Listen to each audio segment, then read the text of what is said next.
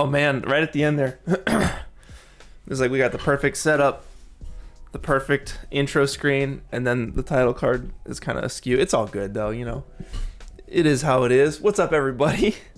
Welcome to the Saturday morning live stream. My name is Clinton Jones. Y'all probably know that already by this point.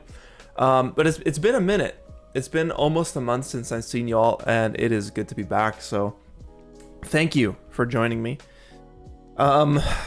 Yeah, it's been a month. I was under the weather for a lot of the month, and I feel like I'm just kind of getting back into things. I finished the Infinite Journeys breakdown. You guys saw that. That was a whole thing. Even making the breakdown itself was a whole thing. A lot of work goes into those videos. Shoot, what else? Yeah, today this is gonna be an interesting one, y'all. This is gonna be a very interesting one because for many reasons. One, I have a piece of a piece of art that I want to make. I had an idea that I came up with a while ago, and it is to take a bunch of these things, you know, a bunch of plastic stuff that we usually throw away. We use it once and we toss it, and to build some sort of like sculpture from these things.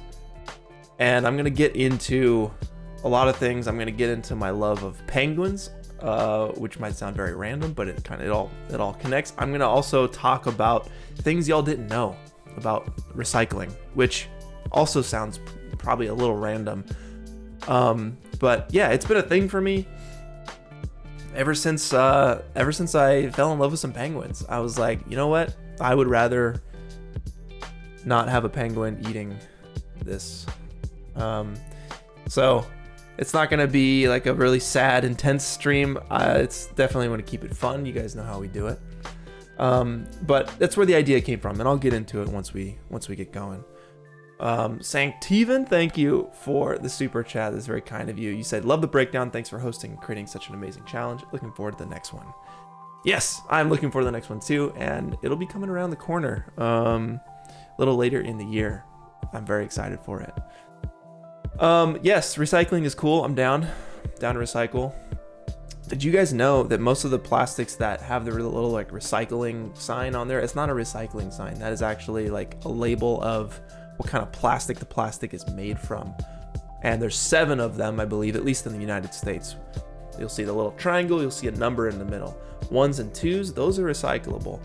3 through 7, those are not recyclable. You cannot recycle them. If you try and recycle them, at the recycling plant, when it's going down the conveyor belt, they're gonna take it off and they're gonna throw it in the trash, which is crazy. You think, oh, it has a little recycling thing, you can recycle it. No, it doesn't work like that. It's a little bit more confusing, unfortunately. But let's get into the art here, okay? So this was the thumbnail y'all saw. I had to put this together for the thumbnail, and it's basically a fish. I got this like little skeletons, and I just modeled a bunch of little plastic utensils and populated the skeleton with these plastic utensils. So we're gonna start by modeling a number of these items in C4D. And of course, y'all can follow along in Blender, Maya, 3ds Max, whatever the heck y'all are using. It doesn't matter. We're just here to create some cool stuff together. And I hope to finish a piece of art by the end of the stream. That's the goal. And hopefully update the thumbnail with something with, I don't know. We'll see. So yeah, we'll model a number of these here, and we're going to populate it on a number of different creatures, because I think it's a very impactful message. The message obviously being, don't throw your crap in the ocean, because it's gonna get up all in the in the bellies of some sea creatures and some birds, and they're gonna be eating our plastics. And then if you eat fish, you're gonna be eating a little bit of plastic as well. So it just it's not good. It's not good. So I guess we'll start modeling, and then I'll get into why I care so much about penguins. If you guys care about that, I'm gonna make a new scene, and I'm just gonna get started with some of this easy stuff here. So let's see. Also, who is in the chat today? Who do we got? Any recognizable faces or names? Y'all, I'm sure y'all have been here before, but y'all seem new to me. What's up, everybody? What's up, Christopher Woods? How's it going? Exceed, you started learning 3D after seeing one of the challenges. That's awesome. Yeah, it is tough. It is very tough. But as long as you keep it fun, I think you will be in a good place. Do I continue, or do I plan to join another studio or continue freelancing? I'm gonna continue doing my thing. You know, I got my YouTube channel, and I'm gonna keep growing it. I'm gonna keep doing my thing. Penguins for life, agreed. St. Steven, I agree. You collect your wooden sticks that you stir your coffee with at the office. That's awesome. Maybe you can make some sort of sculpture from it or something. That'd be sweet. Is everyone ready to model? Are you guys ready to model? Hey, Visual, what's up, dude? Got one of the moderators up in here. Of course, Sodamonte behind the scenes right now, helping me out with the stream. We got MDK, UC. What's going down? Can I publish a Spotify playlist? You know, I actually do have a Spotify playlist.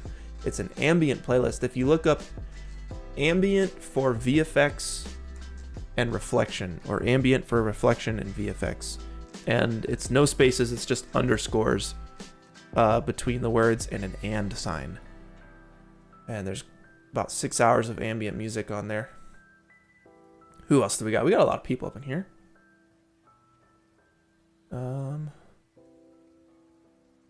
Coming from SolidWorks to Blender. Nice, nice. All right, y'all. Let's do it. Let's start modeling. We'll start with this basic little cup. I'm going to keep this stuff real low poly because we're going to be populating tens of thousands of these things. So I don't want to crash the system too hard. All right, let's just start with a straight up disc. All right, and we want it to scale, so I always pop in a figure. And I'd say that to-go container is probably about that small. All right, so this all started for me when I was in my hometown, Atlanta, Georgia. And I was with my fiance at the time, or fiance now, girlfriend at the time, which sounds really weird to say girlfriend, because it's about to be wife.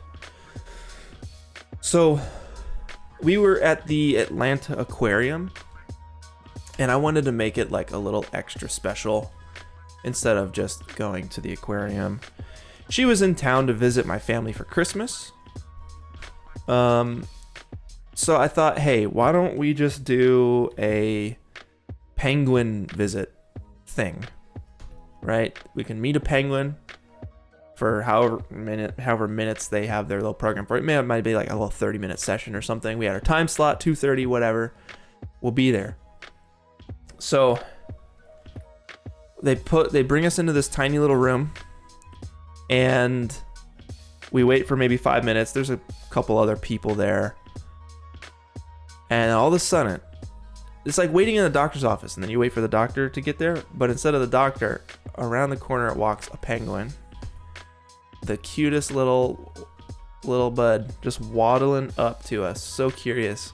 And he just hops up onto this little table in front of us and just starts looking around and like flapping his fins and like shaking and dancing and doing his thing. His name was Obi, and we totally got a picture with him, absolutely. And it was just like the best thing ever. Like from the moment I saw the penguin, no joke, I got teary-eyed. I was like, this is the best thing ever. Oh my god. So pretty much that was the moment I was like, penguins are the best. I can't get enough. And we got some like plush penguins and everything that we still have. And from there, every time it just became a thing. We're like, let's go to an aquarium. Let's hit up an aquarium. And we would visit the penguins. And I could just sit there forever, you know, and just watch these penguins do their thing. And at one point, it was probably at the Long Beach Aquarium here in California, that I read on like a little info thing, or like the trainer comes out, right?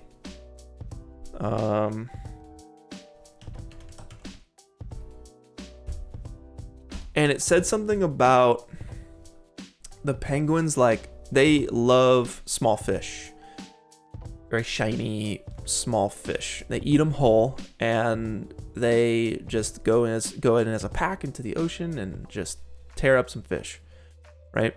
But because there's plastic in the ocean, and plastic can be very shiny, they sometimes mistake the plastic for fish.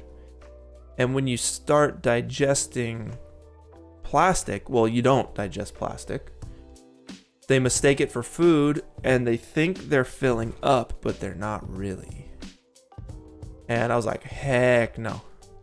I'm not gonna have one of these sauce packets get stuck in a penguin's throat, or have them think it's food, you know?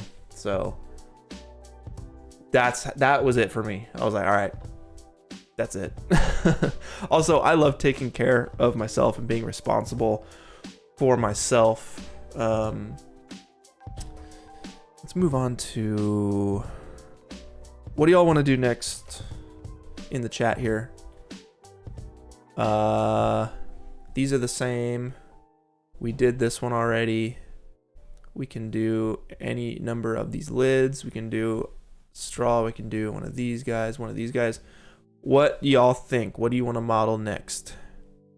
So first person to say whatever it is. First person.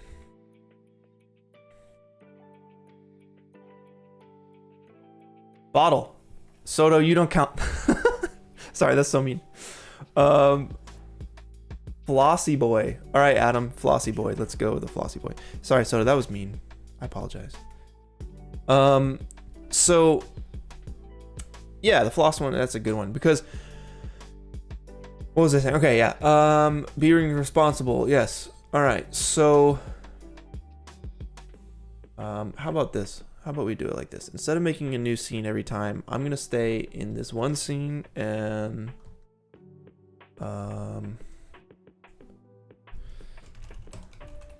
sauce top, saucy bottom, sauce pack, and we'll just hide it because our scale, I think we have our scale set already, so I can work from here.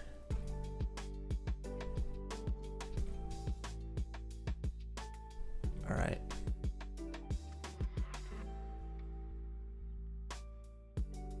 We get that spline tool, turn on snapping, work plane grid snap, and we'll go to town. So yeah, I'm down for just being responsible for myself and all the stuff that I use. I like being organized. Like I got like a little OCD kind of a thing. So yeah, it's a thing. And what really did it for me after a few aquarium visits was I visited, which aquarium was it? It may have been the Monterey Bay Aquarium. And they had a book called "Can I Recycle This?" And I loved it so much. I pinned it in the description down below. And it was basically a book. It wasn't a long, boring book on recycling. No, it was a very fun picture book, essentially, on recycling. And it was a list of all the things that you can recycle and a list of all the things you can't recycle, and kind of how recycling works in general. And I thought that was just super cool. I loved it. I consumed that book. I love self-help kind of books because I feel like I'm just leveling up every time I read one. And for me, I was leveling up with my knowledge game there on recycling. And I thought I knew, you know, how to recycle, but apparently not after reading that book. It's crazy. That's how I learned about like the plastic numbers. You know, I mentioned at the beginning of the stream that there's 7 of them, and you can really only recycle 1s and 2s, at least in the US. I think there's different naming systems on different parts of the world, but I just thought that was crazy because the other stuff, the other numbers, right, 3 through 7, they're made from other things that aren't, that straight up are not recyclable. Let's do an extrude on this. That is a thick pick. All right. What is that, like 0.2? Nah, not even.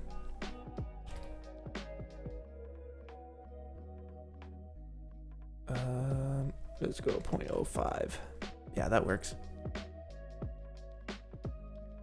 That's perfect. Let's just get a little, center this guy up and get the actual floss. The actual floss, nah, not a cylinder. Let's just do it with a plane. No, let's do it with a polygon. Excuse me. Because we're not gonna see too much detail. It's more gonna be like, you know, maybe we do it with a rectangle. Let's get that over there, and let's just take that whole face and drop it down. Yeah. You see it's clipping. If I get any closer, it's because it's just really small. So if you hit Control D, you can set the view clipping to small, and I'll take care of that. Bam, that's good for the floss pick.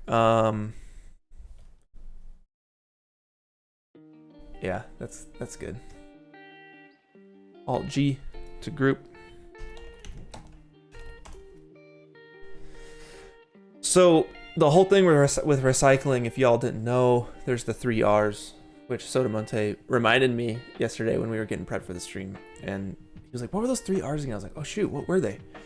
And it was reduce, reuse, and recycle. And I think it's like in that order too. So the first thing is like reducing all the amount of plastics that you use, reducing the amount of things that you use. And I'm all about, you know, minimalist kind of style. I'd rather have less than more. What's her name? Mary Kondo. The whole like, if it doesn't spark joy, throw it away. I'm all about that. I think I've owned like 3 copies of that book. It's so good. It goes back to my OCD. I'm like obsessed with being organized and, yeah, period. So she's really awesome. If you guys don't know about her, I should pin that book as well. What's next, y'all? You tell me. First one that calls it out. We're modeling it.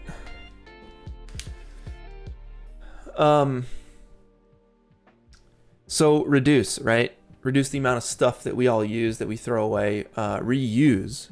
That's the biggest one. Reusing things. That's like number 1 to having less stuff go into the ocean. The 6-pack. All right, we're doing it. Melvin, let's go. Let's go, son. All right.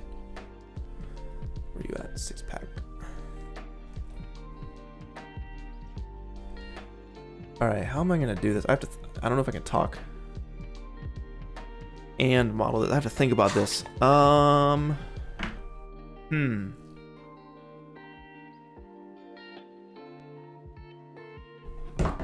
Okay, I think I have an idea.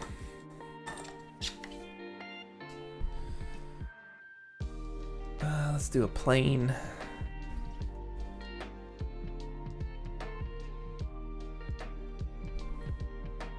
Let's go 2 to 1.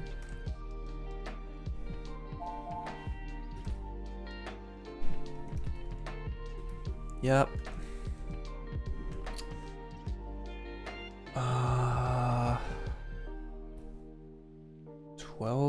24 maybe? No, that's way too much. 6 and 12? Nah, I need to go even more, like, bam, something like that, perhaps? No. I can't do 1.5. Something like that. But then we got the in-between stuff. We can try this. I'll duplicate it just in case.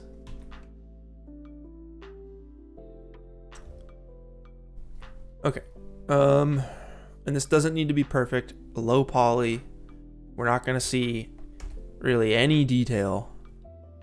So I just need to be aware of that. Learning from past mistakes, y'all. It's a good thing. The grid is getting in my way.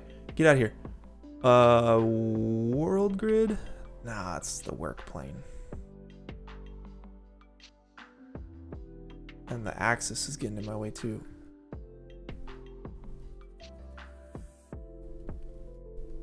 All right. Let's get these guys out.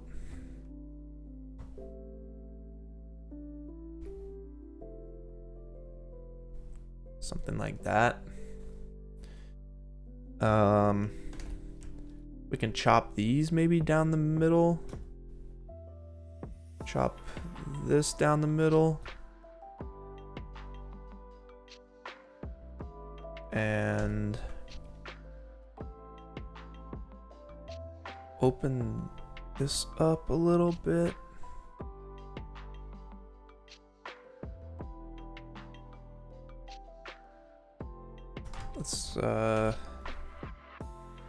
Let's open this touch. I think y'all can kind of get the idea of what's going on here. Let's go to 135. Oh, but then that.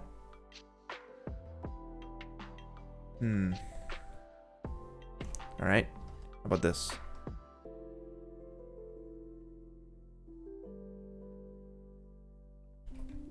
Let's get real close.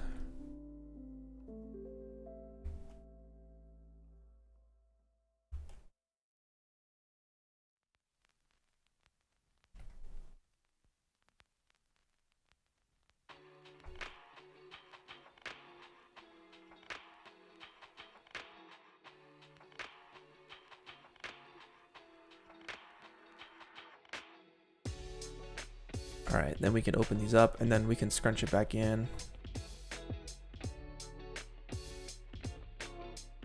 $130.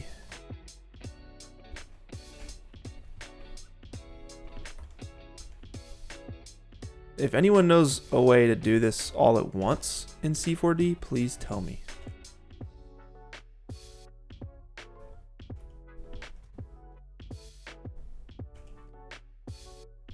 Because I need to know. Y'all, I recognize I am not the best 3D modeler. Though it is what got me into 3D in the first place. There were some guys, Ben Tate and Chris Tate. And they made tutorials for cgtuts.com, maybe. They also had their own website. They modeled like turrets and some cool sci-fi stuff and some architecture stuff, and they did 3ds Max tutorials, and man, they were the best.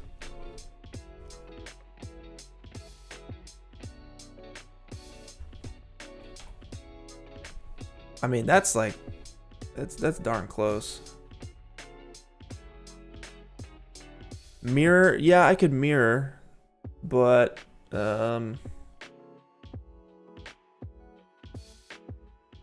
let's see. Ooh, yeah. Get rid of these guys. Bam. That's pretty much it for me. I mean, we could go the extra mile and do, you know, some of this. Might as well. We're here. And I'm just eyeballing this.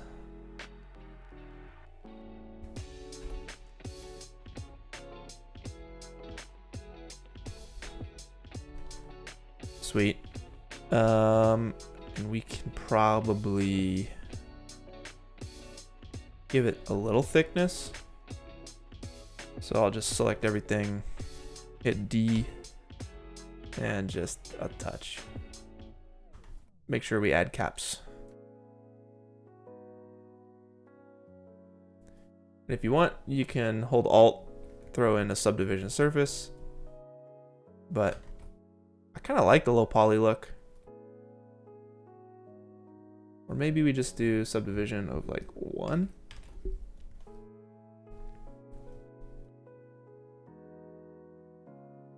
Something. Yeah, it's something. I don't think we need to go too much more on it. I like the low poly. Let's keep it like that. Okay. 6-pack. Sweet. We got our floss thing. Which somehow, how did that get massive? I like that. And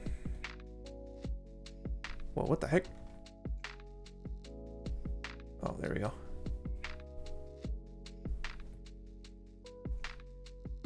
Bam.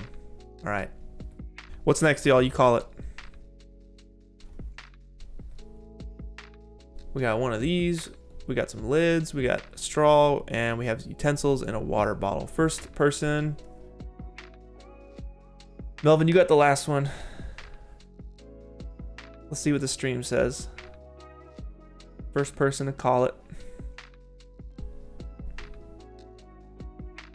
Straw boy. All right.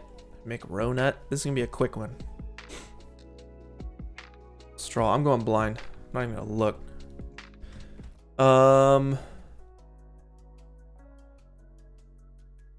I would assume a tube.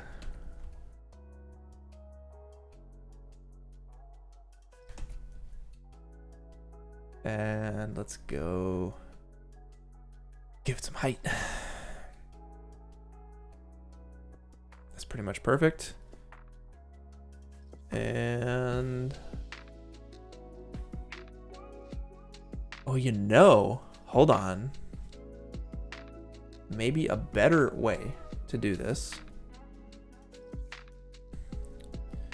is with a spline. Turn back on the snapping. And we go boom.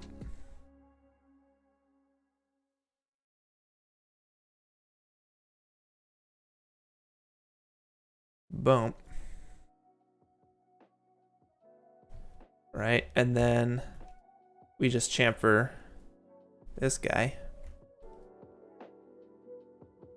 Bendy straw.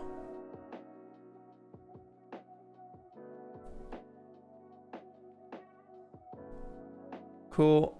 And let's throw it in a... Well, first we need a circle spline. Scale that way down. And then both of those go in a sweep.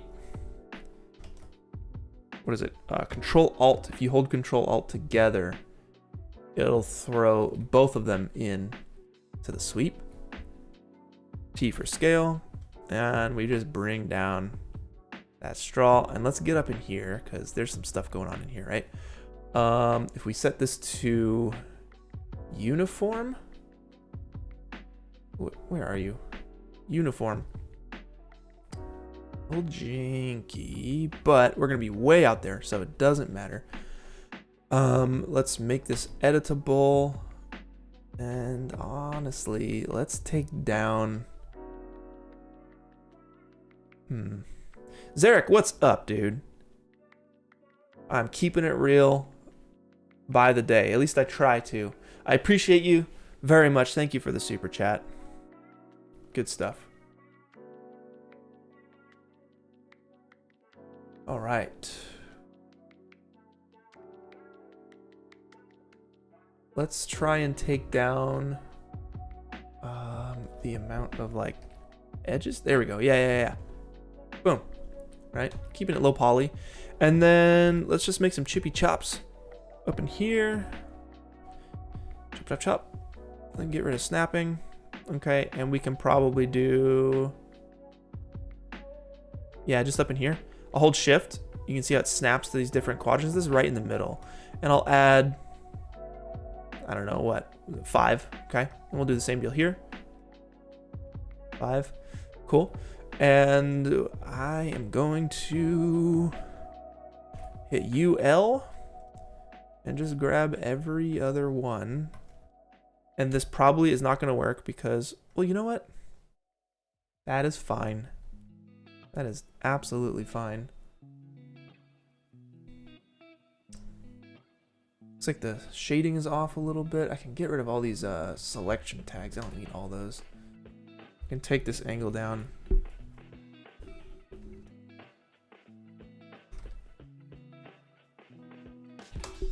I'm cool with that. I know it's like a little low poly, but it's kind of the style we're going for. All right, who is next? Oh no! How could I? It's a straw. No caps. No thank you.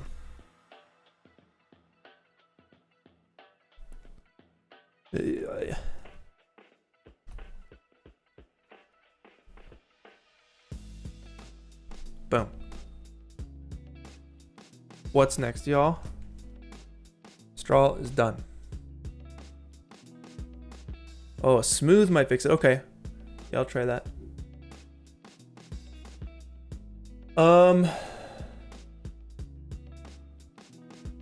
All right, I see starting now from here.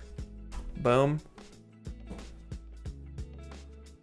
Next one I see from that dash, I am modeling. The bottle, Bridgie, is done. People have been requesting that bottle. The bottle is in high demand these days. Very high demand. Y'all are like, how the heck is he gonna model a bottle? I can't possibly fathom. This is, guys, it's happening. We're modeling this bottle. Okay.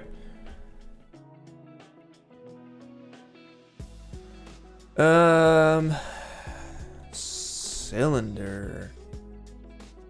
Yes. Indeed. It's kind of a big straw, isn't it?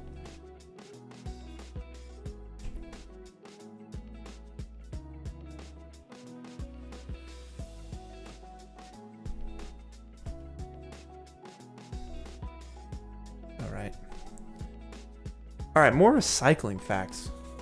What else? So, personally, like, I started replacing all the things. I started noticing all of the things that I would use once and throw away. And I was like, okay, just one thing at a time. And it could be a very overwhelming feeling, being like, shoot, you know, like when you research into this, how much plastic is in the ocean. It's not chill. There's the giant, like, there's a giant pile of trash, a giant pile of plastic in the ocean. And it's like microparticles that you probably can't even get with like a net or something. They're so fine. And you know what? There's a better way to do this. So I'm like, how do I like not have trash go into the ocean? Because you can only do what you can do personally. You can't control what other people do, etc., etc., right? So it's like, what can I do personally to feel better about this? And let's turn snapping back on. So what I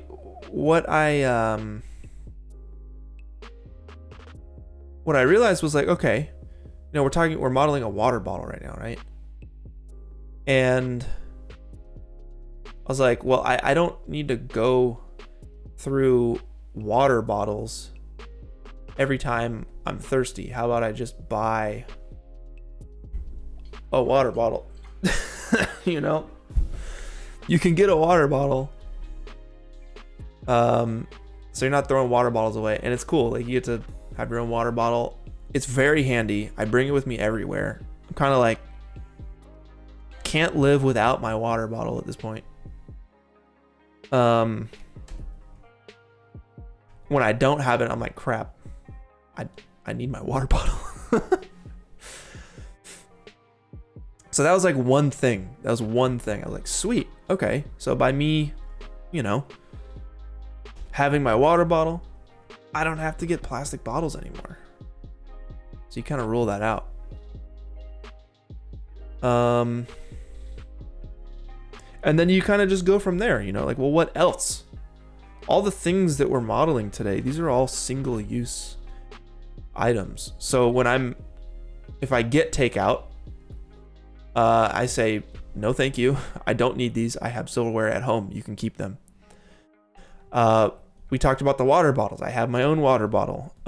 Coffee. This one's tough because like some stuff looks like plastic and seems like you can recycle it, but you can't. So the more you kind of look into it, the more you'll know and the more you'll learn, just like with anything. And I know that with some coffee cups like Starbucks or, you know, whatever company, their paper cups are lined with plastic because the coffee's so hot, it's just going to boil right through if it's just like made from a paper bag. So you just got to watch out for that. Coffee, this is more of a thing where like you can bring your own thing, just have them fill it up. Or get it for there, so they serve it in an actual like mug. I mean, same deal here. When I go to In-N-Out, I'm like, yo, I'm good on the water. I don't need the water because I have water at home or I have my water bottle. These guys are darn tricky because when you go to Earth Cafe and you need that fruit tart, it comes in a freaking thing. And you know what's the most jacked up thing, by the way, is when they have like this, right? They have like a to-go thing. And this isn't Earth Cafe or whatever. I'm not calling out any specific place. It's everybody. And they give you a to-go thing, right? And it looks like it's compostable. It looks like it's just made from the earth. It's got like trees on it and stuff. It's all like matte finish. You're like, ooh, this is nice. And then it says, it has the recycle sign, and then it has a 5 written in it. You're like, God, why? Why would you have a tree on it and make it feel like it's compostable, but it's a number 5 plastic, which again, we talked about it. Number 5 plastics are not recyclable. 1 and 2s are, 3 through 7s are not, generally, right? So that's annoying. That's really annoying. And then it just comes down to like,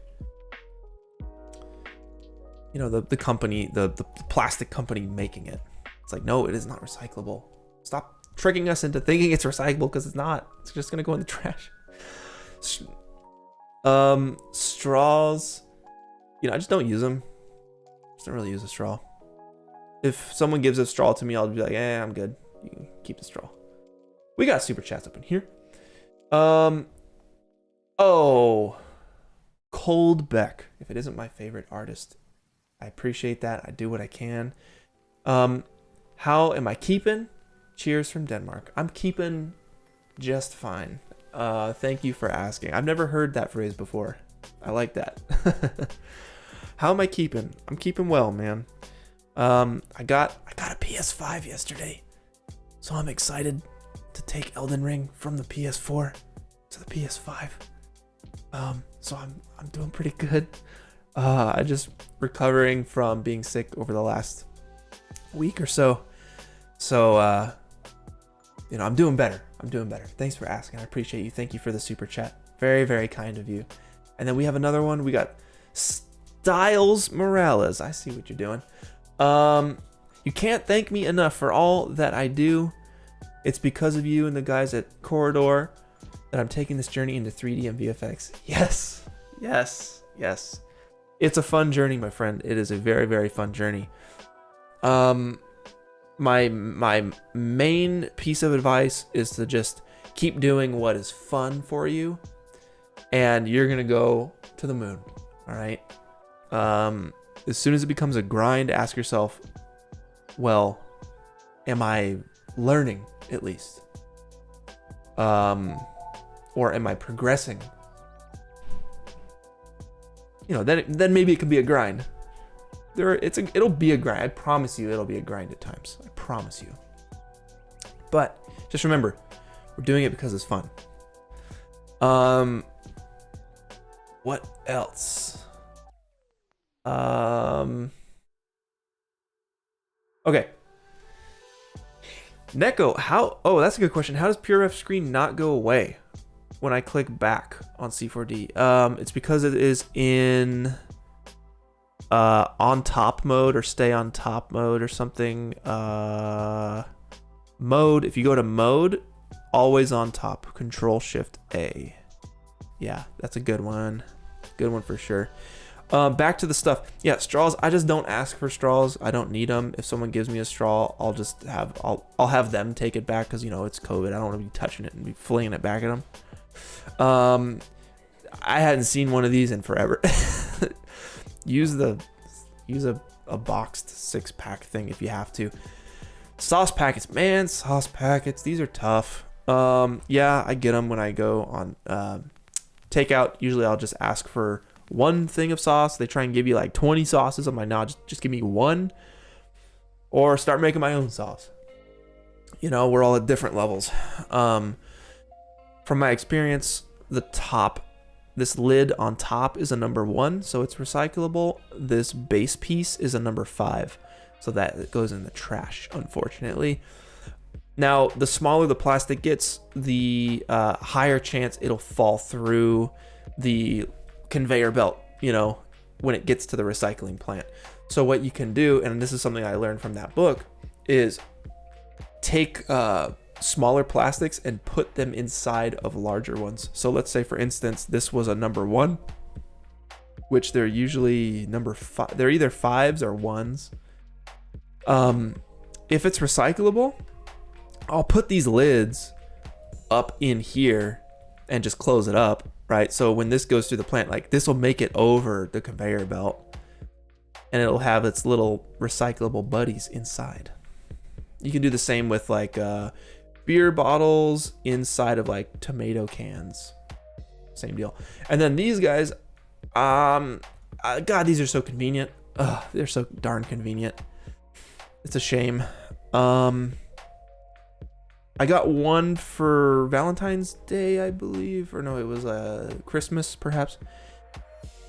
And it was like a reusable one, and it's just unfortunate because like the floss breaks so easily, and I'm like, dang. So I tried just using just back to normal string floss again. So yeah, I'm just trying to find ways that I can take these single-use plastics and reuse, because we're still at the reuse part of reduce, reuse, recycle. So how much can you reuse your stuff? The list goes on. It's really fun, actually, to find out how many things you can reuse. But let's get back to it, y'all. Let's get back to it. Where are we at? Here you are. All right, let's hit it with the lathe. Whoa! That needs to be in the center.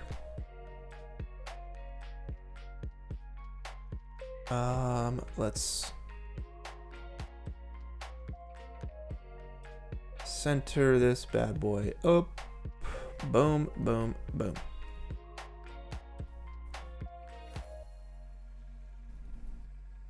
All right, shape's a little funky. I could bring this picture into C4D, but I'm a little lazy right now.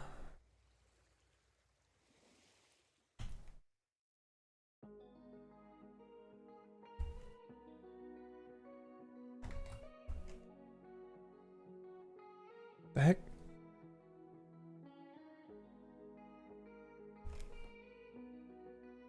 Boom, we get that chamfer tool.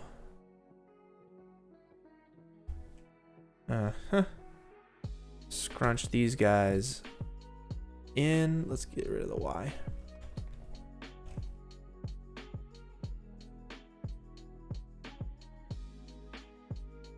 Maybe before we do that, we scrunch.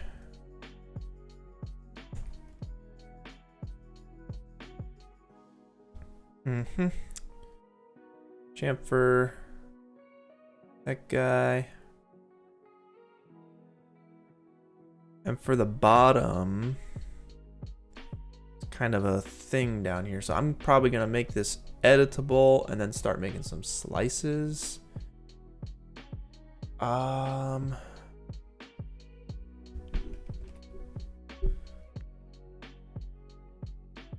Let's see.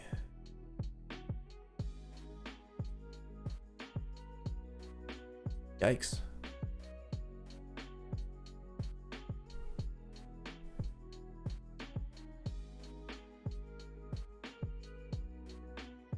Adaptive is good. All right, I'll make that editable. We don't need those tags there. Let's just make some slices up in here. Get rid of grid snapping, and let's just make a couple cuts. We'll go, that's where that'll be. This is kind of before the lip there. Yep. And we'll do, let's see, one there, and I'm just eyeballing it, one there.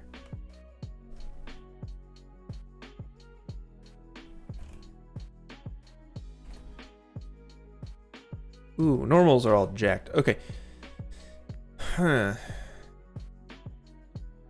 I getting like double something?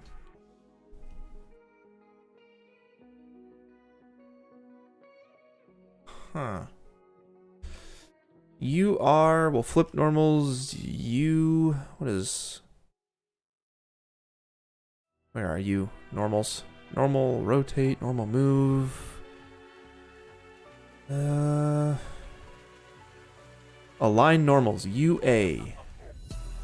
It looks like we have, hold on, let me go back, because it looks like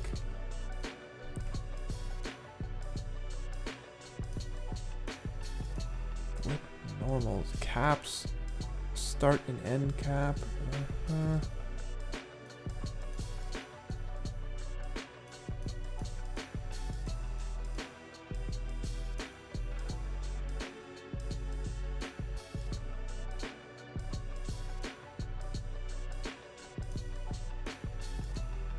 Oh, it's doing a weird thing here where it's like, you see there's geometry inside, and we do not want that at all. Why is it doing that? Is it because our spline is not set up properly, perhaps? Oh, it's because lathe needs to be half. That's why. You're probably telling me in the chat. All right. What's the best way to do this? We'll add a point. Bam, and then we'll turn on snapping. Nope. Add a point, and then we'll zero these guys out, and then delete. Holding shift, bring down to 0 so they're perfectly in line, and then we will just zero them out. And then hopefully we can just, yep, do that, and now our lathe is working properly. I'll make it editable, and now we should be able to select everything and it looks normal. Yes, indeed. Okay.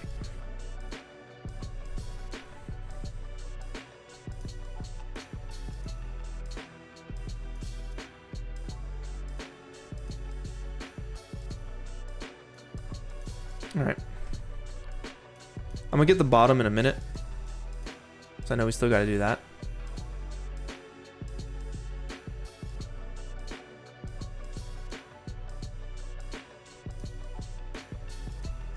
Sweet.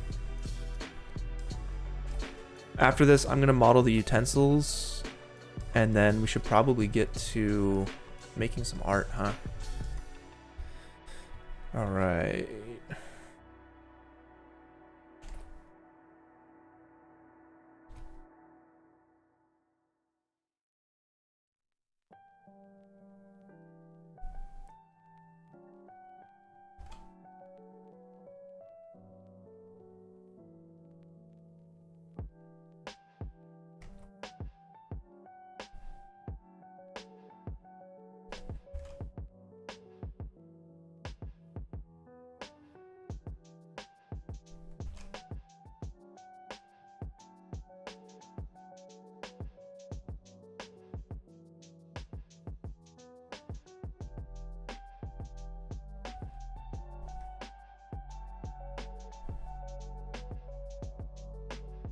Smooth. Throw smooth on it. Dang, that's smooth.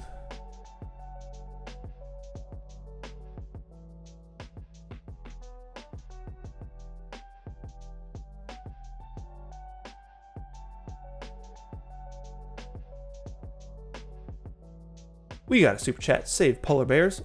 What is up? That's a very fitting name for today's stream. What's going on?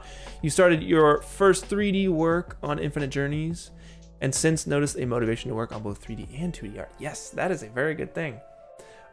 Really appreciate the super chat. Thanks for sharing that little piece of info there. Yeah, man, that's great. Keep it up. Seriously. Like I said, the more fun we have doing this, the better y'all are going to be, the further y'all are going to go.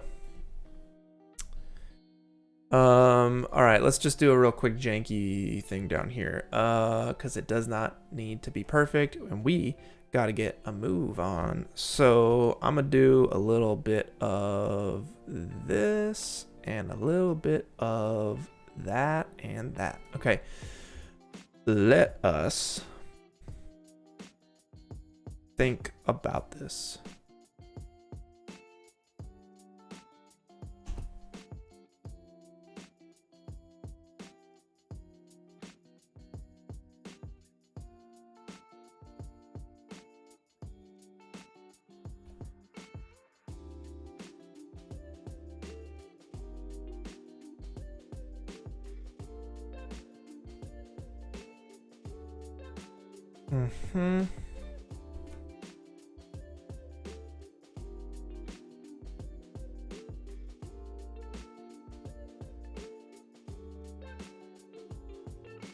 Because not all of these go down like that.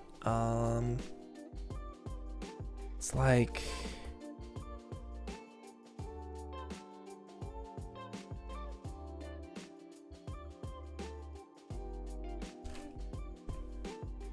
maybe like 2 or every third one. Yeah, that works out.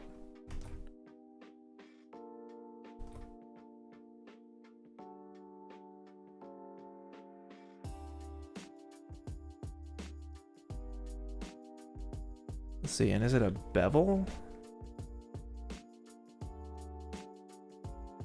And I believe these should scrunch.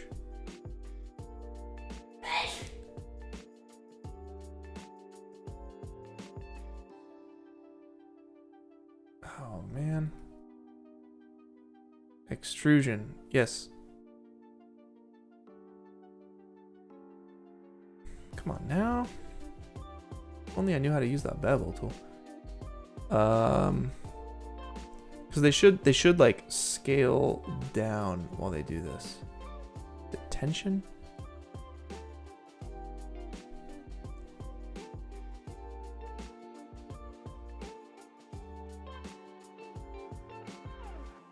Y'all are probably going crazy right now. All right, I'll do it the old janky way. And I know, you know what, this actually might work because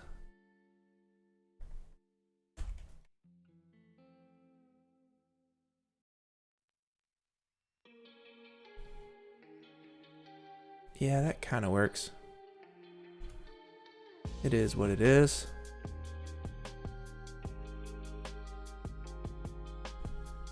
And then like these guys can kind of go in towards each other, but I'm already getting detailed, too much detail.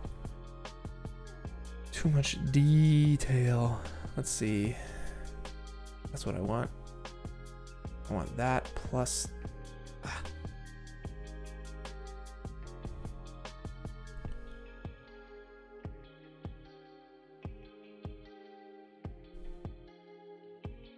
Apologies, y'all. I have to apologize for my horrible modeling skills here. Let's scale that in. Nice. We don't need that. I don't think so.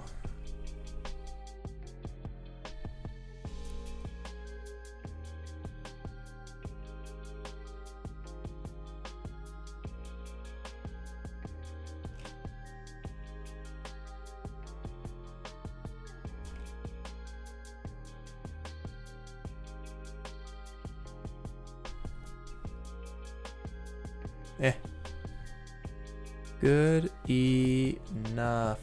I could throw it in something like that, but looks okay. I need to move on. Let's just get a cap and call it a day. I'll just do it from here.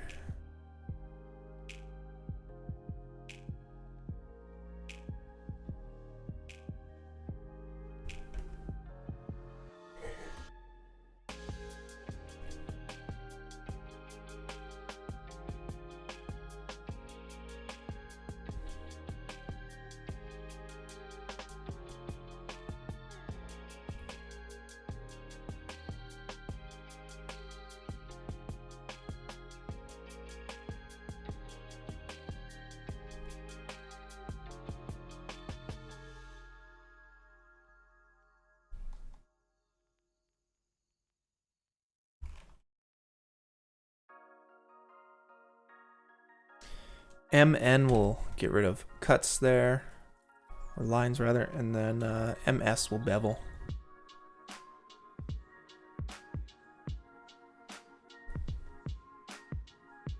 Yeah, that's good. Then maybe we just bevel out this bit here.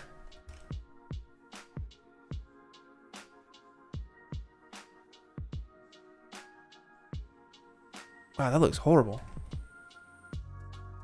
Jeez.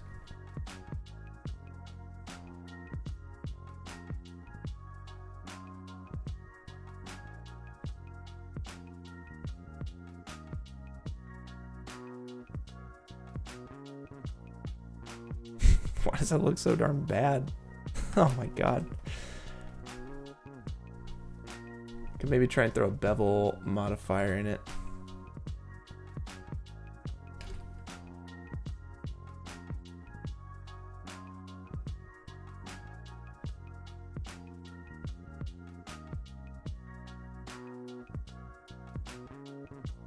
It's not really helping me either.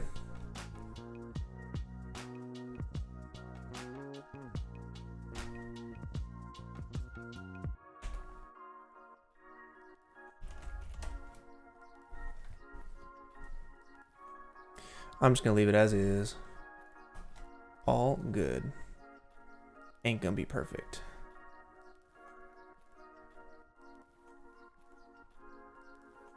All right. Next, I'm doing the utensils because we gotta.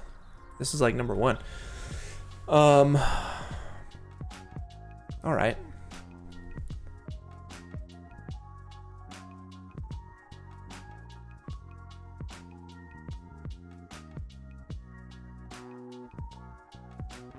Let's hide all that stuff. Grab that spline tool, turn on snapping, and let's make a knife. I'm gonna go all the way over here.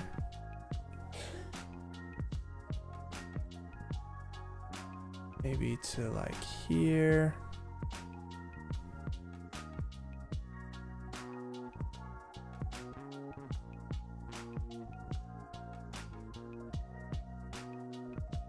Yeah.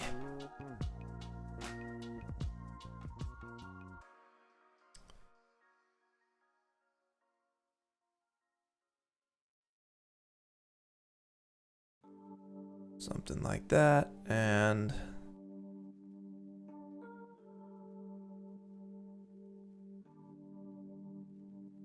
boom. Okay. This guy we can bring all the way in. Come on now. Bam. And we'll chamfer these guys.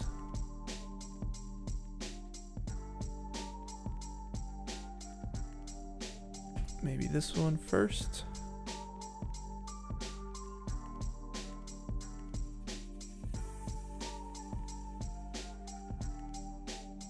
And this can probably just come up like that. That works. And then the back will also chamfer.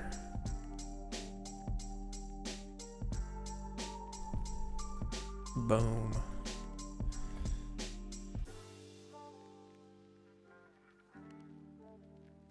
That's nice. Mike, what's up, dude? Loving the render challenges. Never seen a more beautiful display of art in my life. Heck yeah, man. That's awesome. I was wondering if you're up for collaborations, partnerships on future render challenges. Can we chat? So you can send me an email on my YouTube channel. I believe I have a business email on the YouTube channel. You can hit me up on Discord if it is for business stuff. Usually it depends. Like trying to remember the last time I did a collaboration with someone. I should do more. But yeah, it really depends on the project. Usually it'd have to be like the perfect idea with the perfect person and the, you know, et cetera, et cetera. But I'm open to whatever you want to throw at me. So let me know, dude. I appreciate the super chat. Thank you very, very much. Very kind of you. Still trying to figure out how to pronounce pwnisher. Pwn. P-W-N. Pwn. All right. Let's throw an extrude on it. Other way around.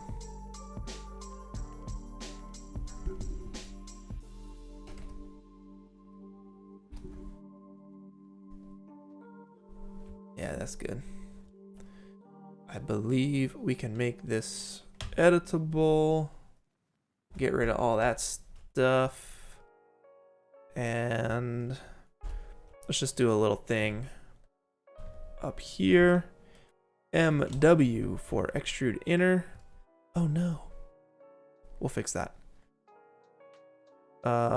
Ooh, we got some stuff up here too, huh? How about we just don't go as far? How about we just do it like that?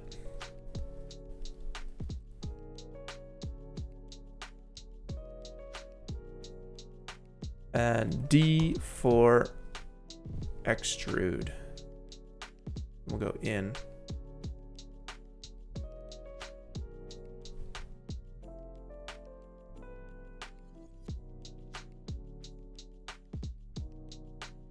I guess it's not really on there, but hey, you know what? People get the idea. That is the knife. I'm not even gonna worry about the edges because we're just kind of going off of silhouettes at this point based on what we're gonna do with it here in a second. Let's do the spoon next. All right, what's the best way to do this spoon? Okay, maybe I'll do half of it, mirror the other half, extrude it, and then work with that geometry. So let me start over here like this. Kind of goes a little wider here and then back in.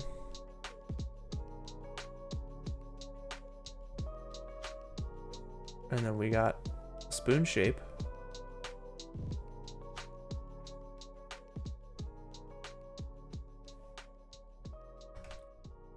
Maybe it's a little further out.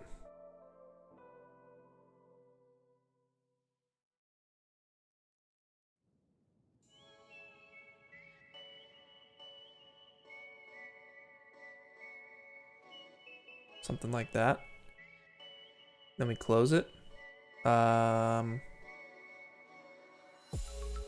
Do we close it? No, I believe we don't close it. Get.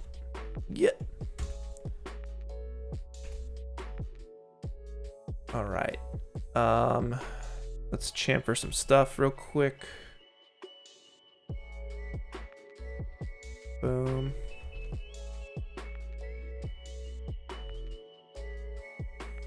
That actually needs to be a lot more, so we'll just crank it like that. That's good. And I'll chamfer this guy as well.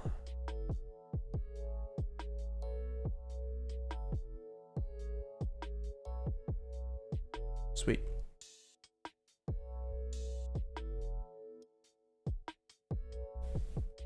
Jay Volto, what's going on? Much appreciated with that super chat there. It's been a while since you watched a stream. I remember the old days. The keypad and the doorknob. Oh, dang, those were some old days. I was in a different place. A whole different time of life during those streams. Now you're into deepfakes if I need any. Hey, good to know.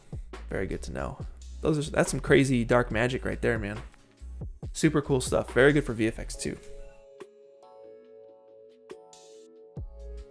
All right.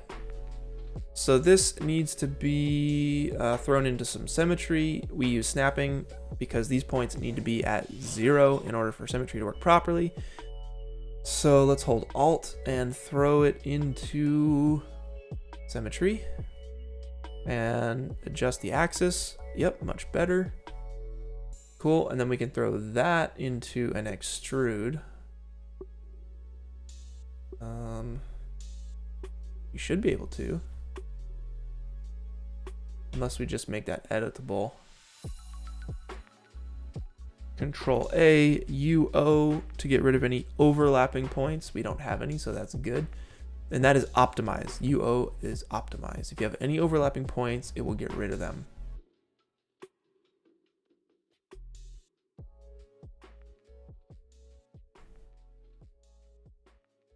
Why is that not working? Is it?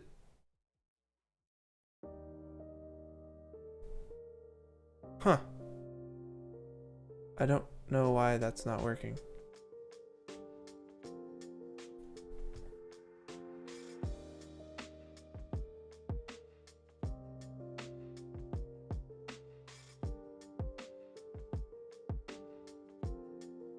Huh.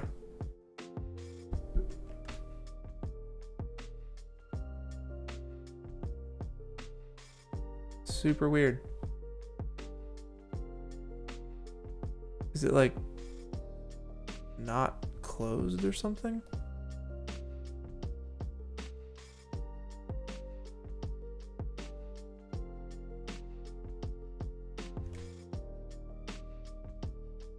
Two points. That's why there's 2 points right there. So UO should work, but it's not. So I need to weld this. Bam. And I would assume, oh, it's broken up here. Crazy. That is 1 point. So it should work now. Yep.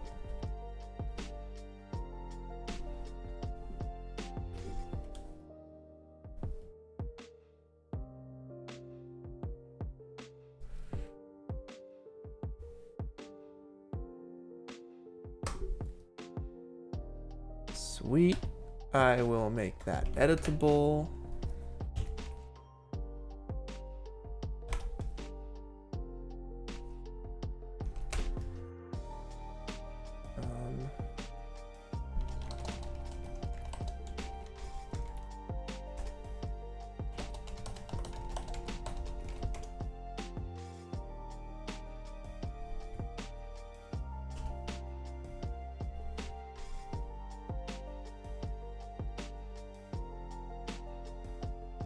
And let's figure out how we're gonna do this spoon here. How are we gonna do this?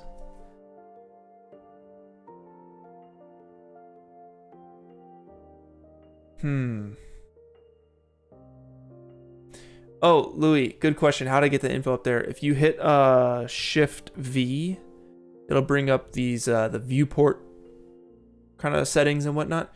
And if you go to HUD, then you can check where are you? Selected points, selected edges, selected polygons, selected n-gons. Frames per second is a good one to have. Total points, total edges, total polygons. So you can kind of select whatever you want, and that stuff will pop up here as needed. Soft selection? Okay, but I need to get the middle of this. It needs to be like a bowl situation. I wonder if I can like... There's probably so many ways of doing this.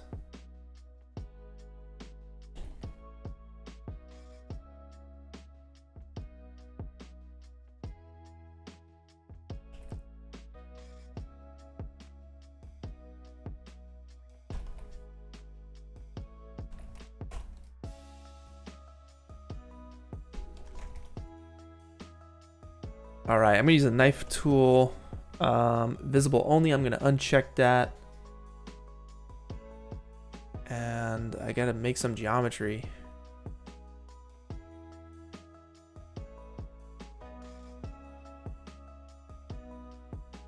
Because I think soft selection will probably be the best bet.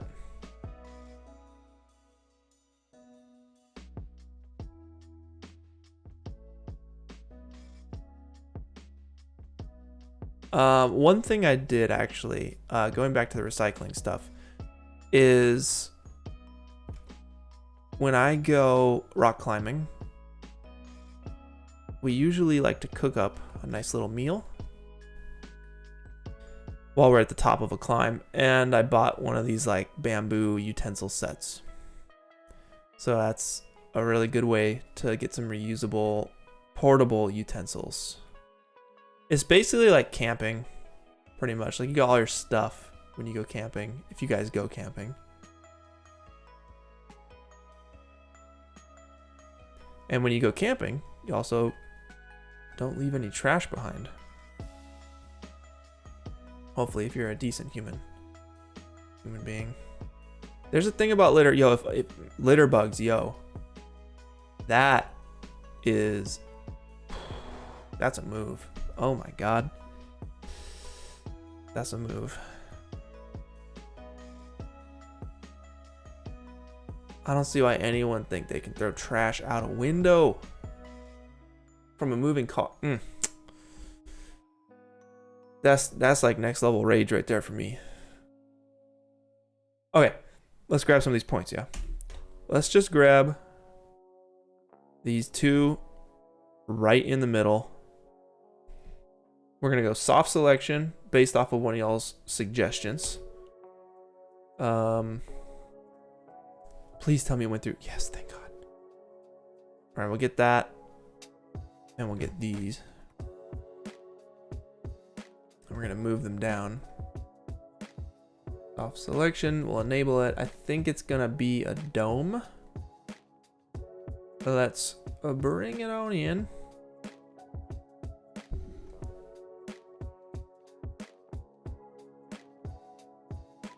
It should be good.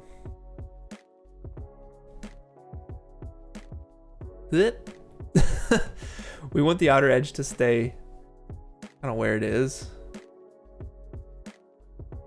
Width. Can you like open it up?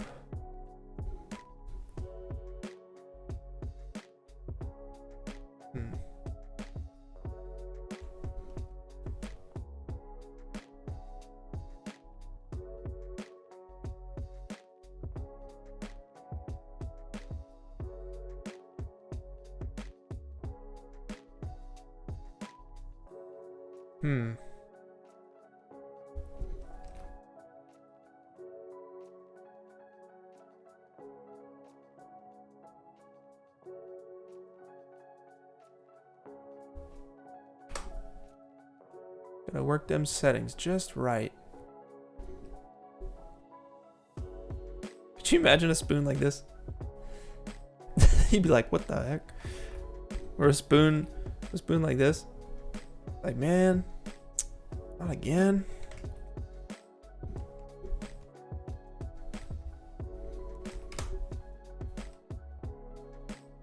So I'll just go a little bit at a time. So I'll decrease the radius, increase the strength.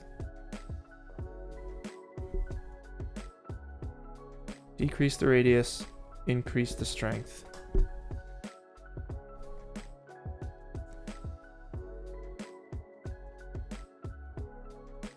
I mean, it's kind of a spoon.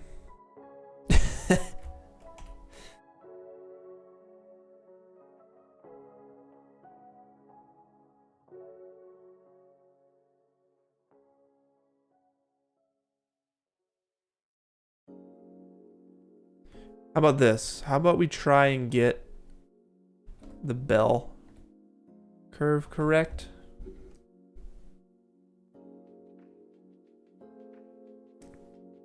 Like that.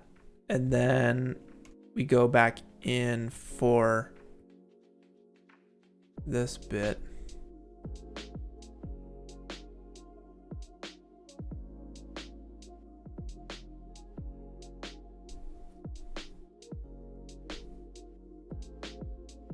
and deselect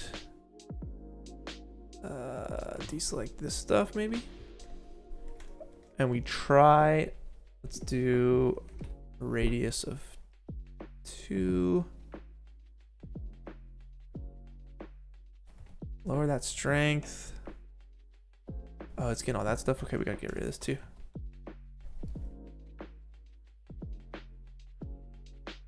And maybe we just try and like flatten that out. Is that, God. Brutal.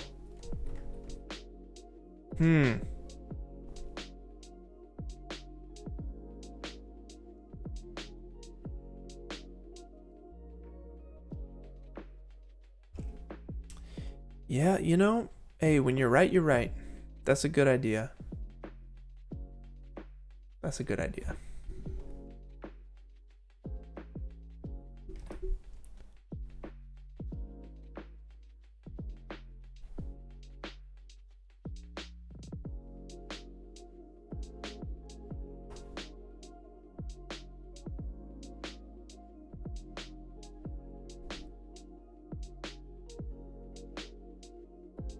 It is a shallow spoon, but I think people get the point. I'm chilling with that. All right, and then finally, guys, we have a fork. And then it's time to start building stuff with all this.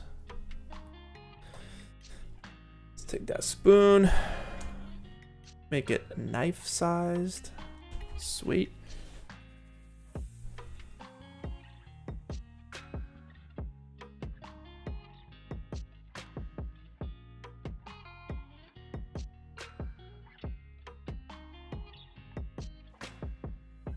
Mads, I appreciate that. I appreciate that. You're gonna get some cereal with that spoon. That's a good time. That's a very good time. Okay.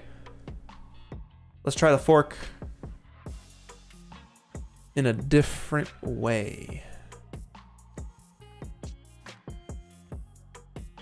All right, actually I'm gonna start it with a polygon.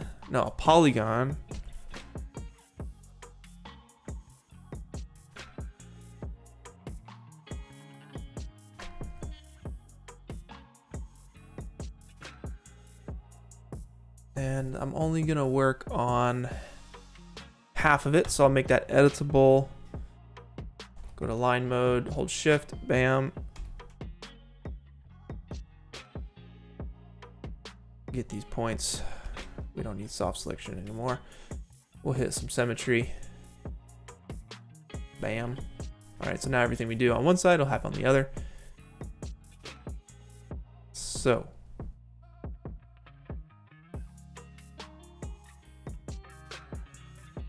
Open it up just a little bit.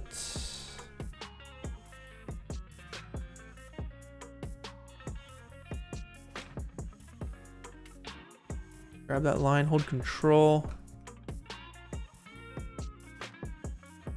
Gonna come out to the side here.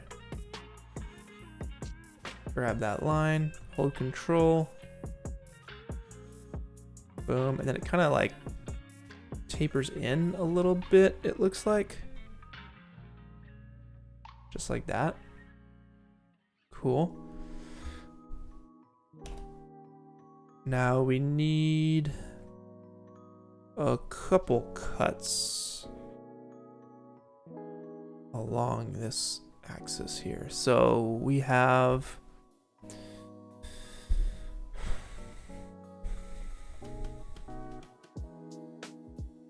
think about this. How about before I taper it?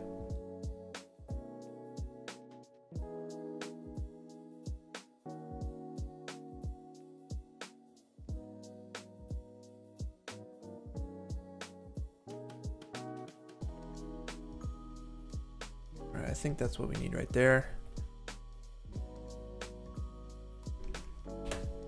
Get rid of that. Oh, we need 2 gaps. Okay.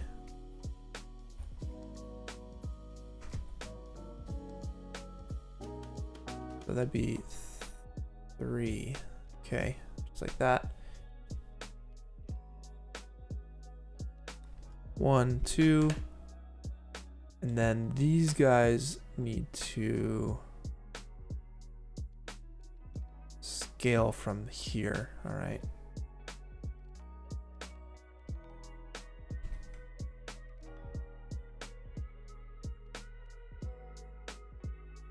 What?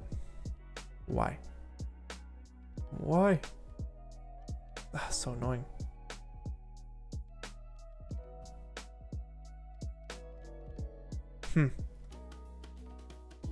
Thought that would definitely work. It seems it is not going to work. Whoa!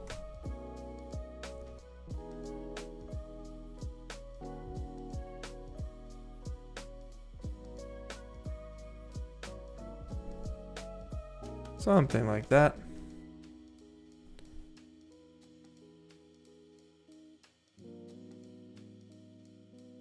These are askew for some reason.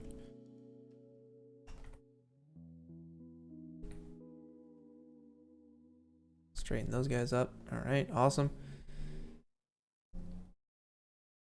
And then it looks like these are also askew. So I'm gonna hit T and just hold shift, bring it to 0. All right, so it looks like this one kind of comes in. This also comes in a little bit.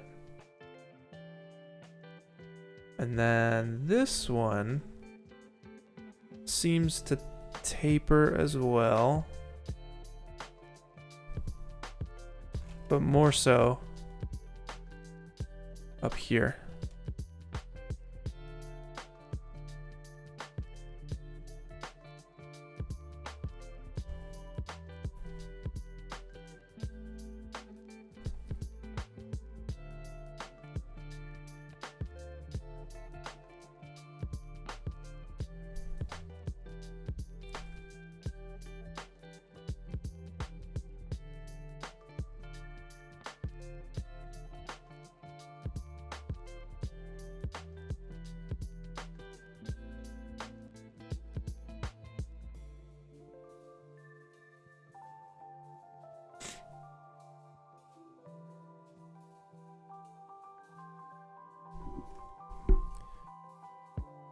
Oh my god. Goodness gracious. Evolver. Yo.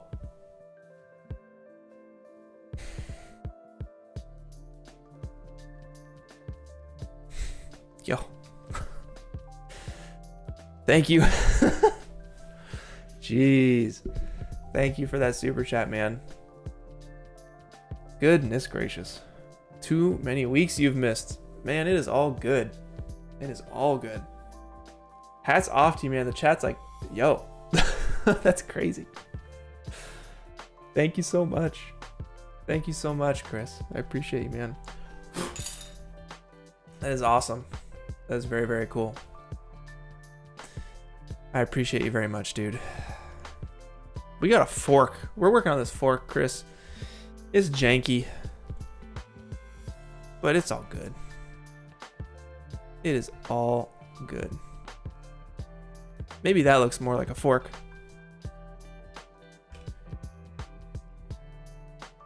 Oh, the geometry. Ugh. Ooh, that geometry. Brutal. But you know what? It's all good. It's all good because right now, it's gonna be okay. Because I'm not trying to win geometry awards right now. Get.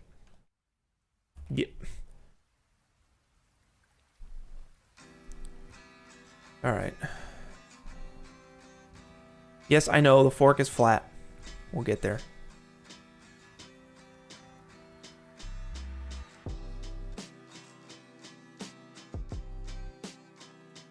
Yo, you want to see bad geometry? Watch this. Check this out.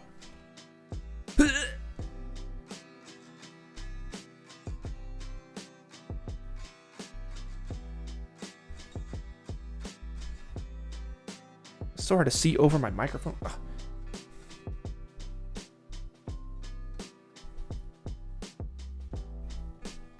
All right, it's a fork. Okay. Now we gotta fork it up. All right. What does that mean, you ask? Well, gotcha.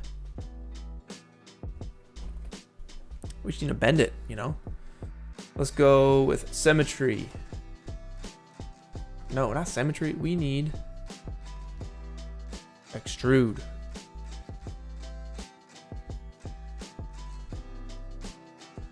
Why is extrude not working? We're gonna make it editable, and make sure that everything is chill. Up in here, I'm gonna hit Control A to select it all. 203 points. UO to optimize. We went down to 201. That means we had some overlapping stuff.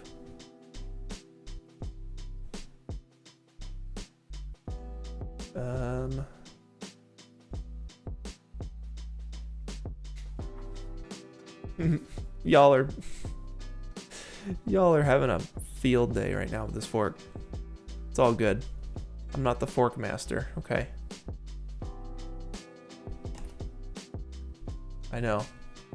I feel all y'all's pain. It doesn't matter. It doesn't matter. All right, why is extrude not working now? Screw it. I'm gonna just extrude it. Brute force. Bam. Done. We got a fork, okay? Doesn't look good. I don't care. Let's do a thing.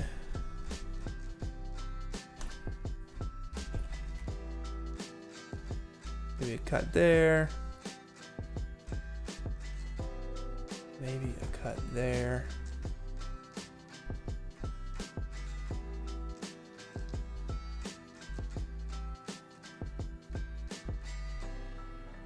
Let's not do it like that. Bam. Okay.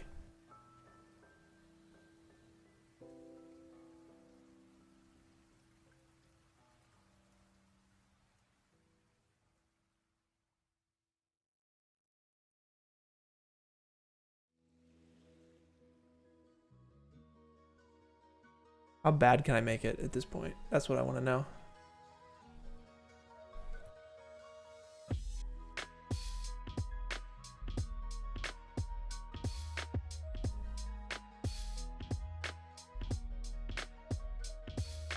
Let's see, fork kind of like goes. How does a fork work? We gotta get all this stuff. I just gotta get all this stuff in here. Come down with, oh, this is brutal, y'all. Can I just deform it to a spline? Is that even a thing? Spline wrap? I'm gonna try it. Screw it. We're here. Might as well. This is hilarious, y'all. My true modeling skills coming out right now.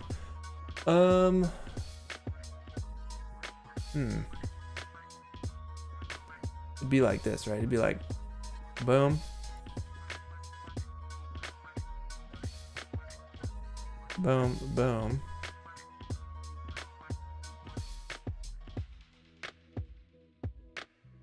Boom.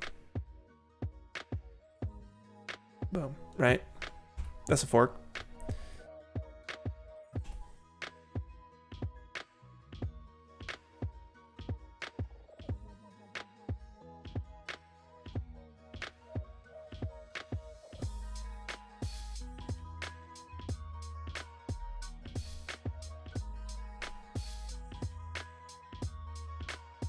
There you go. That's what we want to deform it to. All right, now do I even remember how to do this?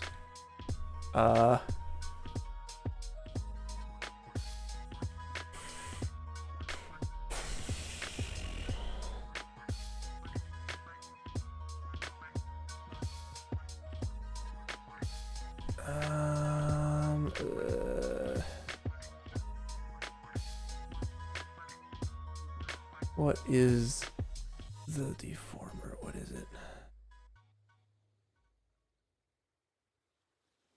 I mean, I could FFD it.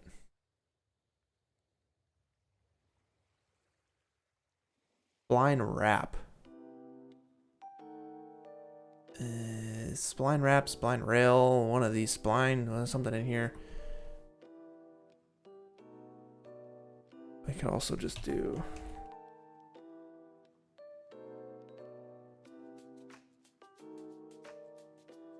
Where is it? Align to spline, perhaps. Or align to path. I don't think this is it. No. What was it? Spline wrap. All right. Thank you, good sir.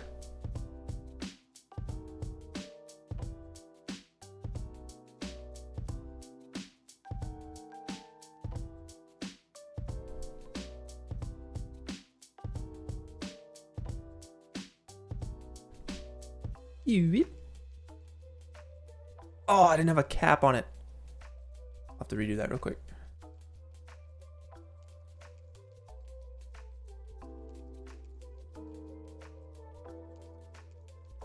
Jeez.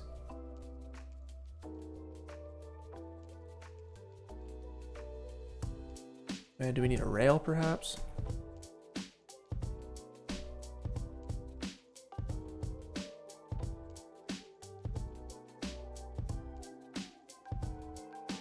There we go.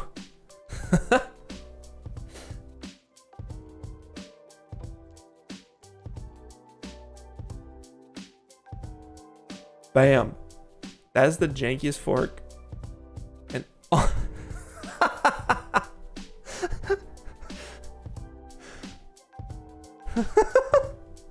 That's worse.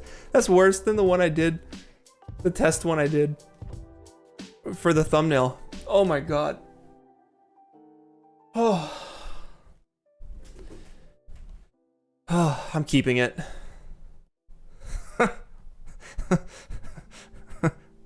It's so jacked.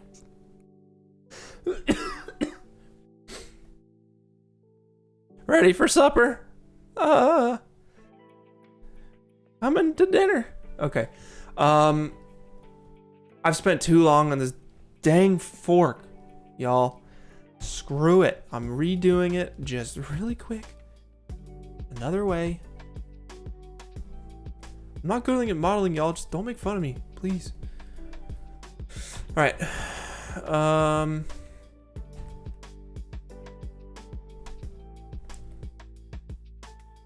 Can't handle the pressure.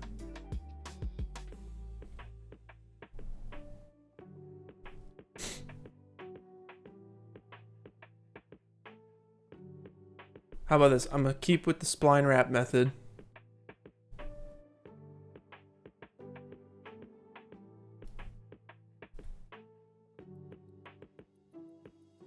We are going to do a thing here. Boom. Boom. Boom. Turn off snapping.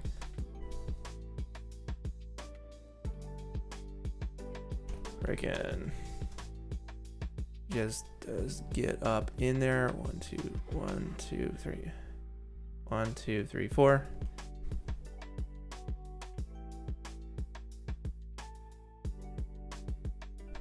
We have spent too long on this janky fork.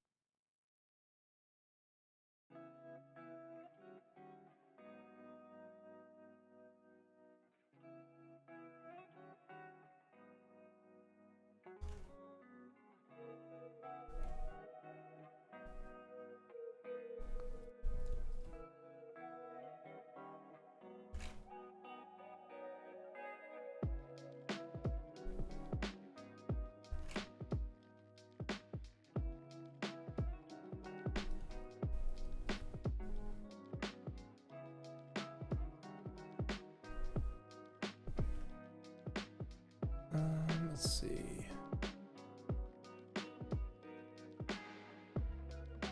Mm-hmm.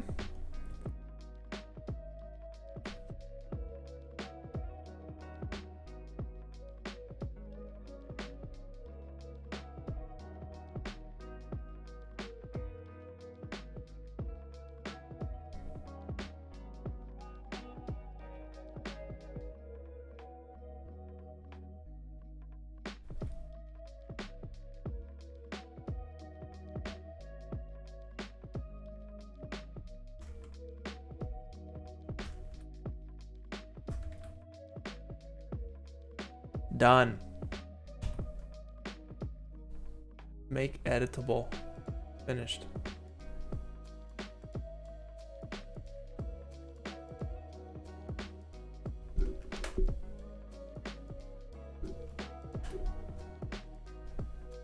We got a fork, y'all.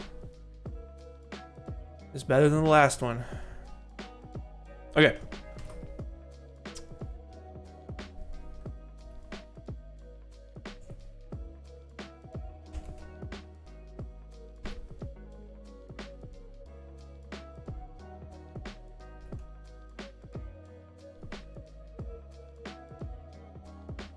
So we have made it finally to, this can go bye-bye. Finally, we can call it a day on the modeling and we can start making some art. Start lighting some stuff. Having a good, did I delete the wrong one? No, I did not. It just still looks a little janky, but that's okay.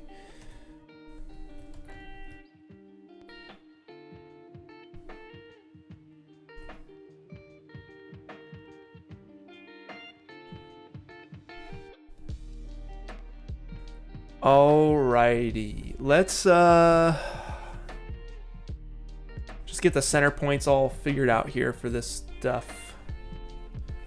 So we got the knife. Let's center that up. Reset transformation. Knife is good. Spoon. Center that up. Reset. Spoon is good. Fork. I'm hitting, what is this tool?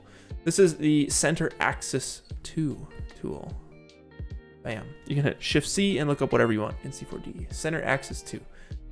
And reset transformation. That'll zero out the PSR. We got a bottle. We'll do the same deal for all of this stuff. The straw. Bam. Reset. 6-pack. Same deal. Floss, we'll go ahead and bake that down.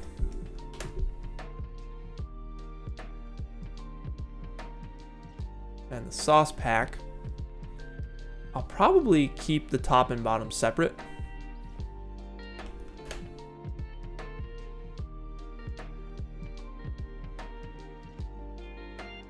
Sweet, so we got a bunch of stuff to populate our scene with, right?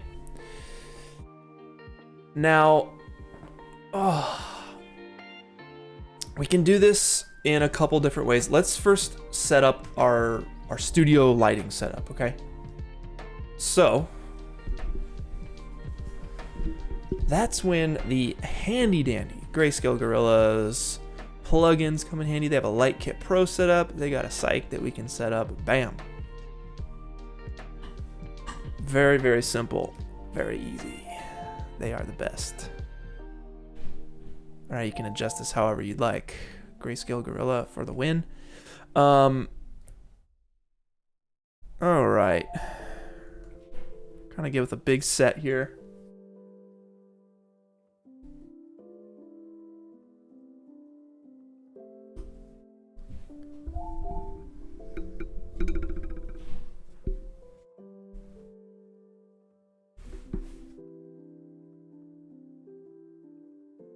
And it's time to bust out Octane. All right. Right now, we got a plain old scene. Let's first start with no lights. That's how I like to work. I like to work with no lights. So I'm gonna make an HDRI environment. And since there's no HDRI plugged into here, it's just darkness, right? We can have it set to a color if we want, but I want it to be black. Oh my goodness. VJ Verma, my friend. Thank you for that super chat. Very kind of you. Very, very kind of you. Thank you so much. Am I on? Okay, we're on autofocus. We're good. We're good. Thank y'all for sticking around and watching me through that modeling process. I know it's not the best process, but you know what? All good. I just bought a pack on modeling in C4D, so I'm excited to get through that. It's about time. VJ, thank you so much for that super chat, man. As very generous of you, very, very kind. You and Evolver both. Thank you guys so much. Super cool of y'all. Not even a message either, just a straight up support, man. Thank you so much. Heck yeah. All right, let's get to it. Let's get lighting our scene. So we have this environment in here. Let's go ahead and make an Octane light. I'm gonna rotate it 90, bring it right above. Bam. All right. I think I'll go pretty big on this. We'll take down the power of this thing to 10. And let's go ahead and make a material for our background. So Shift F2 will bring up your materials. I'll make a glossy material. Drop that on the cyc. I'm gonna group all this stuff here. Let's call this light. I'll make a camera. I'll hop in it.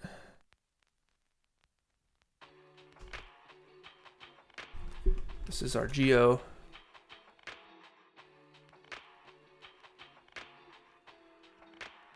And I'll put the cyc in with the light as well. Okay.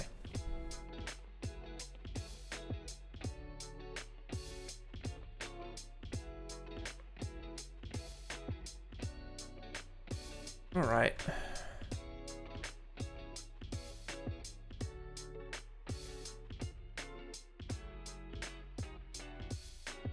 Let's just kind of set this stuff up generally.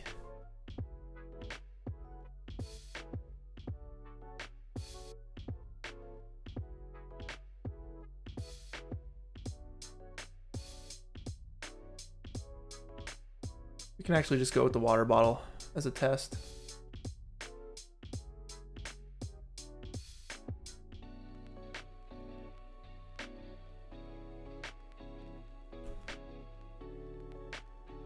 All right, back to that material. Kind of want to go for like a dark gray. It's way too shiny right now. So I'm gonna take the roughness, excuse me, to 0.8, and maybe even the specular to like 0.5 or something. That's good for now.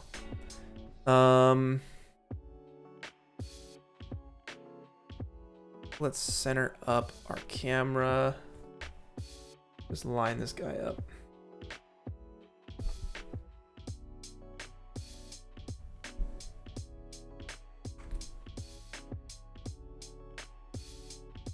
And I'm gonna go for more of like a longer lens, so straight up just a 100, maybe a 80.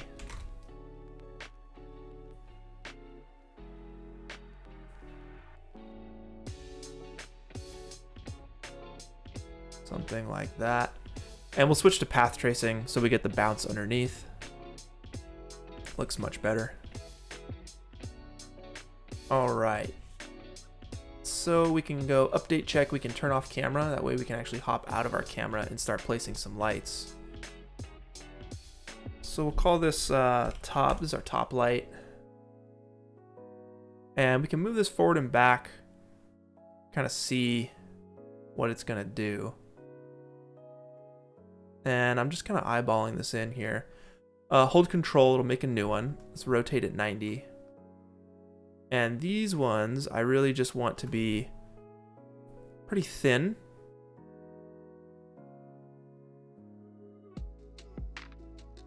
Right, that way it just edge lights that nicely. We can even move it back a little bit, 3/4, to really get that edge light. It's called right edge. We can turn this one up. Bam, that's a lot.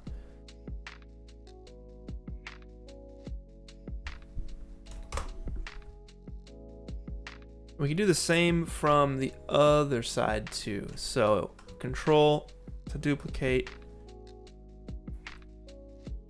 Nice little edge light situation. We can turn this one, I mean, we could do a lot of things really. We can make this more of a warm color, this one on the right.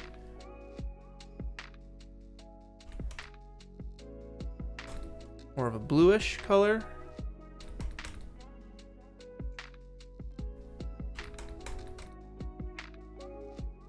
And we'll rename our stuff because it can get a little confusing. Joshua, what's up, man?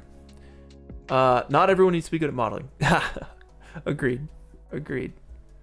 Absolutely. Though it does help. Certainly helps when you need to make something custom. All right. I would also like to light the background a touch too. So I'm going to duplicate this top light and kind of just get it pointed at the background for kind of like a silhouette-y or a vignette effect. Why is this not? Let's make it a little smaller and a bit more powerful.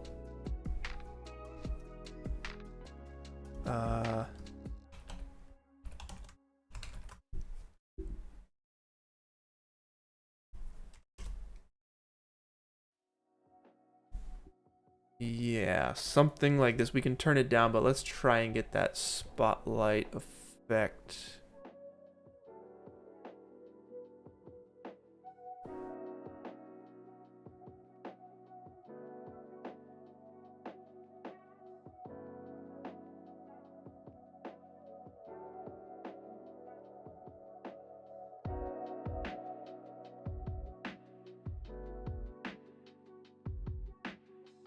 Right, so we want something like this, but a little softer.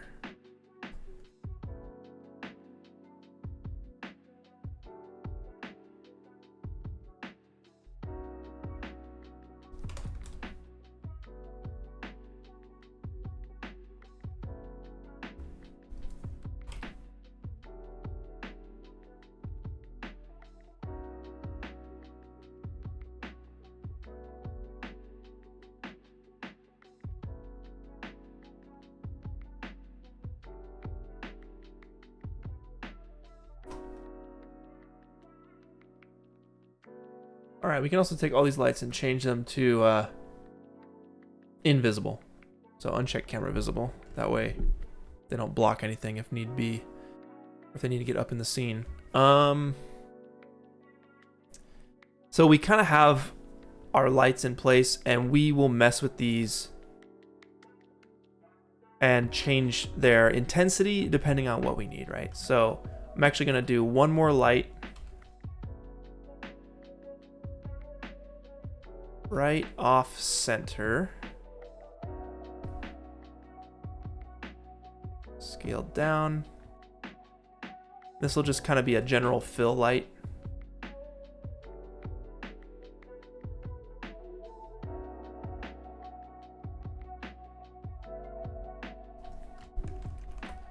If the foreground gets a little dark. So I will take that down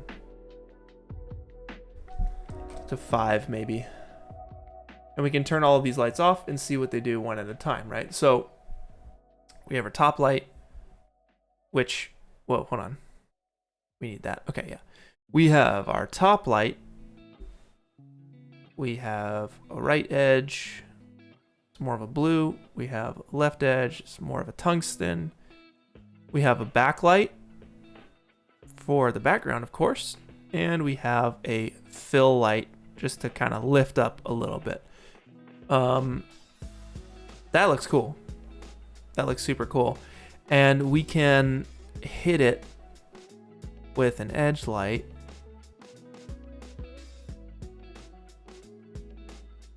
Or a fill light. Let's see. Wait, nope.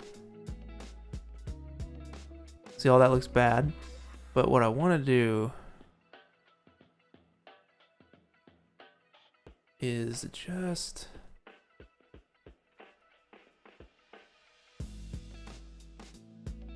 have this edge light be more a little sharper, almost like it's almost like a backlight.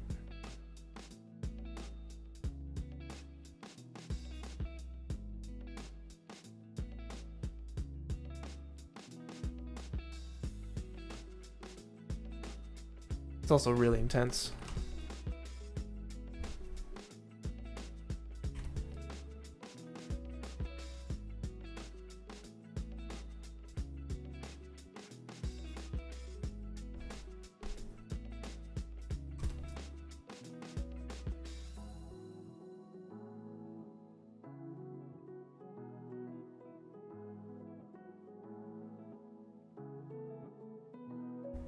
All right.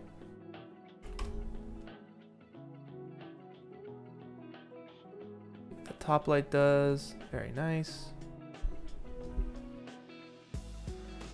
And the fill just to lift it a little bit.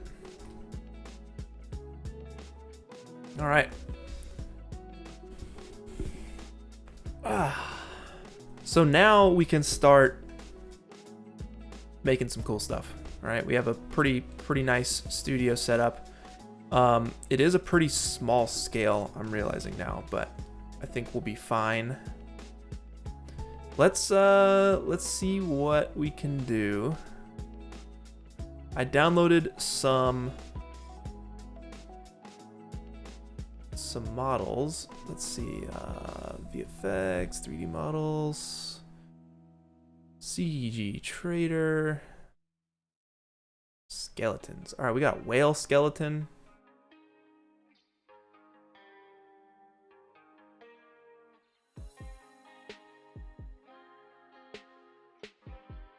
What? Is it just the bones? Hold on.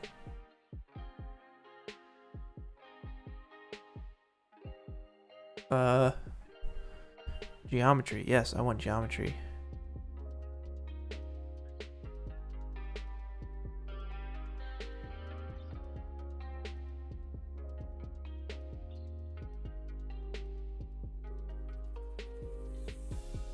Huh.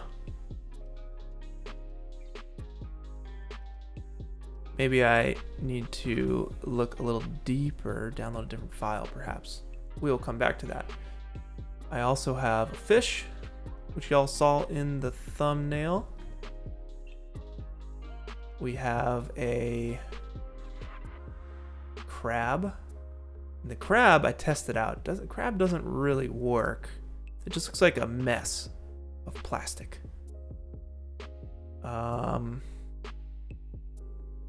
We also have a bird. The bird is pretty cool. I feel like the bird works pretty darn well. So maybe let's start with the fish, and then we'll go from there. So let us see. I'm going to connect all objects and delete, so it's just one thing. Tinum, oh my god, that is a name I've not heard in a minute. What is up, man? Been a fan of your work for a long time. I enjoy the weekly challenges. Also, any news on that movie you're working on? Take care. No news on the movie. I am still writing. I've slowed down a little bit on the writing since I, was under the weather a little bit the last couple weeks. Don't feel good about it. So I'm getting back into the groove of things, getting back into working out. And the writing is coming right afterwards. Writing is the hardest part. It's so difficult that, I think I've said this before, but writing is so difficult that I know I can do everything else after the writing. I can literally make this movie if I can just write it. That's how hard the writing is. That is the hardest part of the whole thing for me. So what's the most difficult is the fact that like there's a million different ideas, and I'm like, oh, that idea would be sweet. Oh, this idea would be sweet. Oh no, that idea would be sweet. And it's all like part of the same idea. And getting to that V1 script is just the biggest challenge. I think once I have a V1, then I can go from there.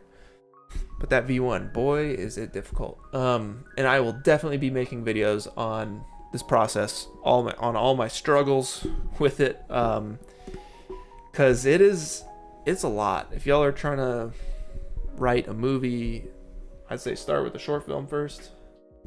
That'll definitely be helpful. And then you can go from there. But yeah, lots of good stuff, lots of good things to learn from once I get through this process. So I'm going to be documenting the whole thing from start to finish and sharing it with you guys here on the channel. What else? Yeah, writing, man. Writing. Oof. Very difficult. Very, very difficult. All right. Let's get this fish going, right? So I'm going to copy this thing. And we are going to paste it up in our scene.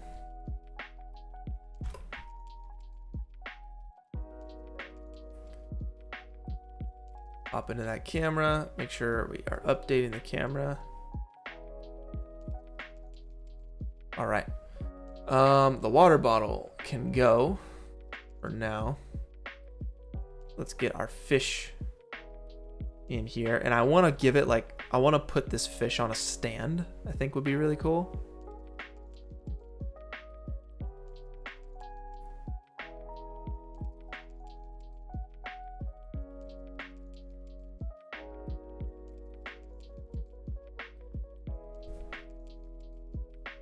All right.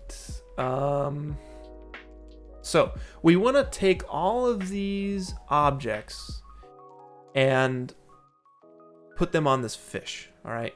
We want to clone them onto the fish. So what we're going to do is we're going to select all these objects. We're going to hit Control Alt. Control Alt allows us to press the cloner button here, and it's going to automatically put all of them as children of the cloner. Okay. Now, the viewport is going to get chunky. All right. It's going to get ridiculous. So, because here's the thing. Look, let me take it one step at a time. My brain goes at 1,000,000 miles an hour. Okay. Let's take that cloner, and we'll take it from grid. We're going to take it to object. All right. We're going to clone it on an object, and it's going to ask what object, and we're going to say the fish, which we should definitely rename to fish.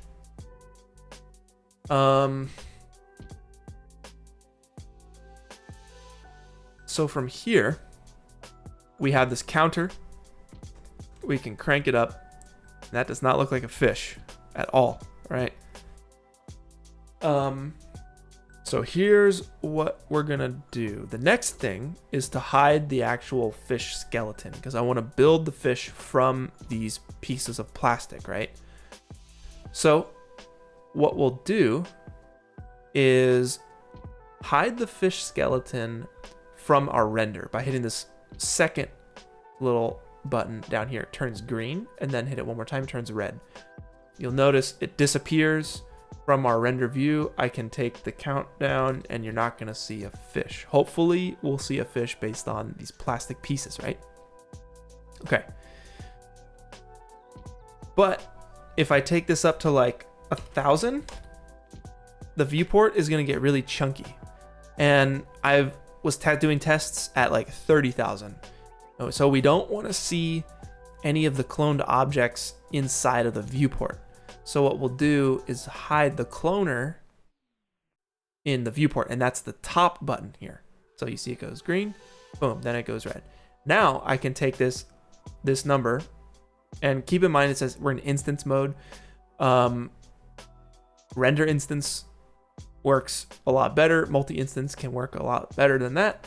I don't know the exact specifics of it, but what I do know is that it is referencing the one object and duplicating them as many times as you want. So you actually don't have a ton of geometry in the scene because it's instanced. It's just referenced that way, right?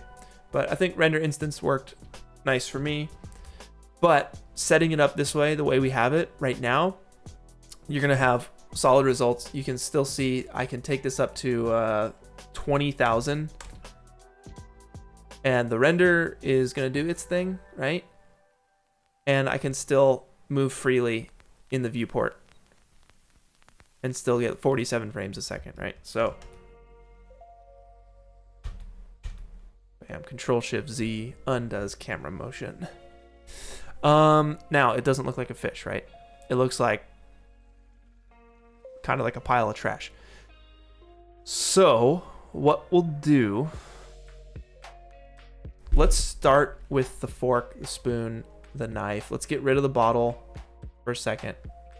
Let's get rid of the 6-pack and keep it to the straw and the utensils and stuff. It's starting to look a little bit more like a fish. Let's go ahead and hide all this stuff from the viewport. Actually, that's fine. All right, OCD's got me. I'm gonna get rid of it. All right, anyway, we can see that the plastic pieces are too big. So I'm gonna go to the cloner. We'll go to transform and we're gonna take these down. We can try 0.1. And that looks pretty sweet. Wow. That's awesome. Let's do some color correction in the camera. So we'll go camera imager, enable camera imager. That's very interesting. This is a fish made from pieces of plastic. That's super cool.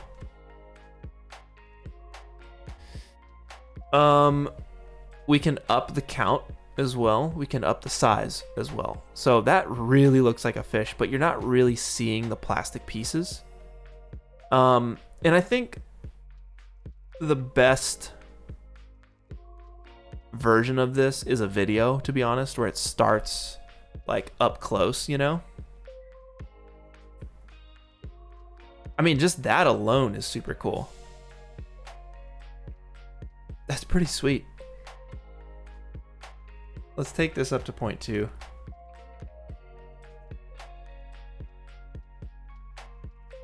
But it's kind of cool that we like see through the fish.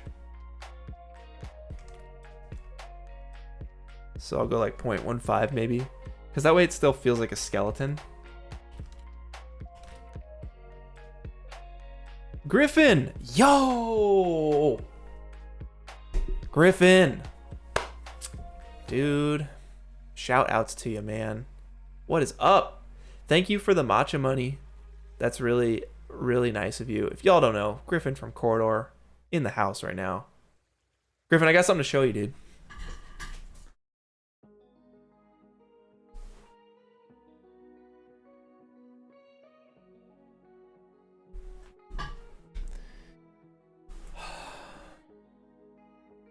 You recognize this guy?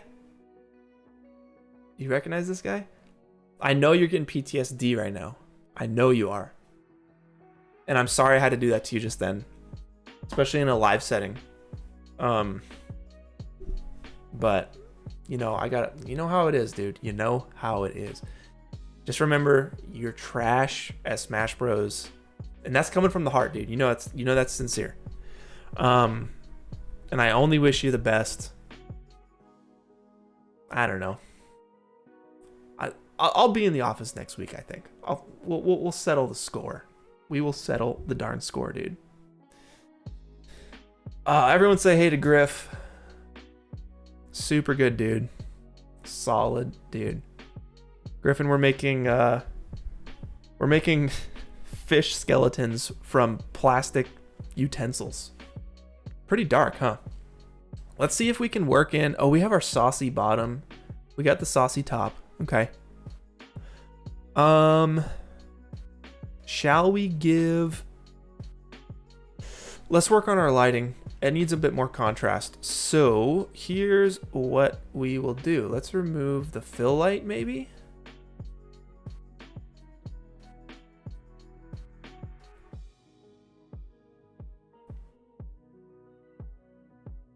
That's so crazy looking.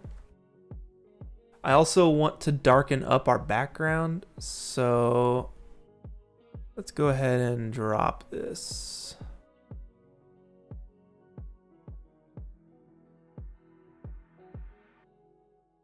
Wow, that's black? Jeez.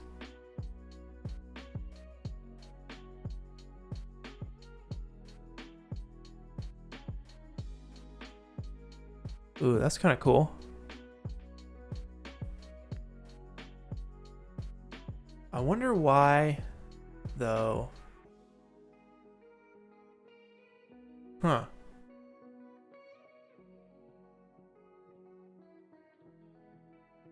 Oh, it's that backlight. That backlight is blasting. Also, the top light is blasting too. Whoa, that looks weird.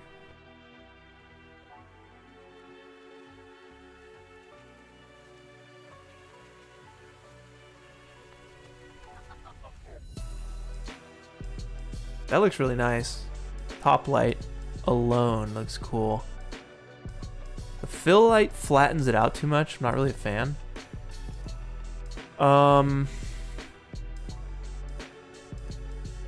Let's take this back to a... Yep.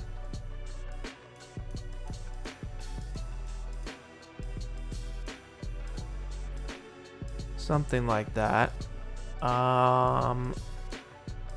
The backlight is pretty sweet, but I think it's a little too much. So we can drop it a touch. And yeah, let's see if the specular is doing it. For sure. Yeah, for sure. Maybe we can just have a little bit. Just a touch.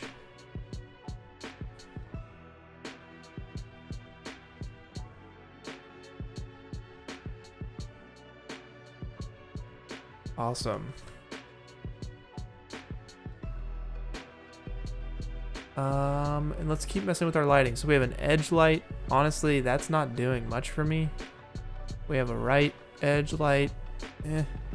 That's not doing much for me. The top light alone. Wow, that's crazy.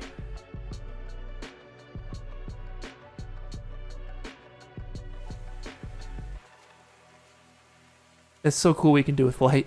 I love it. The backdrop we can take up to like 150 and get a nice silhouette.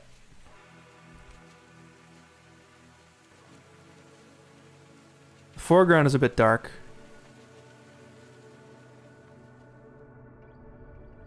That's super cool.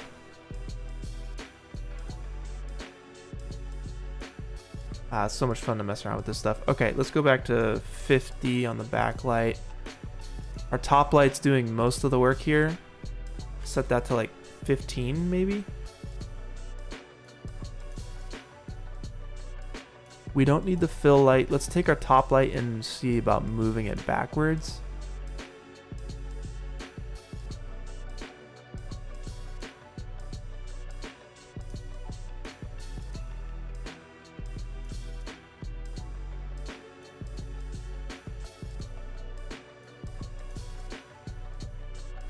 I think it was better before.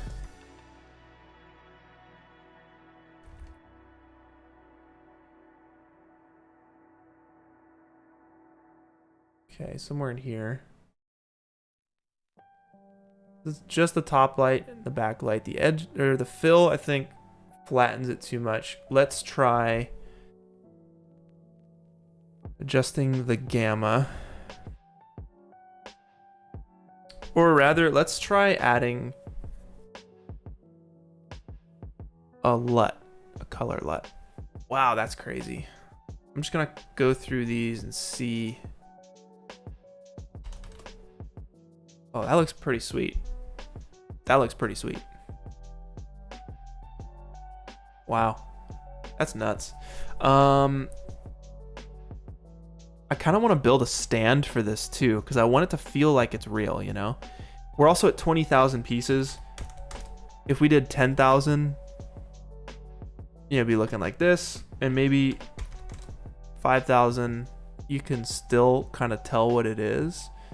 But let's try and see if we can't like up the scale of these guys. Maybe what we do is we try and make these as big as we can while having the fewest amount of pieces to actually like tell what it is. Because I want to be able to see like the utensils as well as the fish. That would be the perfect blend. And I feel like that's a little big.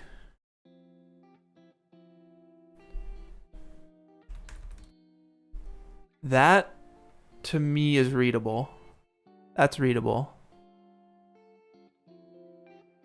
Now what you could do, so the cloner, right? We have it set to iterate, and that's going to go through, I believe, like 1, 2, 3, 4, 5, 6, 1, 2, 3, 4, 5, 6, 1, 2, 3, 4, 5, 6, starting in the order we have it: fork, spoon, knife, straw, floss pick, sauce top, saucy bottom. It's going to go down that list over and over and over again. So there is like a pattern to it. You can change it to random, and random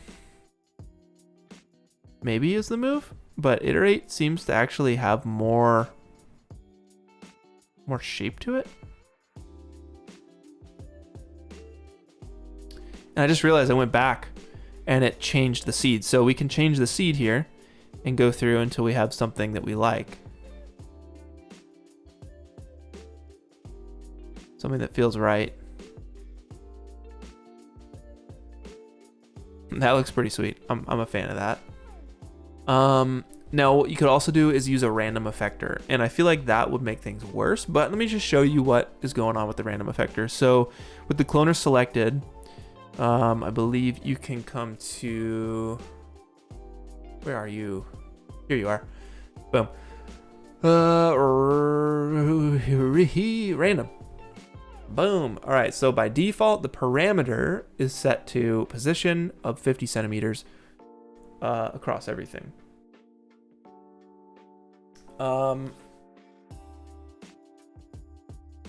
But we can zero out the position. We can mess with scale. I feel like that wouldn't be realistic. Rotation would be realistic. If I set this to 180 across the board, right? It loses its form. It definitely loses its form. So I'm going to say rotation, get out of here.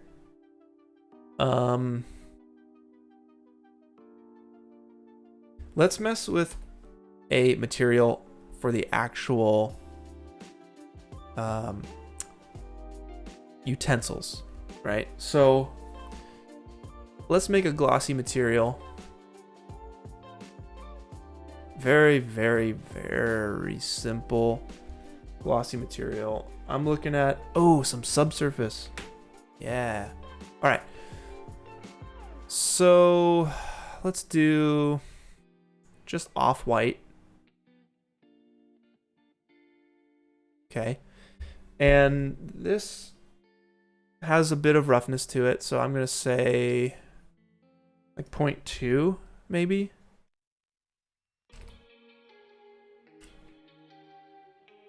0.3 maybe of roughness. Yeah.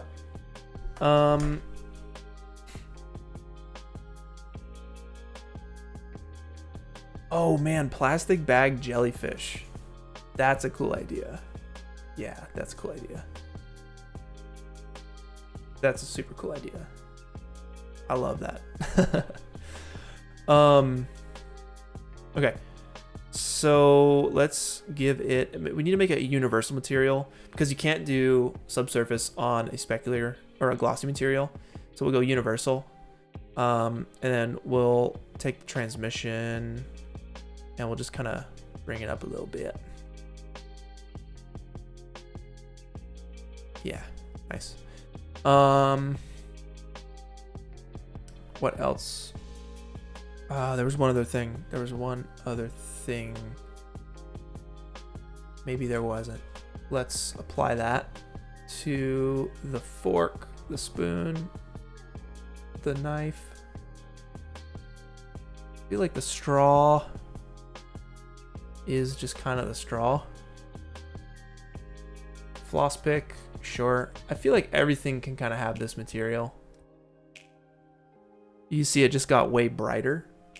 So we could do one of two things. We can go into our camera, we can take the highlight compression down, and that will help a little bit. But I don't think it's too bright. It's not like overly bright or anything. One other thing too we can do is we can go into the fish itself and remove some parts of it that aren't helping us, such as these fins right here. All right, these guys, they're not doing much for us. I'm gonna duplicate the fish just so we have a backup, and I'm gonna go in here and just select these pieces that are kind of muddying up our render. I'll select all those. All right, I'm just selecting a little piece of it. As long as I get a piece of every bone there, then what we can do, I feel like, is this helping? I don't know if that, so hit UO, or is it, no, UI, UO, UI, UY. If I right click and I find UY, where is that? UI. It's going to grow your selection. It may not be on here. It might be under select.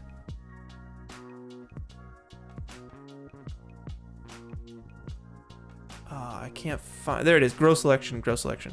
So you hit U and Y. Or maybe there's an easier way. U shift plus Y. No, just UI. And you just do that a bunch, and it's going to expand itself to the bounds of the geometry that you have selected.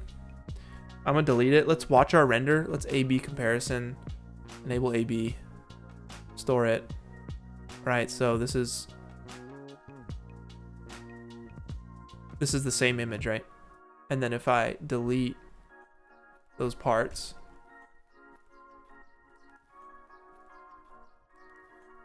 then we can see. Is it helping us? It might be helping us a little bit. It might be defining the shape of the fish a little bit more. It brings out that like kind of bottom part, which I think is nice.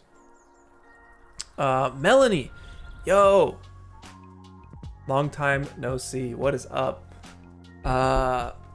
Hey Clint, see you in the stream, and how you continue learning and challenging yourself always makes my day. That's awesome. Hope you're doing well. Kisses and pets for Gilbert. Absolutely. Absolutely. Don't forget Teddy too. Teddy and Gilbert. They will appreciate that very much. Very, very much. They're probably sleeping right now, napping on the couch or something. But it's always appreciated. Much love to the cats. Thank you, Melanie. It's very kind of you with your super chats. Thank you so much. Styles Morales, hey, I'll recap for you. So I have all of the objects that I want to clone across this material inside of a cloner, right? And that cloner is, the mode is set to object, all right? And then I'm choosing the fish as the object, and it's gonna clone all of those pieces of plastic across the fish. I have hidden the skeleton of the fish in the actual the live viewer, the render view on the right, and I've hidden the duplicated or the cloned materials in my viewport, so that way I have super smooth FPS. Yeah, so we're looking good. I think this is sweet. I would love to build a little stand for this thing to make it feel like it's a real display, a real piece. So let me actually brighten up that background just a touch.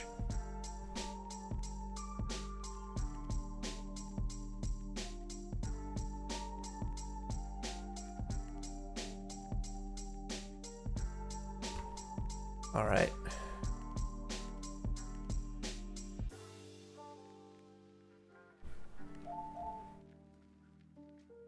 Bring the fish up just a bit, and then let's make a cube.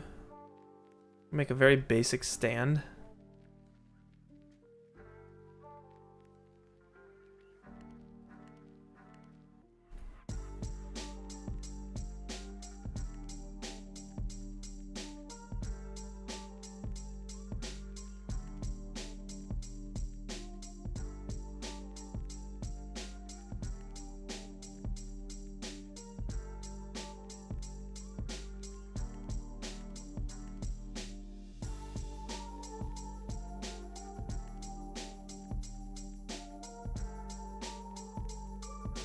Let's give it a little bevel.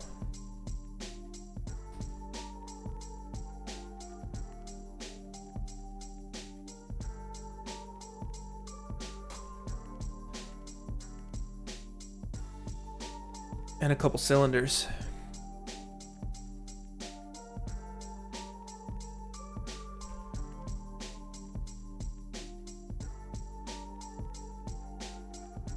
Because I want this to feel like it actually exists. Like a art museum or something.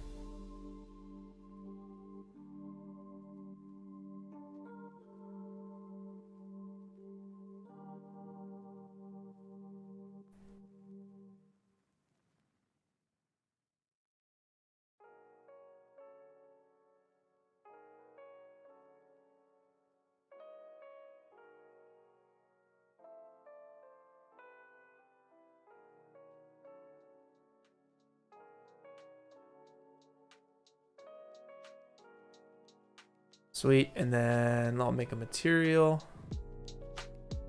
I'll do a specular.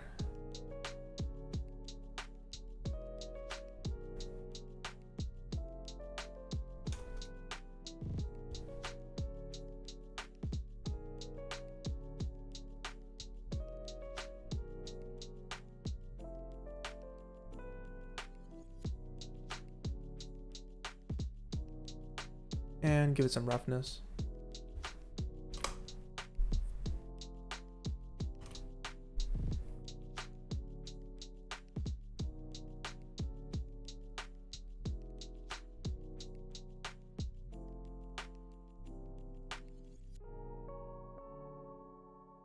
Or just make it out of metal.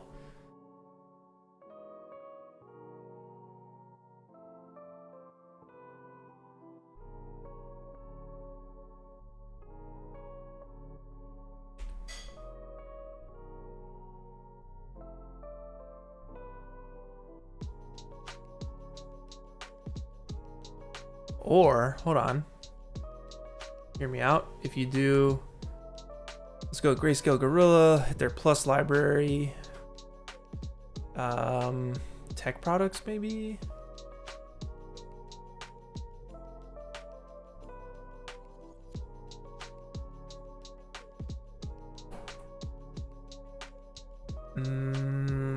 Everyday materials. Smudged brass. Let's try that.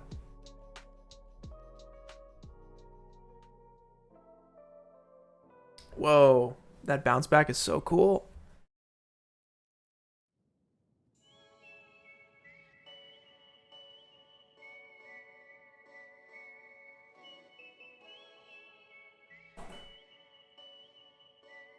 This one blew my mind. All right, so in Octane, oh, it's already done for us, but I'm gonna just show you it anyway.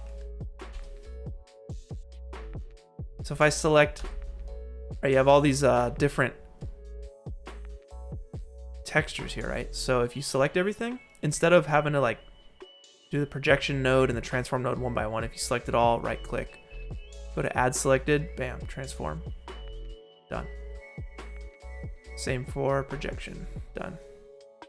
Can't believe how long it took me to figure that one out. Box projection is good.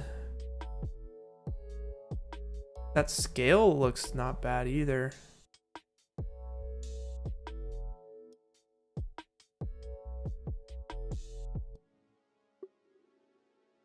Yeah, I was feeling the same thing.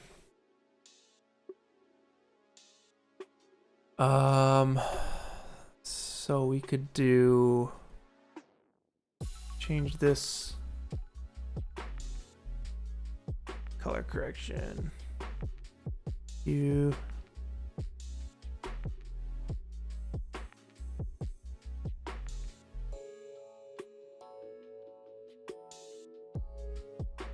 Like a green blue.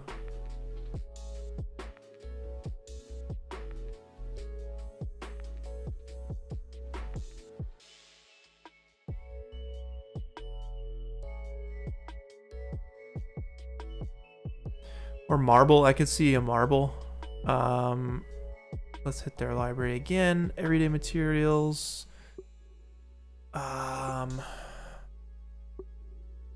Masonry.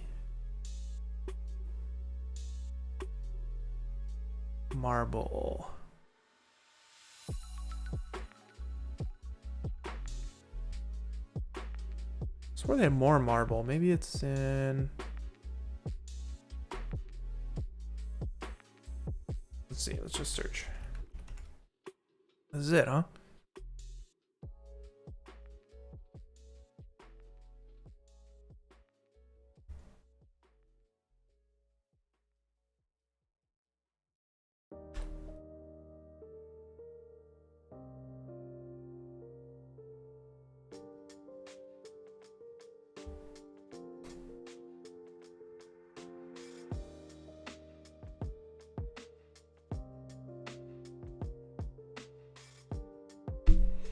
What is naturally blue and reflective? So we could change the background to a blue.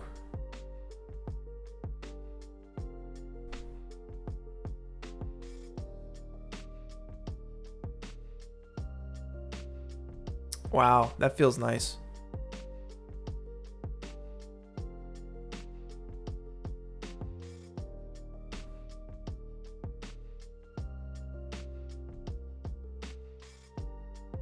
That's crazy.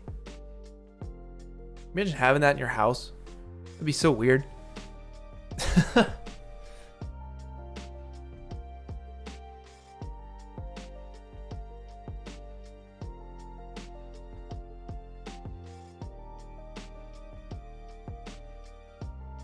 You know what set this over the edge? Ooh, you know what set this over the top is some caustics in the background or on the ground. How would we do that? Okay.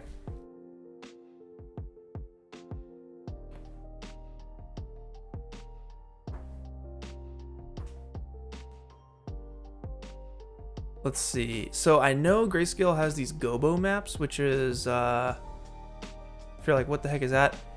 I'm about to show you. I need to install it though. Installed, do I have them installed? I've never used them before. HDRI, paper, metal, assets. Surface imperfection. Oh, here we go. Gobo's caustics. Bam. All right. Let's download this. Install. Yes, please. Gobo's caustics. All right. I don't know why I'm not getting a preview. Oh, there we go. Okay, so I've never done this before, and I hope it's this easy because I'm very excited. We put a plane up above, right above our top light, actually. This is perfect. I'll make it as large as our top light. I'm going to apply this caustics texture. All right, I'll make a new diffuse material and I will apply this caustics texture as an opacity.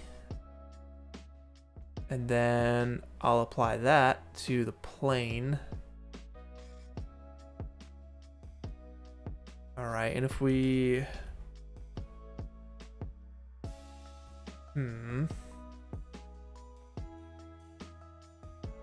Okay, this should be working in theory. I think...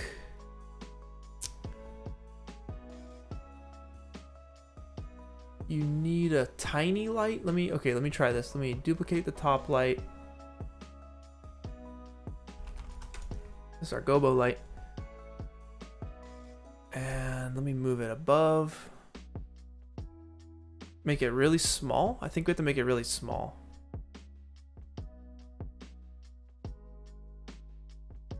And let's make it really bright.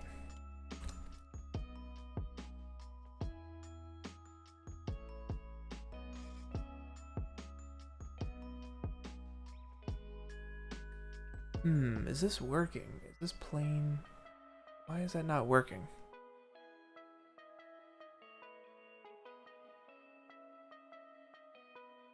Add the texture to the light itself.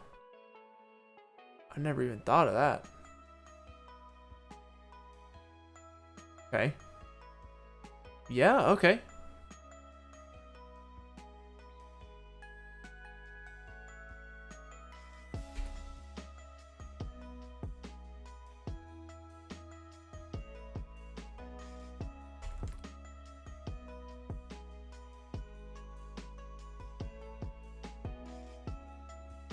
Okay. Let me scale it up.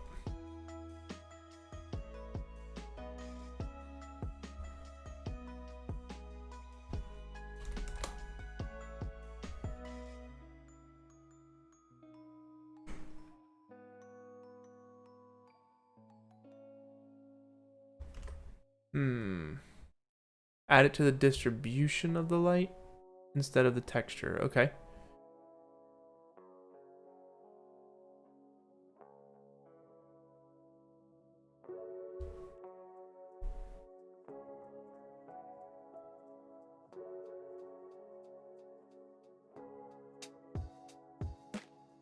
It's so hard to tell if it's working.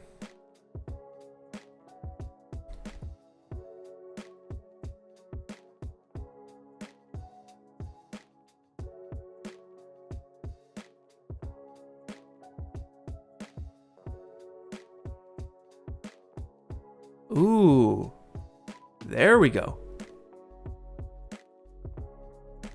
I think that's working now. Yes.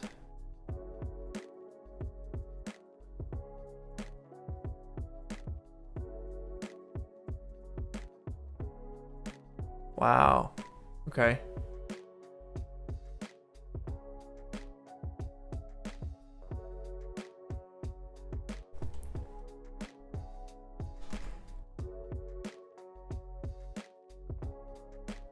Yo! That looks sick.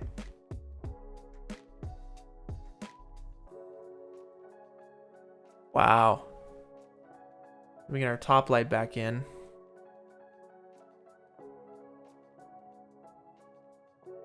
The Gobo should be a backlight because I don't want to really hit our fish with it too hard.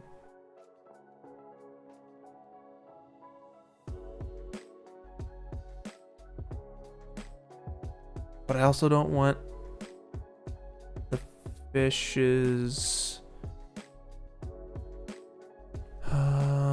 Let's see.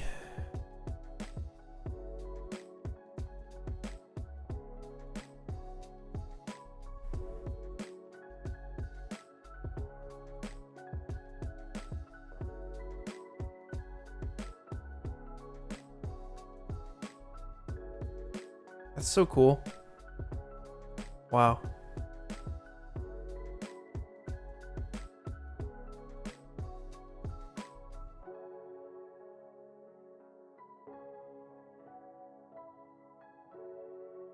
That's crazy. I like that a lot.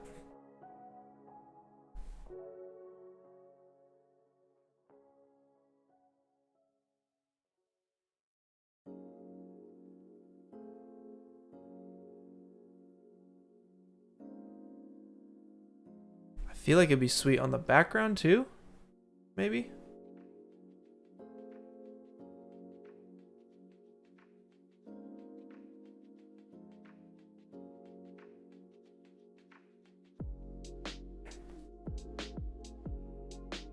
Maybe this goes on the background.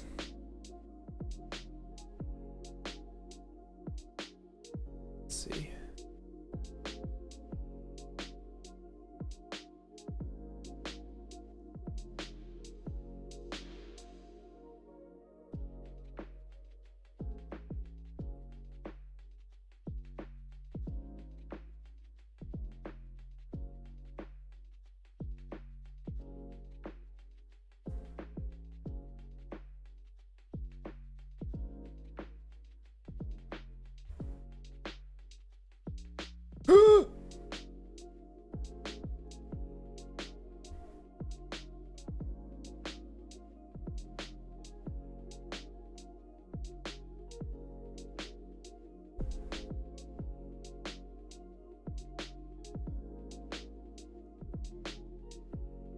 And maybe we take the color of this light.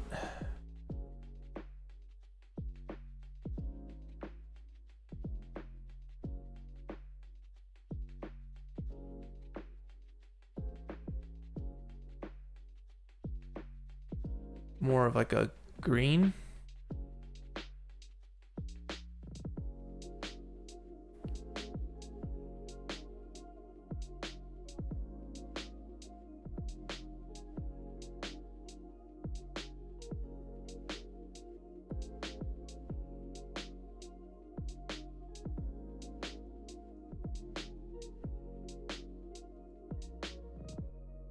All right, and then this guy, let's do the other Gobo.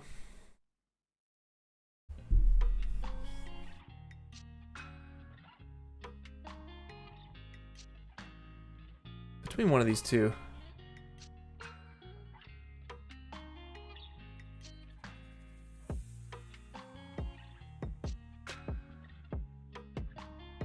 Yeah, this one. And then I want to tweak the lighting on the fish a little bit more and maybe switch out the base, that stand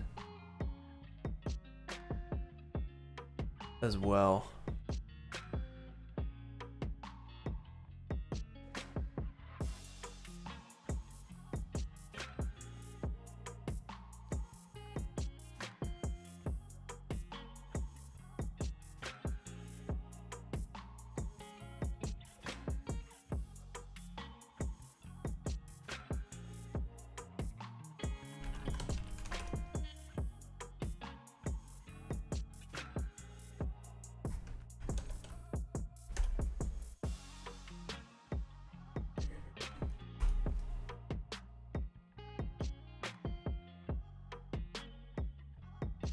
That's horrible.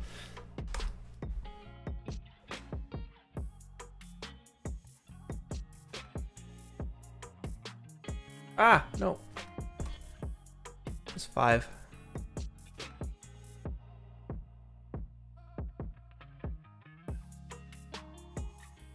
Oh, I forgot I still had the comparison on. Wow, that's what we had before. This is what we have now.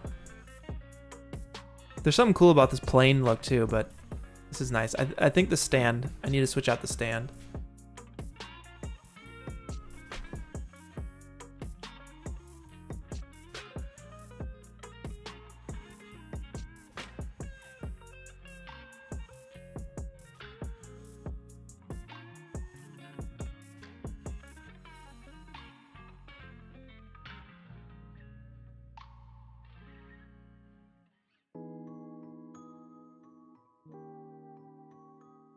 I could see a wood base. Yeah, I could see a wood base.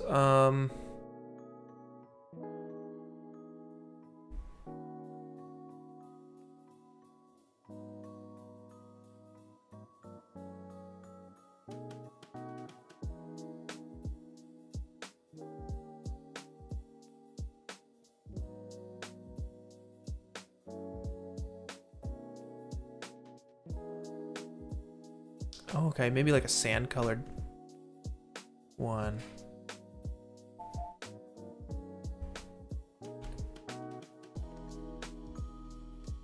Okay, a little bright. Oh, I know. We should go to Quixel and grab a piece of driftwood. Let's see, 3D assets, nature, tree, debris, maybe?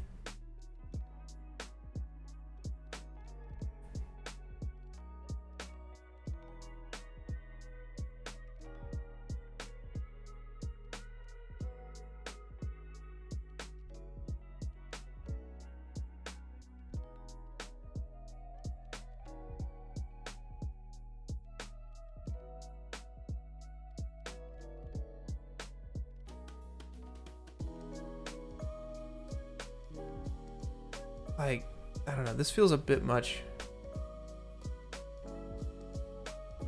Yeah, that's a bit much.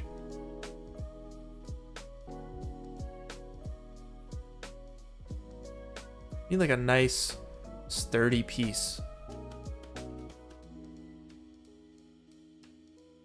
Maybe that, but like this. Something like that. Oh, this one.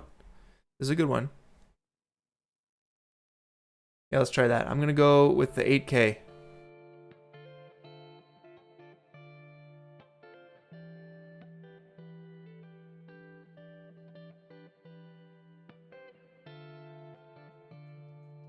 Let's try it.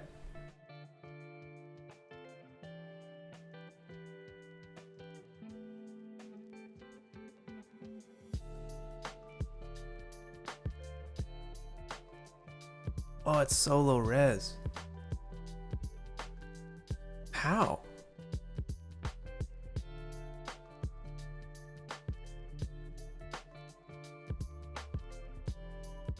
How is it so low res?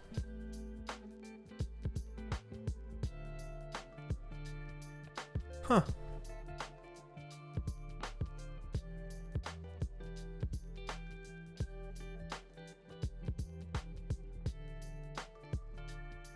It's LOD 0. Let's convert the material to an Octane material.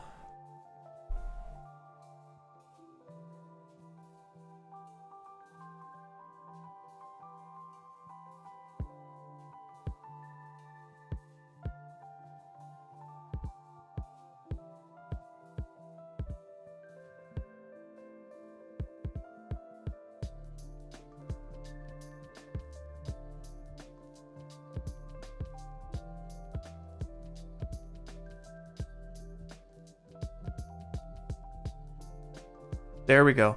Is the displacement. It was set to like 256K. That's much better.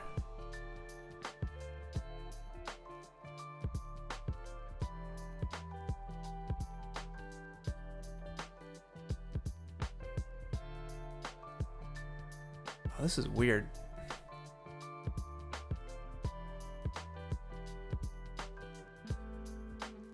Albedo. This has an albedo, has a roughness. Why is that going into there? Roughness.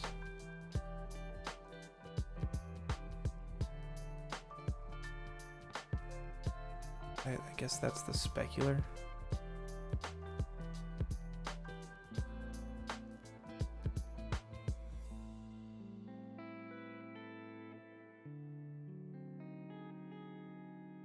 Alright, let's find the most natural.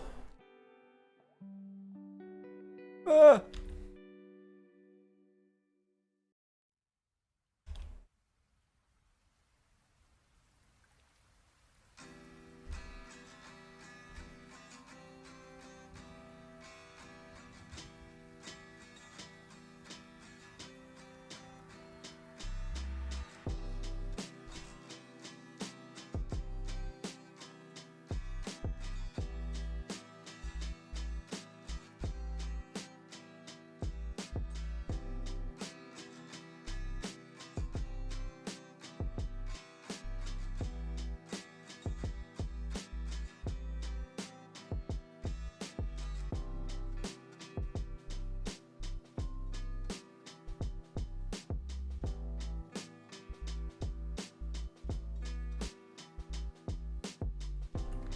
Maybe like that. It looks more like a rock than a branch.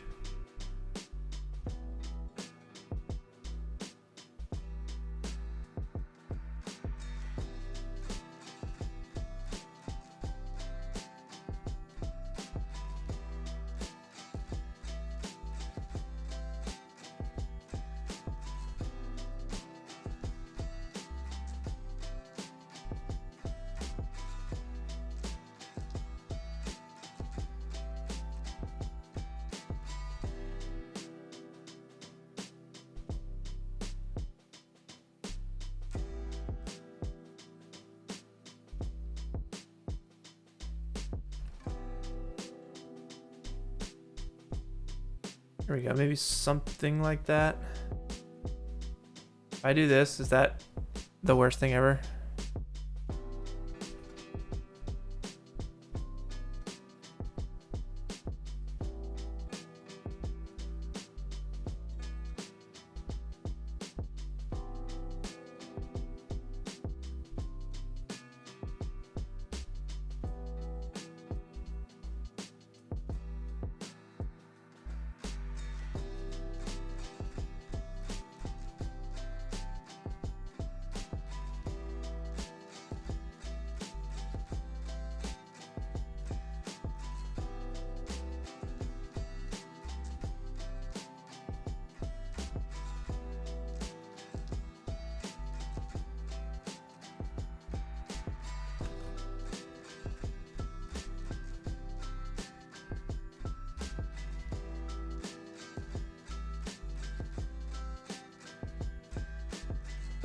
And we'll just do these from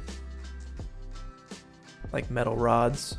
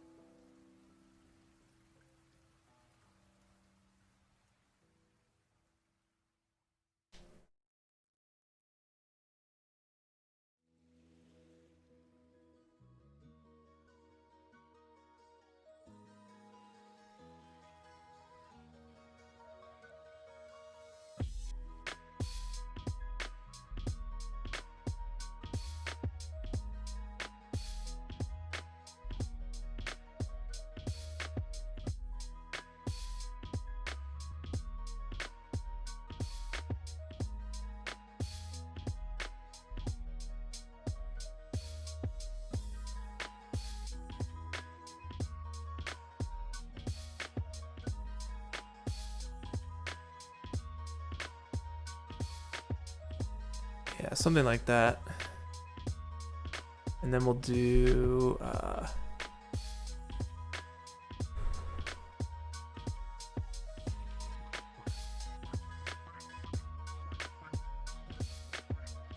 let's see, aluminum smudge. What does that look like?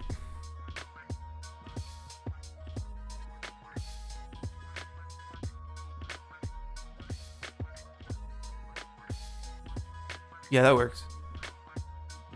That works.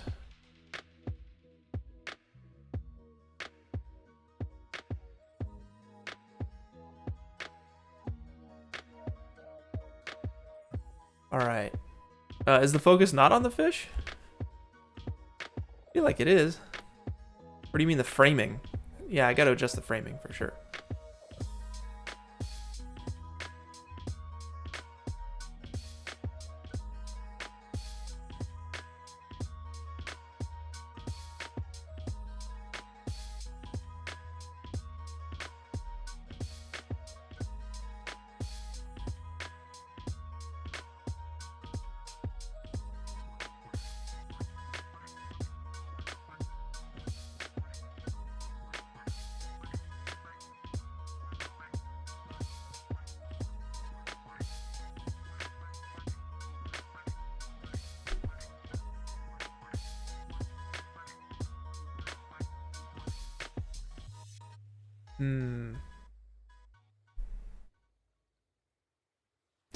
Feel like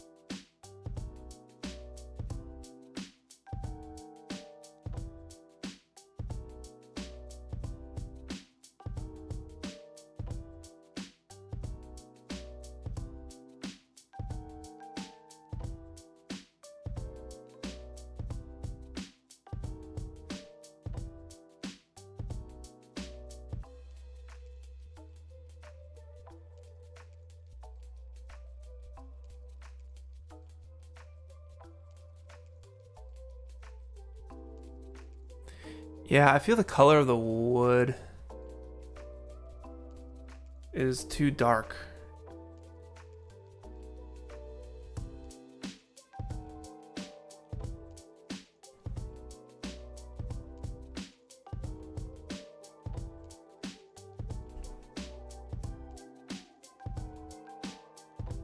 Let me see what I can do with the gamma.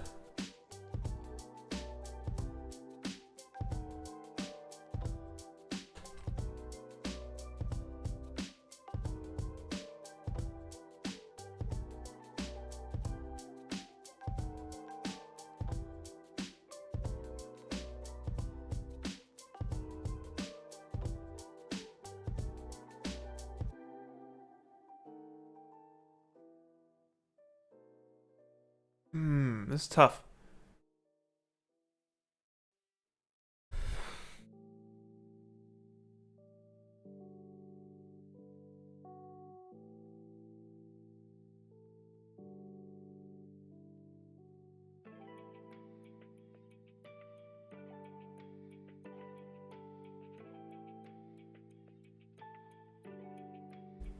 I mean, the other option,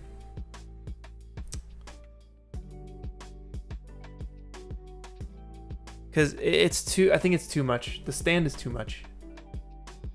The other option here is to do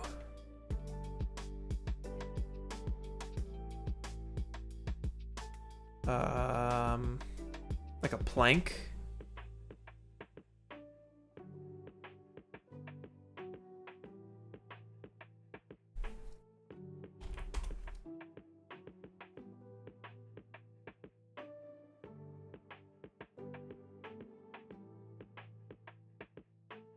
Something like this.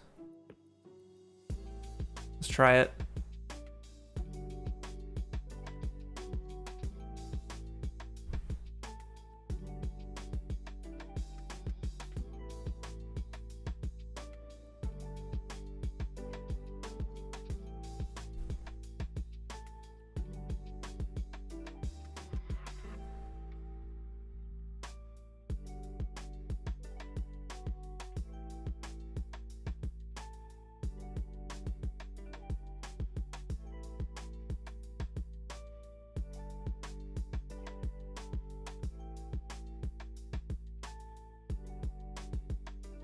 Because I like this color contrast, but these are just all too thick. Like, that might work.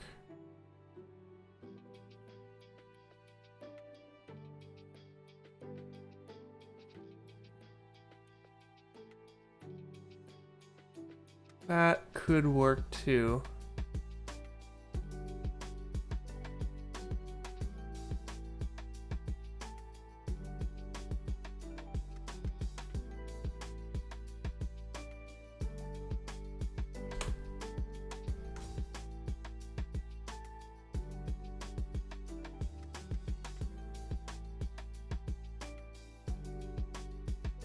But it needs, let's convert it.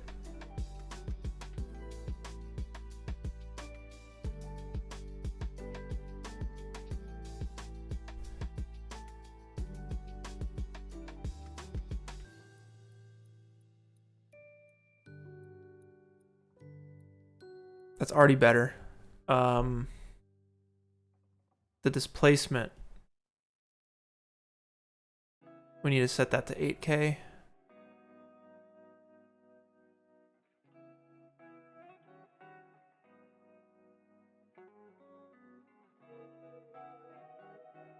It also needs a normal.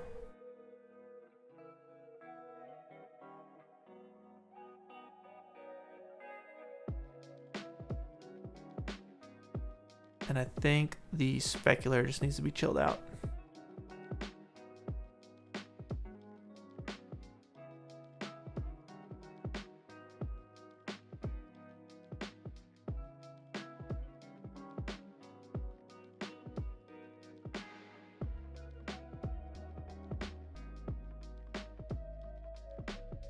Okay, let's see. Go back to glossy. I think the index is all jacked. No, it's at 1.3. Oh, here we go. No, it's working now.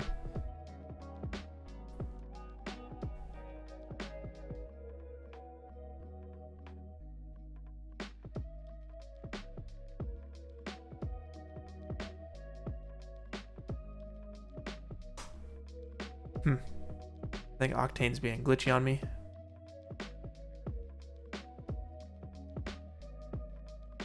This needs some color correction. It's a little saturated.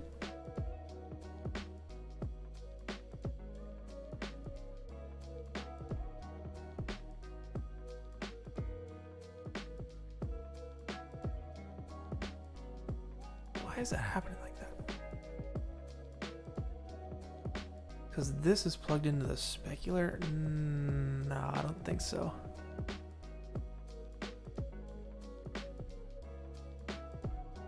Now it looks absurdly shiny. Unless that really goes into the specular, it just needs to be black and white.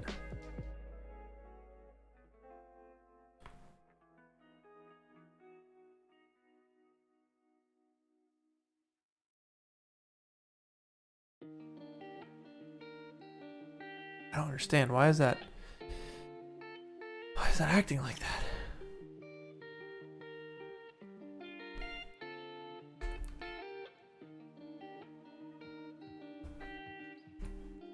Ah! Stop it. Stop it! How? Just get in here. Eh.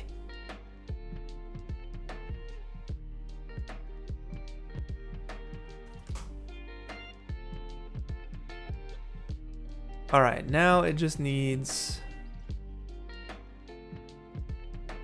less saturation.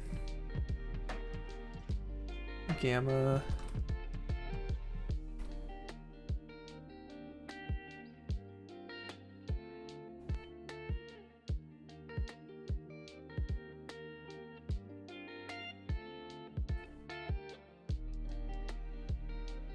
That's not bad. That's very subtle.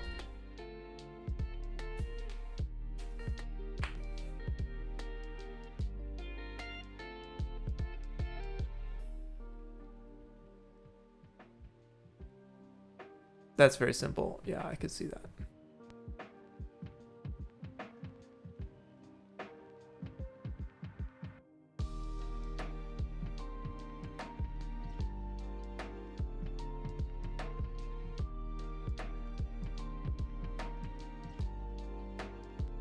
Yeah, it'd be sweet to like do some charity stuff with this art.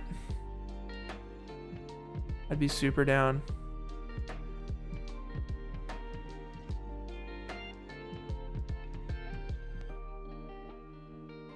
All right, that's not bad. That's not bad. We have the Gobo stuff going on in the background too. I think a touch of that is nice. We could mess with...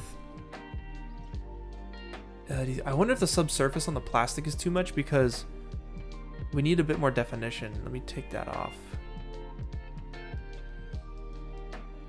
Yeah, it's really brightening it up. And I think the more definition, the better. Or we could just use a little less subsurface.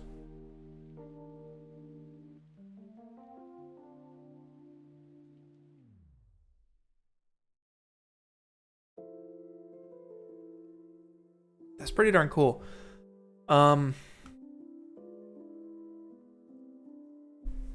Another... Let's see. What else could we do?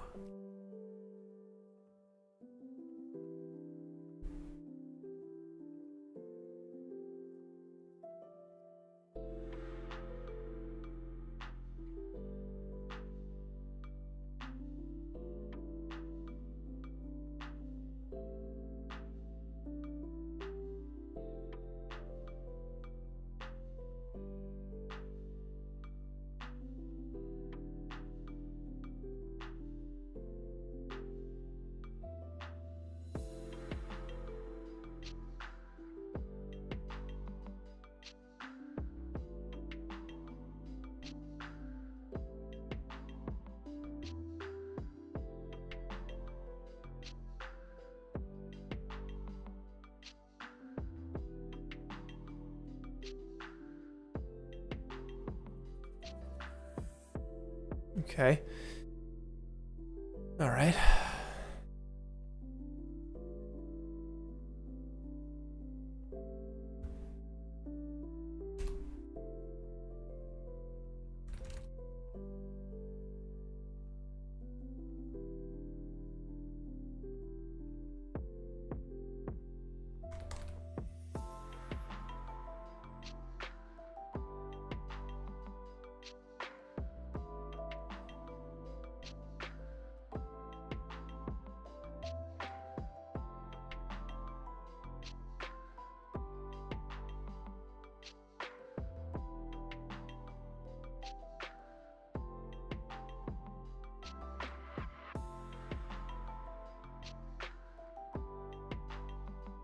What do y'all think? Any ideas?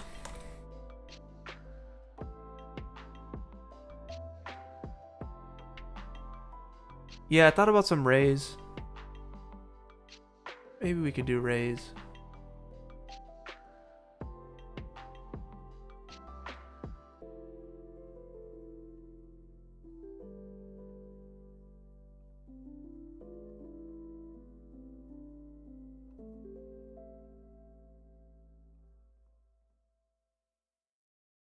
Let's see, is there a way to turn this a little bit? Let's see.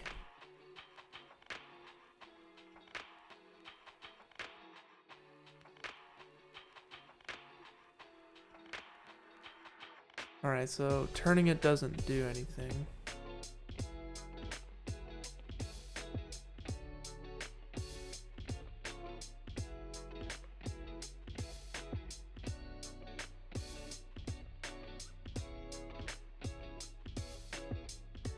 I wish I could like flip it the other way. Maybe the fish and the stand could just do that.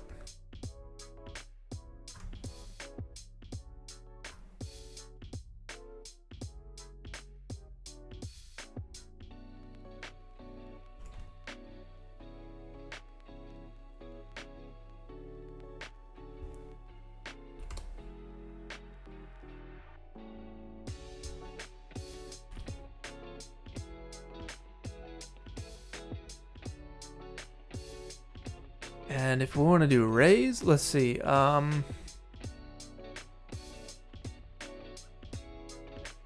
right, let's bust out a volume.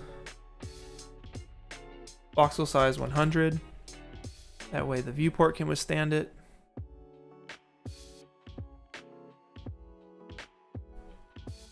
And it just needs to be like in the background.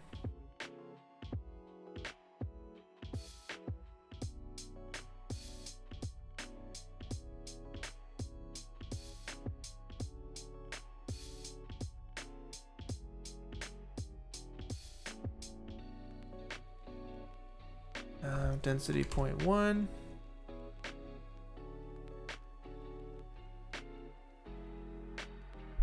And let's look at underwater reference for color.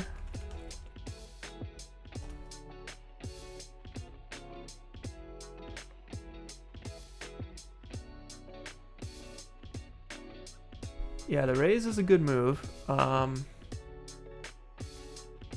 I see. Okay, so it's blue and white up towards the top. Here's a good reference right here.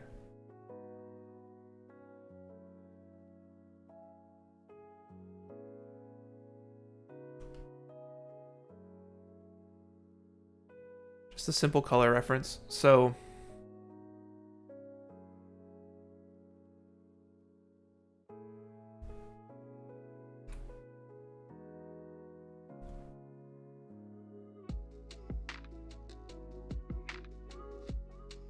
the ground floor is more of a green.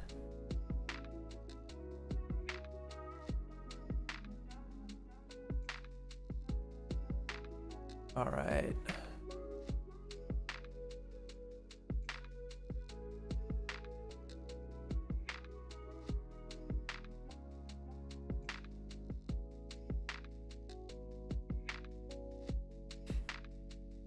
Okay, so let's try and switch the ground floor to more of like a green color.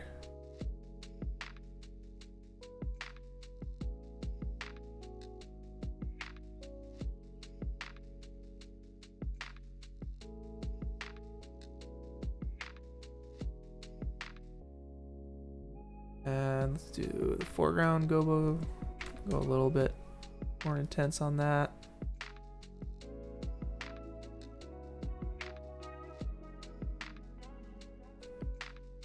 And then the background, or more so the fog,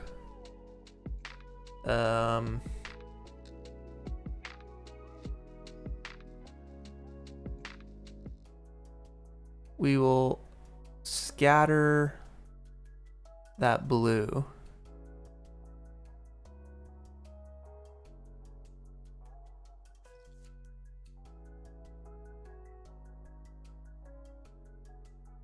Yeah, there we go. There we go. That's looking nice.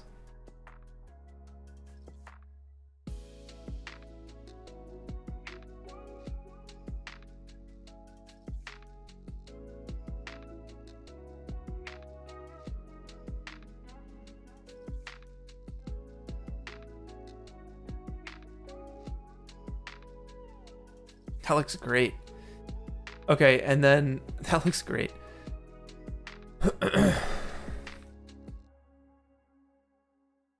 Let's do a touch of work on the log. I think it needs a little more brightness, a little less saturation.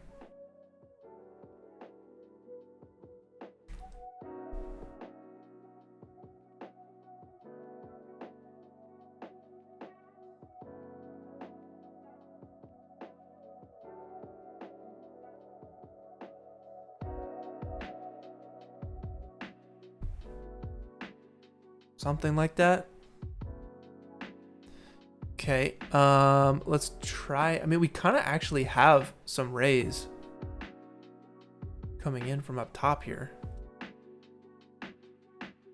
Let's see. Where's the background Gobo? There it is. Where are those rays coming from? Because we're kind of getting them. Is it the top light?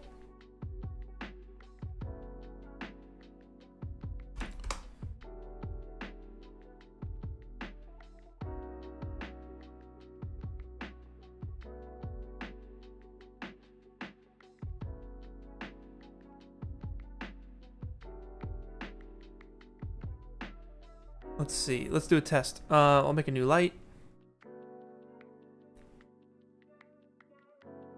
Rotate 90. Scale it way down. We'll turn off surface brightness. And just shine it through the fog here.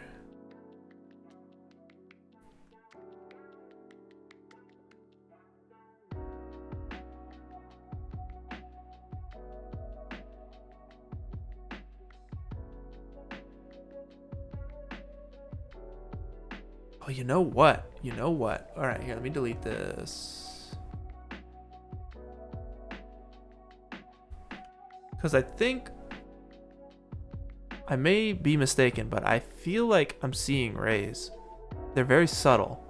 And I'm trying to figure out where it's coming from. Yeah, that's what I'm thinking. It's probably the... let's see. It's probably... Where are you?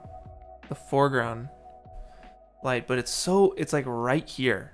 It's like barely in there. If I crank it, I wonder.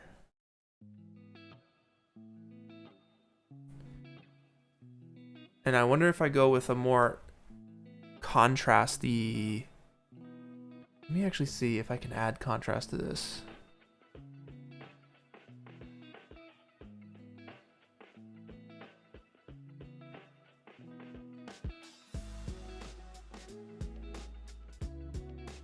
Yeah, we're definitely getting them. Up top, I see them. 100%.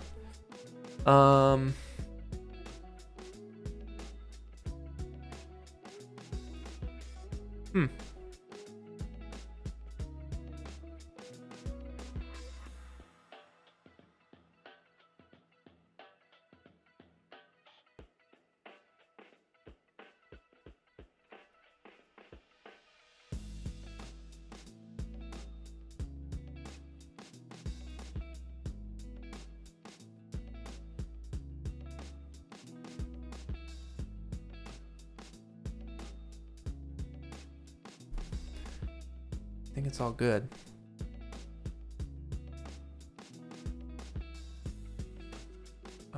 Let's see. That's a little intense for me though. I will take that down to 15. Okay.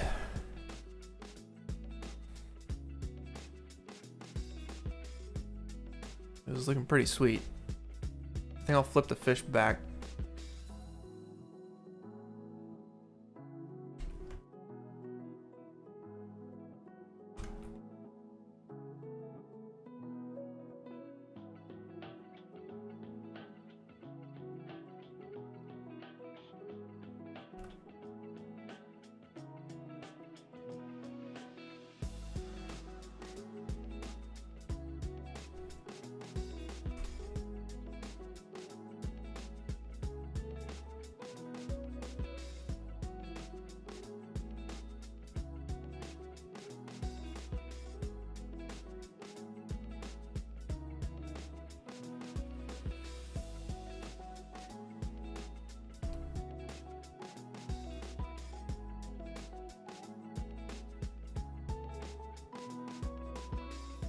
All right.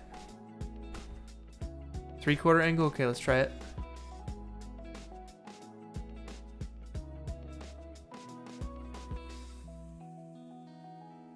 Nah, we lose the shape of the fish.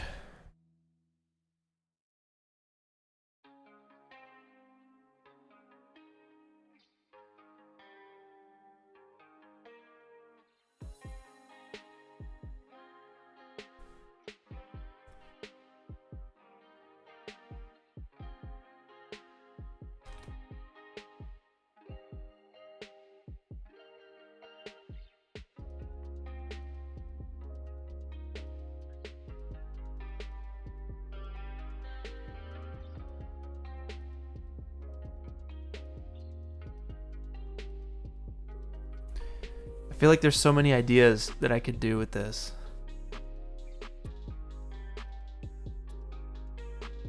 Oh, my camera dead.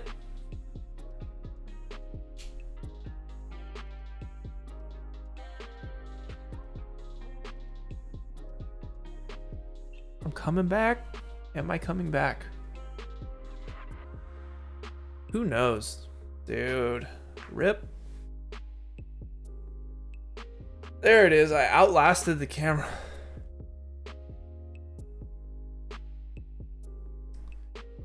All right, I'll probably just do some touch-up work in Photoshop.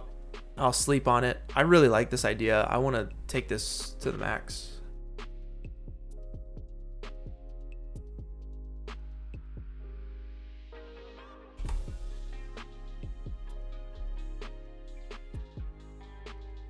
Let's take this texture. What?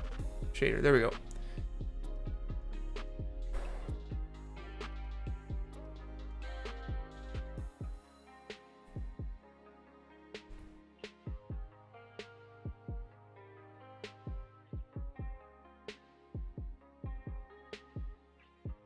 Sweet. Let's mess with our lights. Just cause. So that's the background light is off, background light on, top light off. That's creepy. That's so cool. That is too cool. The Gobo foreground has got to stay.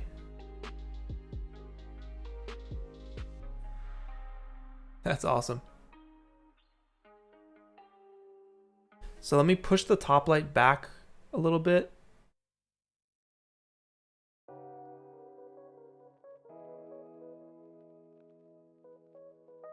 And I still feel like the transmission could come off.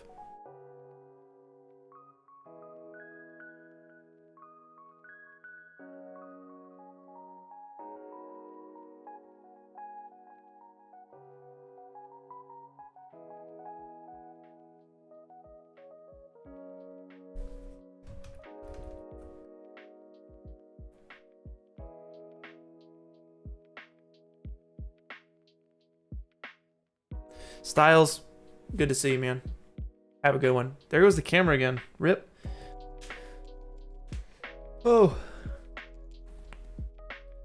Ah. Dang. Well, it might be nearing the end here. Enjoy your weekend, Styles. Webcam overheating. Oh.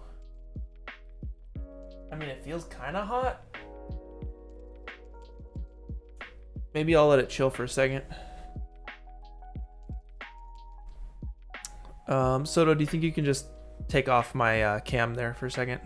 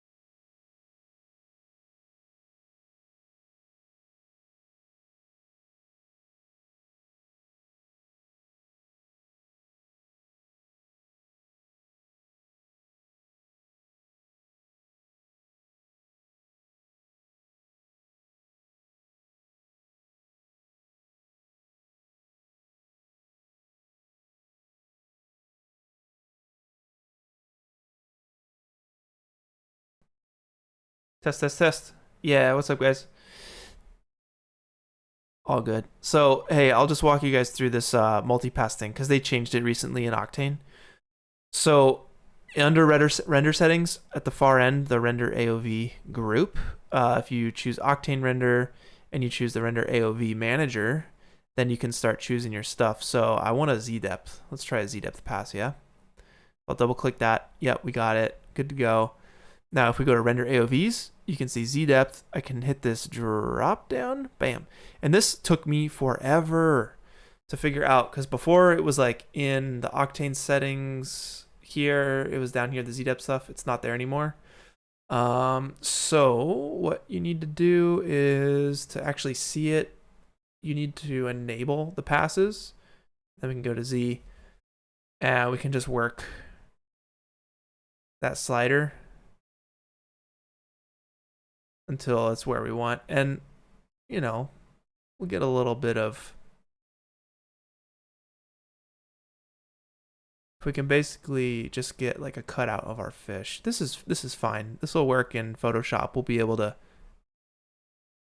grab this foreground asset.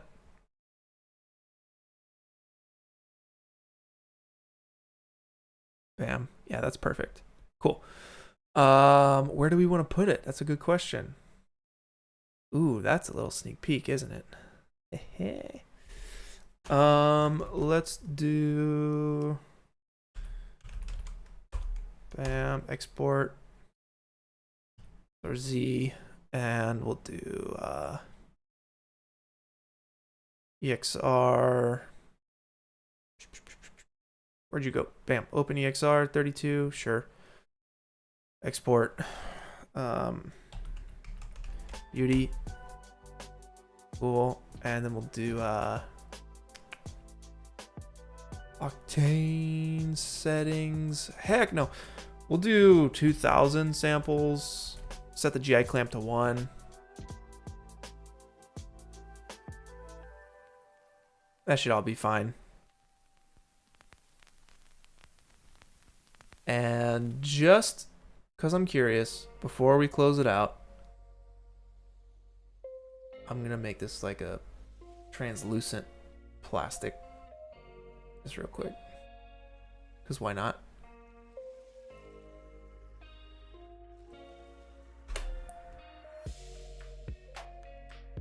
Whoa. That's crazy. Dude, that's a whole friggin' another. God, this. I feel like this has a million different versions.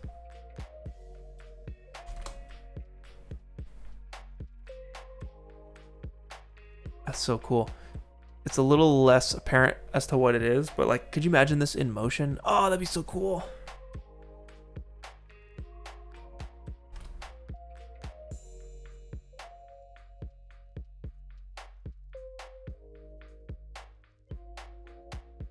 That's crazy. I could see a version where we actually have every other one. So it's a mix.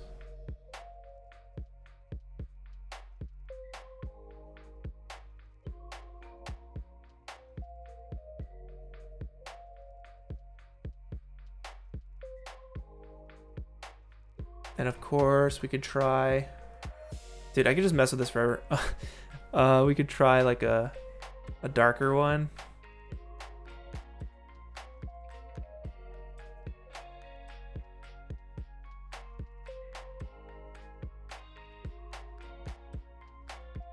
And drop that on every other.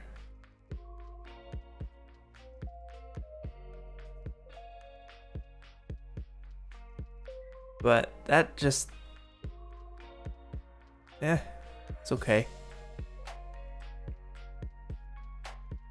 Certainly a style. I think the white pops the most. Fork, spoon, knife. The floss pick, maybe we'll just do a green floss pick.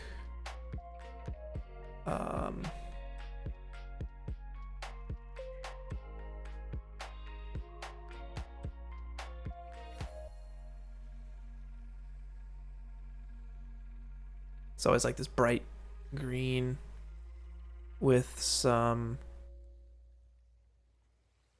transmission.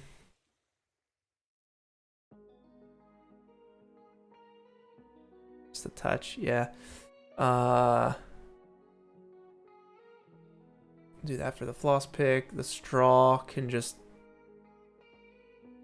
be translucent.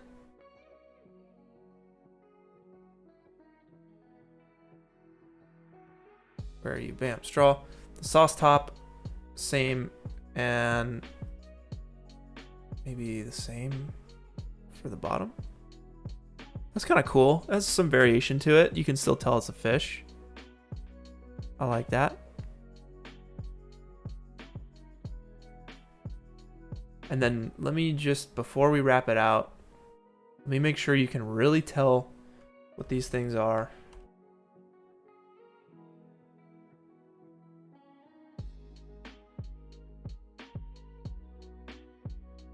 Yeah, a little bit larger. We kind of lose the eye.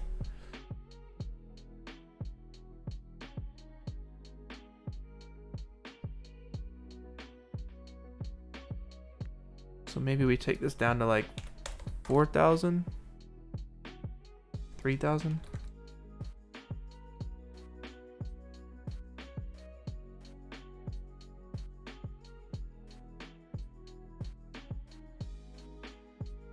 And we can work the seed.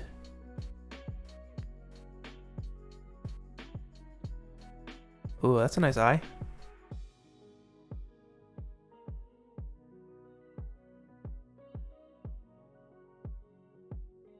See, that one you couldn't even tell. A lot of these you can't tell. That one's not bad.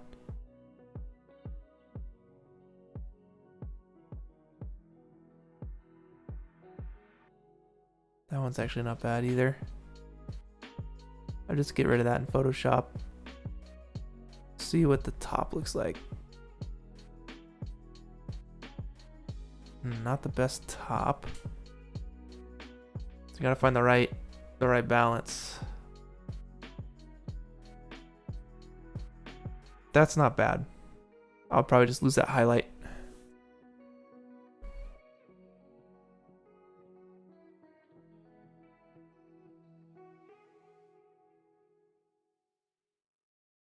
Awesome. Whoa, that's crazy. Shoot.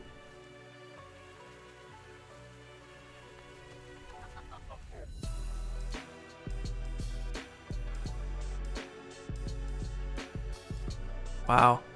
That's nuts.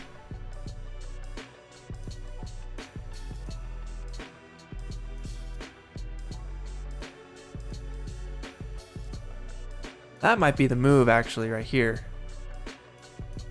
Because you can really tell what these things are.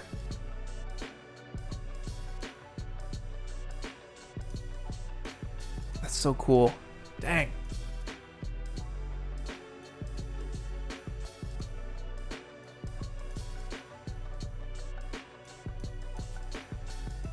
All right. Let's give it the all render. This will be done in no time. And while we're at it, y'all, while this goes, let's hit up the weekly challenge winners for this week, shall we? Let's see if my camera will come back on. Yeah. Alrighty. All right. So whether my camera comes back or not, there we go. What's up, y'all? It might die again. It might be a cable thing. I don't know. But let's hop into it. So let's just hop right in. First up, we got the weekly challenge winner. We got Mitch popping off this week. The theme was, what was the theme was white. The theme was white. I freaking love what you did here, man.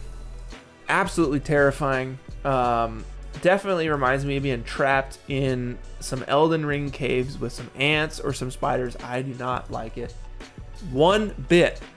I love your detail here. Your lighting is great. Your camera angle is solid. You're getting across a bunch of info. You chose the perfect camera angle for this. I would assume a pretty wide angle lens.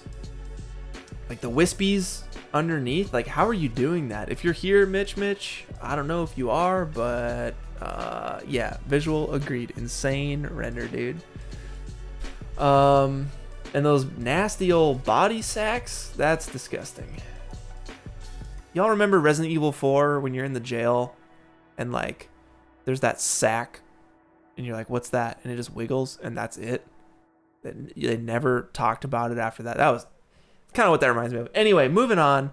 Second winner of the weekly challenge this week is, bam, MDK himself, one of the moderators. So what y'all get when you win, you receive 15 points to your role on the Discord server. The link to the Discord server is down below. If y'all want to participate in these weekly challenges, then get creating. Every single week there's a new one. MDK, what I love about this might be my favorite idea of the challenge this week, because the whole city was painted white, it was bland, and these guys are coming through. It looks like guys and gals are coming through and they're just painting the city up. I think that idea is incredible. You should be proud of it. This really cool stuff. You executed it very, very well. Your lighting is solid, your color is solid, the idea is solid, the execution is solid, the camera angle, etc., textures. Dude, you knocked it out. Congratulations, man. 15 points to you. I feel like friggin' Dumbledore giving out house points. Moving on. We have, who do we got? We got Jack the Hack. This is, I think, my favorite submission of the weekly challenge this week.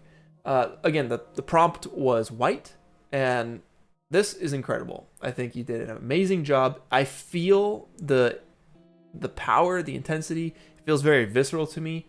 I feel the weight and the spring of this character in the clothes, in the way the piano is crushed into the ground. Your lighting is incredible. I don't know where you got the idea from, but it's a 10 out of 10 for me, man. Jack the Hack, congratulations for winning this week's weekly challenge. 15 points to you. Next up, we got two more. Who do we got? We have Noodle-chan. This is unbelievable. This is some art right here, my friends. This is freaking crazy. Bunch of different things that could be said about this piece, in terms of the emotion, in terms of the message. The friggin' render quality is absurd. The skin shader is absurd. I don't know where you got this idea from, but it's freaking incredible. The only thing that kills me about this one, Noodle, is there is no rim light. There's no edge light along the back of this dude's head. And I know it's there, but I'm not seeing it. You need that rim light on his hair on the back. Otherwise, 10 out of 10 for me, dude. Absolutely beautiful. And finally, this week's weekly challenge, we have Edward with this beautiful render here. Your attention to detail is amazing. The dust on top of the table, different like specks and pieces of grass, and of course rose petals. There's a letter there. There's a whole story going on with this render. I love it. It's lit beautifully. It's presented beautifully. Your textures are insane. Your imperfections on the glass are insane. The moss, the dirt.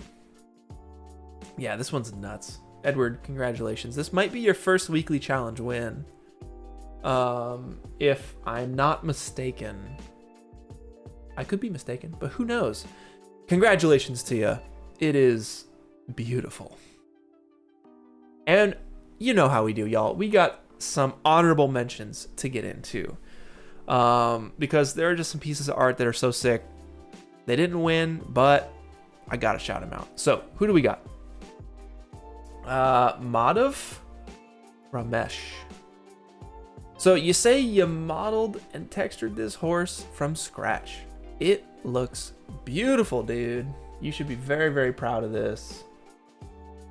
And it's so well lit too. Your background is incredible. I love that that there's inconsistencies in the background color that actually looks like a backdrop that you put back there.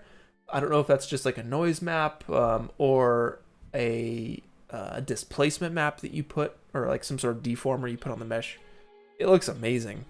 And dude, you killed it with this. Killed it. Congratulations to you. Who's next? Who do we got? Honorables. Visual. Dude, this one came so freaking close to winning. Goodness, man. This is incredible. I love it. I don't know if she's albino or something. She's got the white eyebrows, the white hair. Of course, you're crushing it with the character work, man. The clothes look incredible. The focus is so crisp and sharp. I love it. This is an absolutely incredible piece of work, man. Good one for the portfolio. Super solid. By the way, everyone who's getting honorable mention, I believe it is 5 points to all of you guys. So you still get a little rank up here on the honorable mentions. Next up, we have Volde. If I can see it, it's very small on the screen, but it looks like Volde. This is super cool, man. It looks very clean and it is lit beautifully. I love how you have that like spotlight effect on the background and then it falls off to a vignette. That is freaking perfect. Very, very beautiful.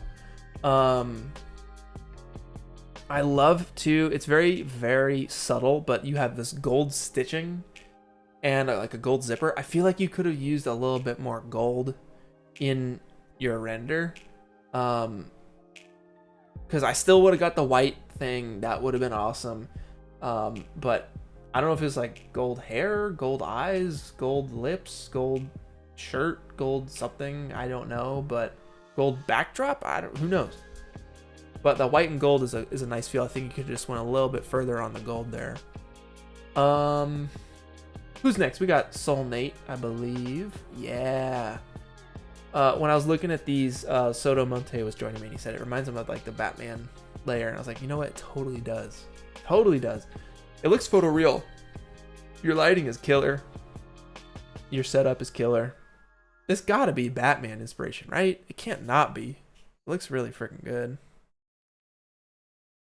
So shout outs to you. Soulnate. Sorry, I saw you, Papaxo, in the chat. Polar Bear Roar. Probably not your name.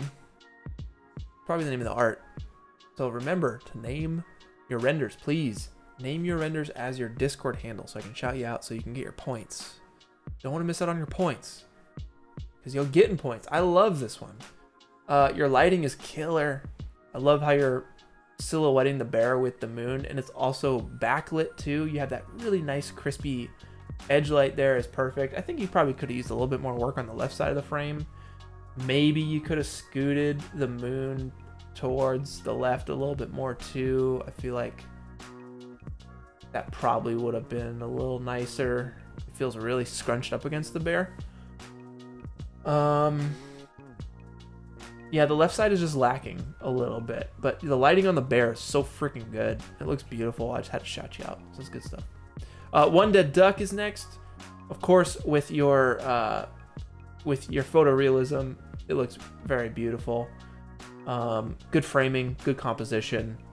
I like the way you lit it. You set it up so that it was actually like looked like it could feasibly happen, and good character work too. McCain is next. Yeah, I like your composition here. I think it's really cool. I'm a sucker for symmetrical kind of layouts. I think the TV white noise on the TV is pretty clever. So I think it's worthy of a shout out. We got Jonas J up next. This one's super cool. I love your render quality, film grain, of course, good stuff. Your composition is solid. Your lighting is pretty darn solid as well. The only thing that kind of threw me off here was it didn't feel too much like it followed the prompt of white. I was trying to figure out, like, is it the blanket? Yeah, I don't know. Maybe I'm missing something, but anyway, it's an honorable, man. Good honorable mention there for you. Who's next? Hamsog? Dude, your framing, your composition, your lighting, really nice. I love how you're using some fog behind the character to silhouette the horse. That's such a solid move. Of course, you got your bright white light on the right side, tentacles, or, you know, going up towards that. I feel like you maybe, I don't know, maybe could use like some lightning in the sky or something, or not lightning, but like you could have brightened up the midtones of the clouds on the left side a little more, or edge lit the building itself where the building meets the sky. It's like a little dark on the left side. Maybe you could hit them with like a brighter moonlight or something, just to pop them out. Maybe an edge light on the entire left terrain and the characters themselves, maybe. But yeah, I dig your colors, dig your composition, dig the idea. We have Festi Cadaver next. This one, I love the lighting. Really dig the lighting. I think it could be cropped a little bit from the bottom. You can crop the bottom off. I'm also missing some detail on the ground plane. This one feels like it's kind of low detail, but has an interesting filter on it. Like the background looks interesting. Your lighting is solid. That's what I really like about this. And your tones are really cool too. I dig the darkness of the hood. The Grim Reaper is the brightest point of the image, which is totally the case, or should be the case, because he or she is the subject, or it. I don't know if the Grim Reaper has a gender of any sort, but yeah, this one's cool. Eloy, we got you next with the honorable. Santorini, very good stuff. This one just felt like it was lacking some detail. You went in on an idea that had a lot of detail, and you started to go in on some detail on the left tower. I feel like if you're gonna go in on some detail on that tower, it feels like the whole thing needs detail now. So you probably could have simplified that left tower and kept it just like simple, and it would have felt like it would have fit a little bit more. Because yeah, it's like I need something. I need like people walking around here. I think it just needs to be filled out a little bit more.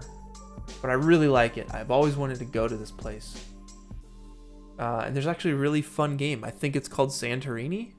It's a board game. It's like a stackable 3D chess kind of thing. It's super fun. And the art is beautiful. And this might be our second to last honorable. We have East Adam to shout out. This one also came close to winning. I feel like it was lacking a subject. It's a super solid render though. Like your photorealism is 10 out of 10. Your lighting is very nice too. Your textures are beautiful. Your materials are beautiful. And I think it's, you know, pretty good idea. Repainting the wall white. Yeah, I get it. Totally. But man, that photorealism is top notch. Good stuff. And finally, the last honorable for y'all is Casual Night. I love the idea. I don't know if you like, I don't know where you got this idea, if it came off the top of your dome or what, but I think it is incredible. There's a golden idea right here. Yeah, I think that's about all I have to say about that. Super solid. Congratulations to all you guys for winning the weekly challenge. For the honorable mentions, keep it up, please. This week's theme, I believe, is Swamp. So head on over to the Discord server. Link is in the description. And join us on the weekly challenge this week. Get your swamp renders popping off. But I have an image to tweak in Photoshop before I go. I promised you all that. So let's hop into it. All right, the image is done. Let's open up Photoshop and do a thing.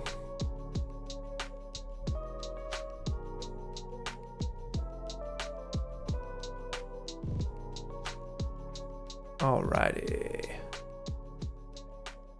So this is funny. This is actually the first iteration of the thumbnail that I put together. And I'm like, this doesn't feel like, this just feels like death. So I went with the thumb, as you guys saw. This was the first version of the thumbnail. Well, it's technically the second version of the thumbnail. This is what the thumbnail ended up being. It has the darker tones on it, which I really dig. And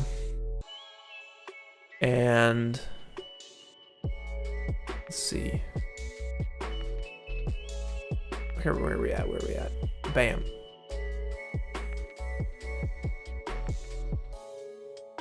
And this is what we got. We open up that Z-depth as well. Yo, okay, so this is the thing. I don't know how to extract Z-depth stuff in Photoshop. I know there is a plugin which was on my old computer which would let me do it, but I don't have it on this computer, so maybe we just don't do that. Pardon me. All right, let's do, we don't need all these bits because I don't even think I can go into Camera Raw with 32 bits. Let me see. Control Shift A.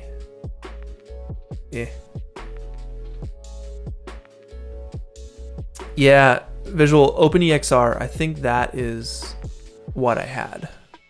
Thanks for that. Because I forgot what it was called. Let's go to mode and change it to 16-bit. Control Shift A will bring us into Camera Raw, where I like to do my stuff. And you know what? Here, before we do that, let me right click and convert to a smart object. That way we aren't baking in any sort of stuff. All right, let's hit up our curves, yeah. Double click to reset that. Yeah, that's nice.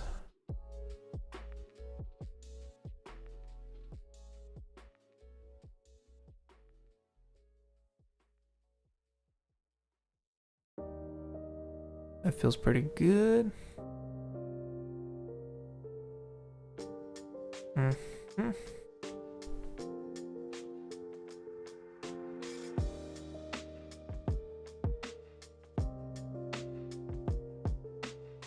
And I'm just trying to bring out the difference between the shadows and the highlights to really just shape this fish.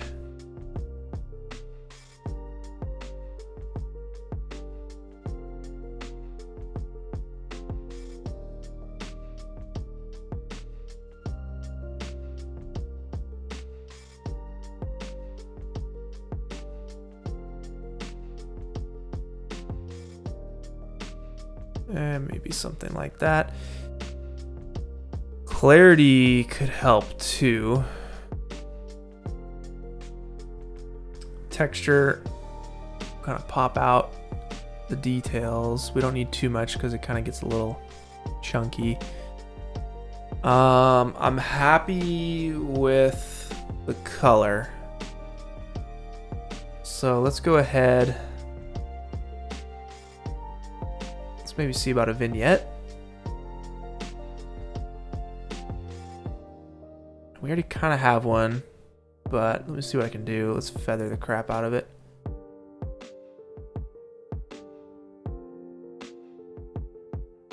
I don't know if it needs it. Yeah, I honestly don't think it needs it.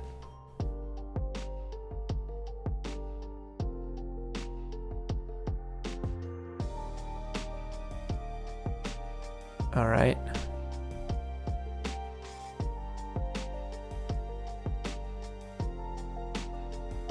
So there's the difference with our edits. We just punched it up. And I would love to add some film grain to it, of course, y'all know. So I'm gonna open up. I just got this from Google. Overlays. I got two kinds. Is it really that small? Shoot. Hold on, let me redo this.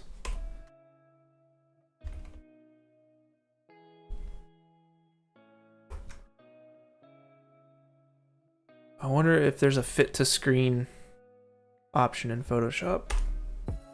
There's gotta be. Right click. No.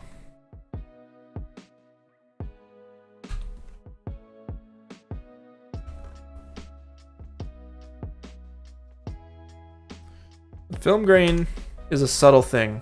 You don't want to go too hard on it. Set it to overlay. Both of these to overlay. That brightens it up. I don't like that. This does the job.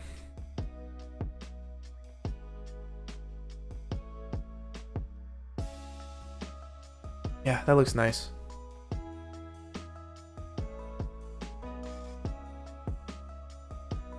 And let's flip it so it's brighter up towards the top. That's funny. This actually looks like some caustics in the film grain. That's perfect.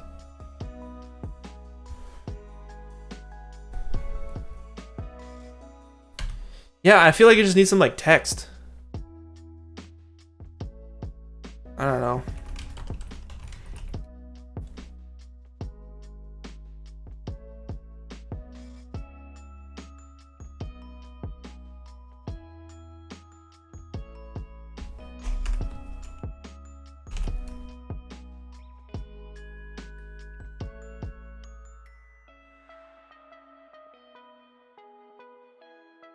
Who knows?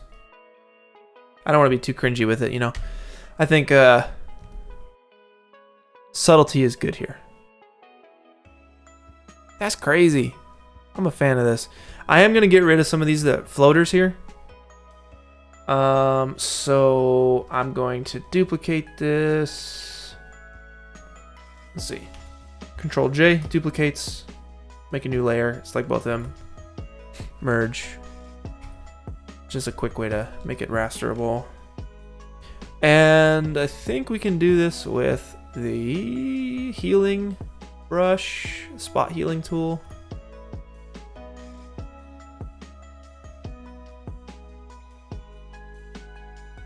Yeah, just get rid of these like floaters.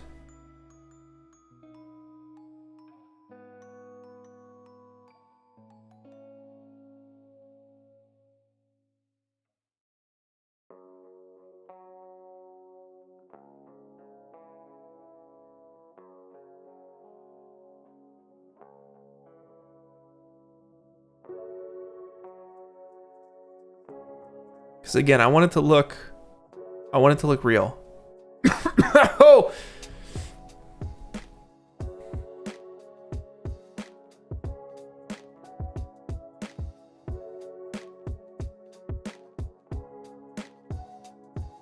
Yeah. Yeah, we're gonna clean up that eye. I think that's all the floaters that I see. Let's get the eye popping off.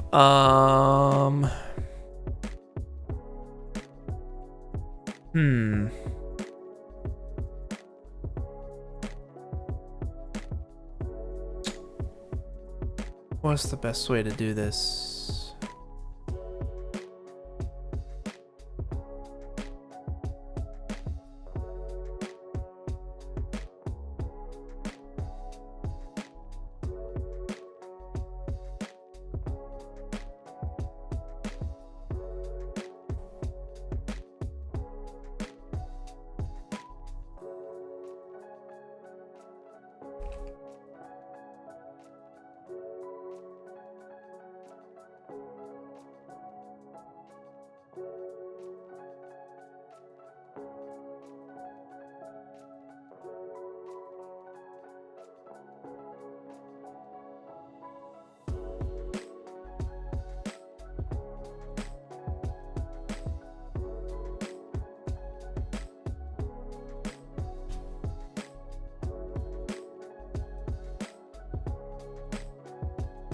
And then I think I can do potentially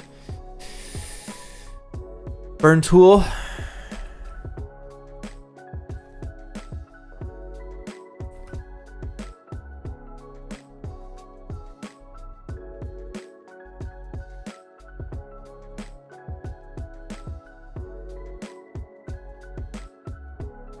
Or I wonder,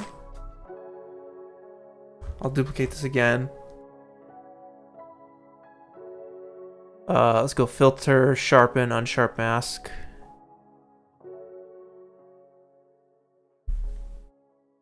We'll make a, what is this called? A layer mask. We'll make a layer mask. With the layer mask selected, we'll hit Control I. So it takes it off completely. We'll choose a white brush and just paint it on. That looks like garbage. All right, let's try another method.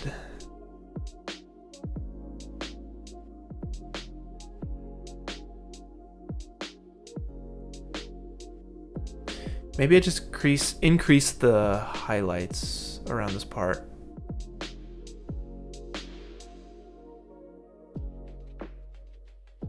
Dodge tool highlights. Yeah. Midtones? Because what we need to do is essentially make this blue part darker.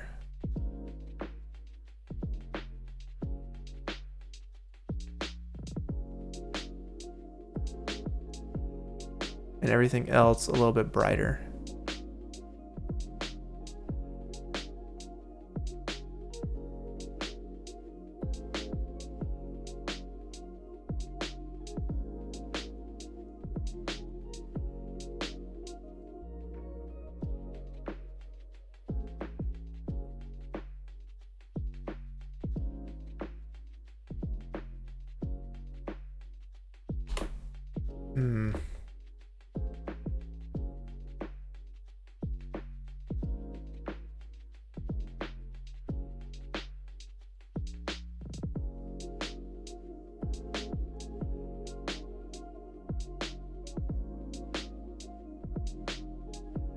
I don't know, it's not bad.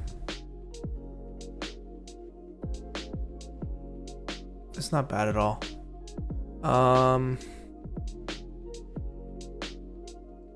We really wanted to get in there. I mean, just do it right. It's pen tool time.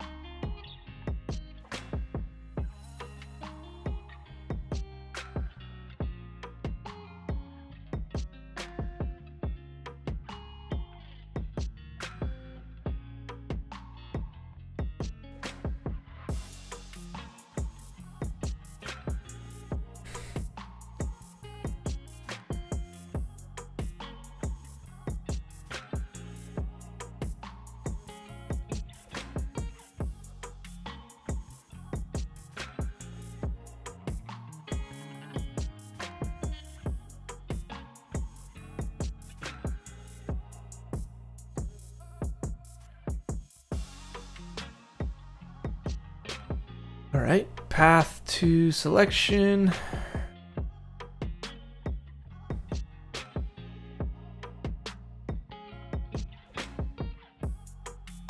Let's do a test while we're at it. So, bam, there's my selection here. And we can darken this image.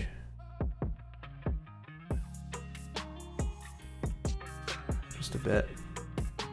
All right, so here's the other test. Here's the other test. The other test is to duplicate it. Let's delete that mask. It's still dark, okay.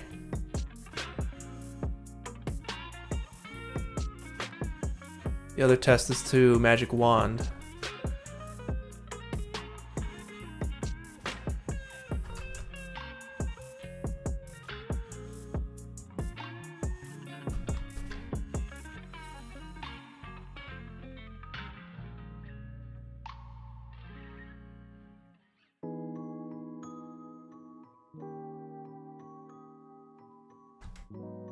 I guess minus that piece. You can probably just touch it up a little bit.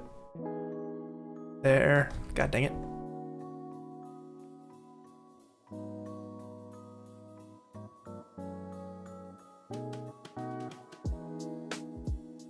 And we do the same.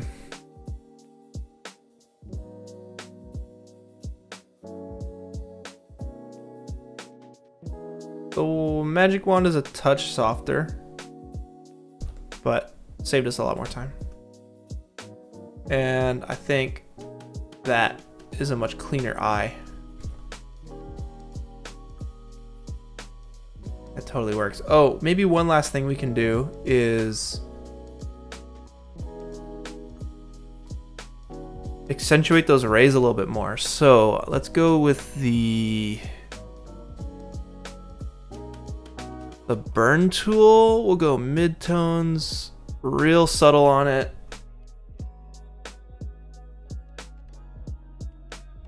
Oh, I just realized too. Shoot, I just realized.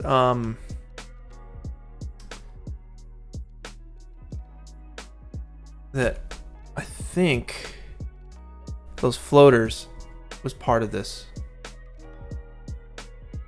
Dang it, and I baked it. Ah, that's why you don't bake stuff. Okay.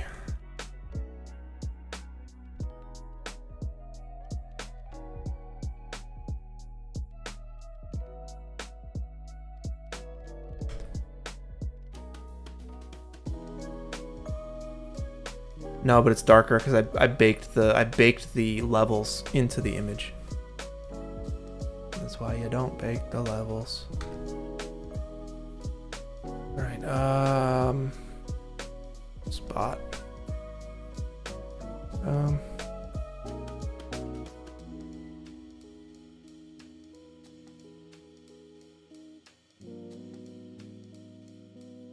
Man, this looks so awesome.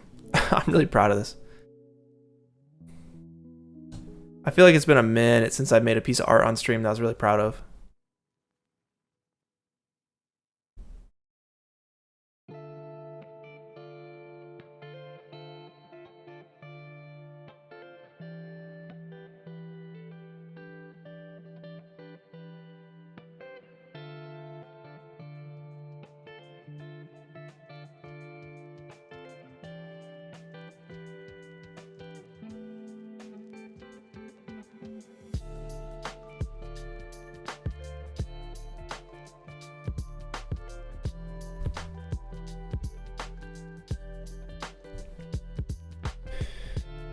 Okay, and then we use a black brush and erase this eye part.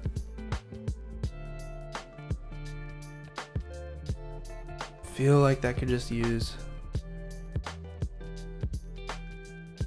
a little less. Just pretty subtle there. Yeah. And finally, let's go ahead and bring out these rays a little bit more. All right, burn tool, pretty large. And I wonder if this will work if I go to image, select subject. This is when that Z-depth mask would be great, honestly.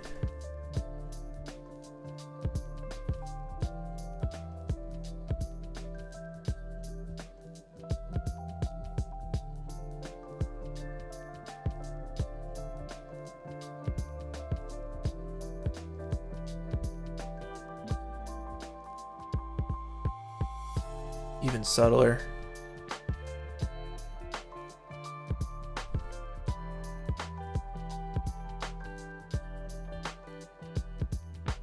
And then let's go to the dodge tool and hit those midtones.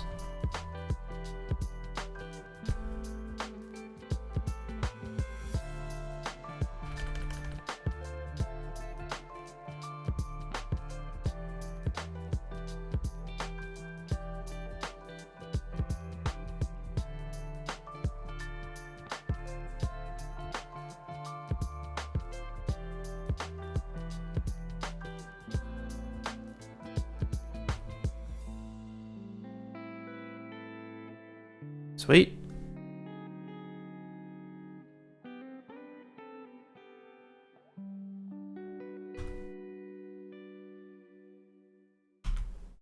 Very, very nice. I like that a lot.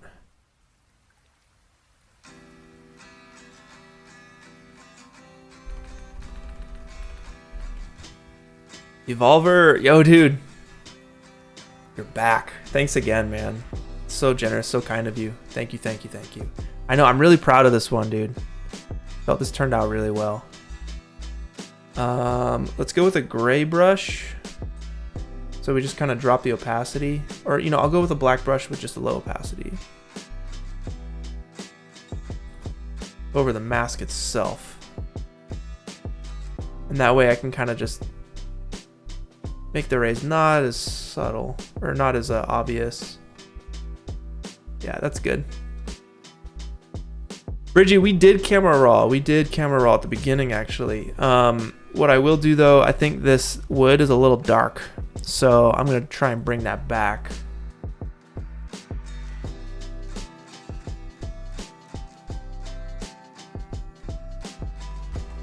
Let me duplicate that, hop in to the camera raw.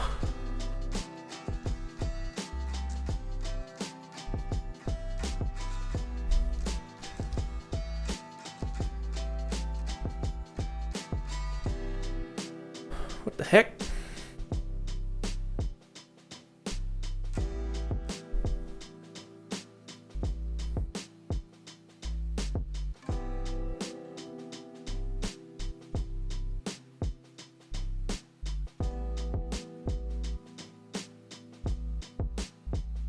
There we go.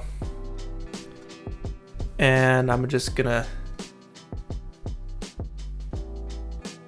let's see, how how do we want to do this? Yes, we want those on, but we want to do layer mask and we want to invert it.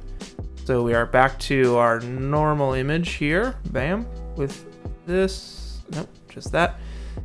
And I want to just paint on the shadow. So I'll go with a real light brush, very soft brush, low opacity. Make it a white brush because we're painting a mask down here. It's really small, but I have this black mask selected, so I want to paint white to see through it. And it's a low opacity white brush. All right, way too subtle. All right, I'm not seeing it because of one of these guys. We'll get there.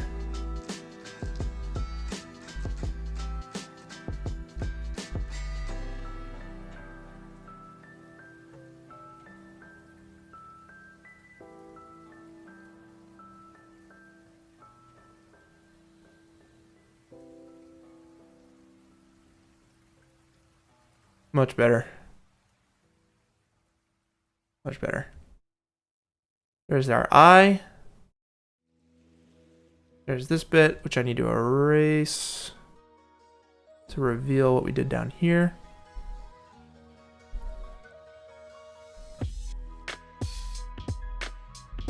That's about done.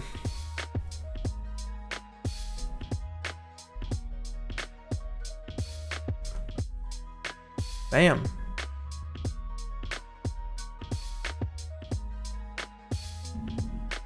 Sweet. I'm happy with that. I'm very happy with that.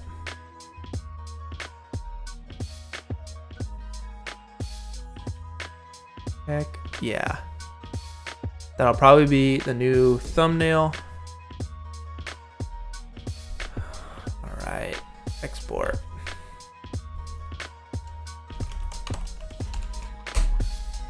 Boom. And we're done. We are done, y'all. Thank you guys. Thank you for joining me. That was fun. I can't wait to take this idea and like keep doing stuff with it. I think there's a whole lot of stuff to do. Different animals. I had that whale at the beginning of the stream. I know I want to get that up and going. But we did it. Yeah, we made a fish. It looks like a fish, and you can actually see that it's made of plastic. Single-use plastics. So y'all, if you guys want to know a little bit more about recycling and how to keep trash out of the ocean, if that matters to y'all, or if you're just curious about it, I did link that book that I told y'all about at the beginning of the stream. It's in the description. It's called Can I Recycle This? And it blew my mind. This is not a sponsored stream. This is just me being me, all right? It blew my mind. I learned a whole lot about recycling. I didn't know most of what I read in that book. It was super cool to read, and I feel better off now. Yeah, get a water bottle, buy stuff, and reuse stuff that you find yourself going through constantly, and you know, no more of this stuff. You can just hold this stuff at the restaurant when they try and give it to you when you're ordering takeout. What else? I'm not trying to preach too hard. But it is something that I've started to get passionate about pretty recently in the last like 6 months or so. Thanks for joining me, y'all. I hope you guys learned some stuff, both about recycling and about 3D. I was really happy with this art. I think it turned out well. I'll chill with y'all for another 5 minutes or so and hang out, answer any questions you guys might have. That was a good one. Tinum, thank you. I'm really happy with the end result as well. I think it turned out really nice.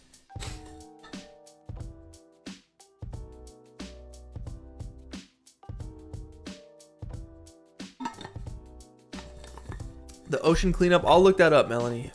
Never heard of that before. I will take a look into that. Thank you very much.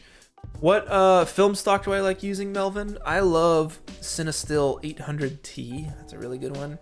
Their black and white 50D is good as well. Portra 400 is a classic. T-Max, I believe T-Max 400 is a really nice black and white contrasty stock. So that's a good one.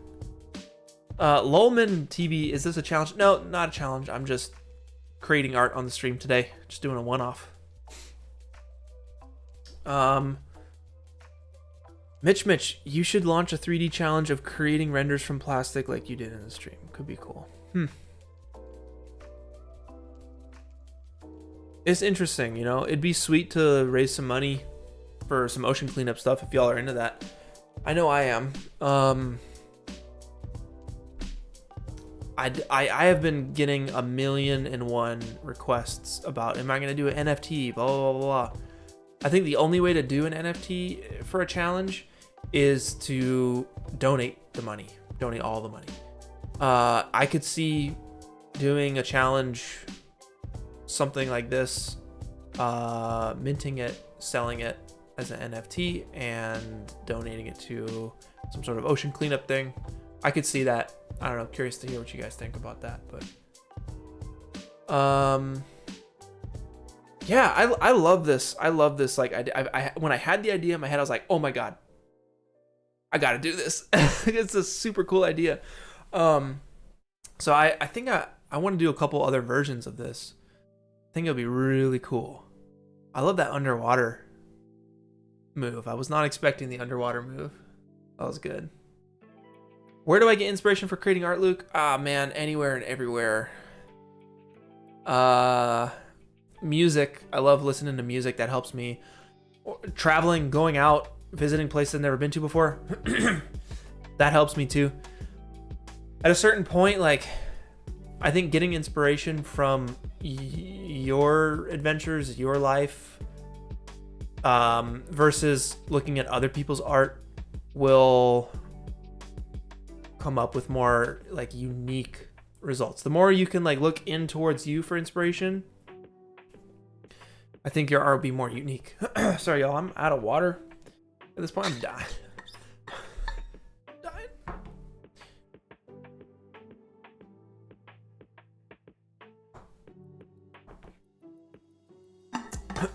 Lucas, thank you, my friend. Freaking very generous of you guys. I'm getting a pizza after this, son. I'm gonna get a pizza. My favorite pizza of all time. I'm going there. Thank you guys. Thank you for the pizza money. Much appreciated. Much appreciated. It also helps me pay my boy Soda Monte on the other line, on the other end of this. He's helping switch up the stream. Yeah. He's working the stream. So we get our boy Soda Monte paid as well. So I really appreciate that. I know Soda does too. Thank you guys. When am I going to Europe the next time? Oh my god, I would love to go back to Europe. I don't know, this year? Who knows? I wanna get there for real. I miss traveling so much, my goodness.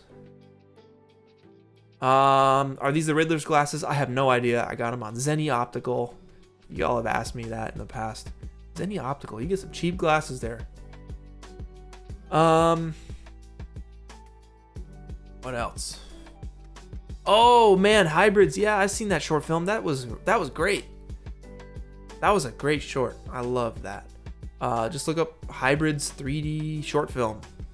It was good stuff. Very good stuff. Very much in line with what we're doing right now, actually. Italy's waiting for me. Oh, I want to go so bad. I want to visit so bad.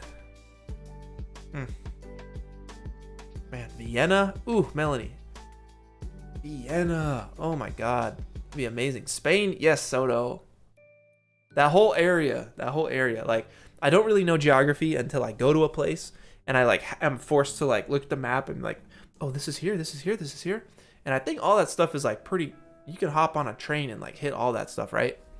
Maybe I'm just making stuff up, but that would be sweet. What else, y'all? Any other questions before I bounce, before I get a pizza? That pizza. Thanks, Big Ben. I'm glad you enjoyed the stream. I'm glad you enjoyed the art. I know I had a great time making it. It was fun making this with you guys. Super cool. Oh, bone conduction. Don't get me started on those bone conduction headphones. They're the best. All right, is it a useful gadget? It's the best gadget. Yeah, these guys. Bam. We ain't sponsored. This is not a sponsored stream, but I will go to the grave with these. These are the Aftershokz Aero Pex bone conduction open ear headphones. They basically add a soundtrack to your life. You're able to hear other things. It's just like walking, going about life. Oh, but there's music in my brain. That is the weirdest thing ever. Sometimes you forget you're wearing them. They are the best. Yeah, really good for hikes. Good for anything really. Good for anything. What are the best pizza toppings? My dude. Well, the place I've been going to, they have a pizza from not every country, but like all 20 of their pizzas are from like a different country. So they have like a tikka masala pizza. There's no pepperoni on that thing. All right, but if I'm just talking like classic pizza, give me some pepperoni, give me some basil, and give me some oregano, give me some crushed red pepper or some jalapeno. What else is good on a pizza? Tikka masala pizza. Pineapple. I used to be like, yo, get that pineapple off of my pizza, but I think I've been converted recently. Ham can stay away. I'm not a ham guy. I'll do some pepperoni and pineapple. That I'll get down with for sure. Prosciutto, down. Yeah, absolutely. Pepperoni S tier. Yeah, like a cheese pizza. I don't got the time. Give me something a little bit more. Garlic powder? Yo, how about just straight up garlic cloves?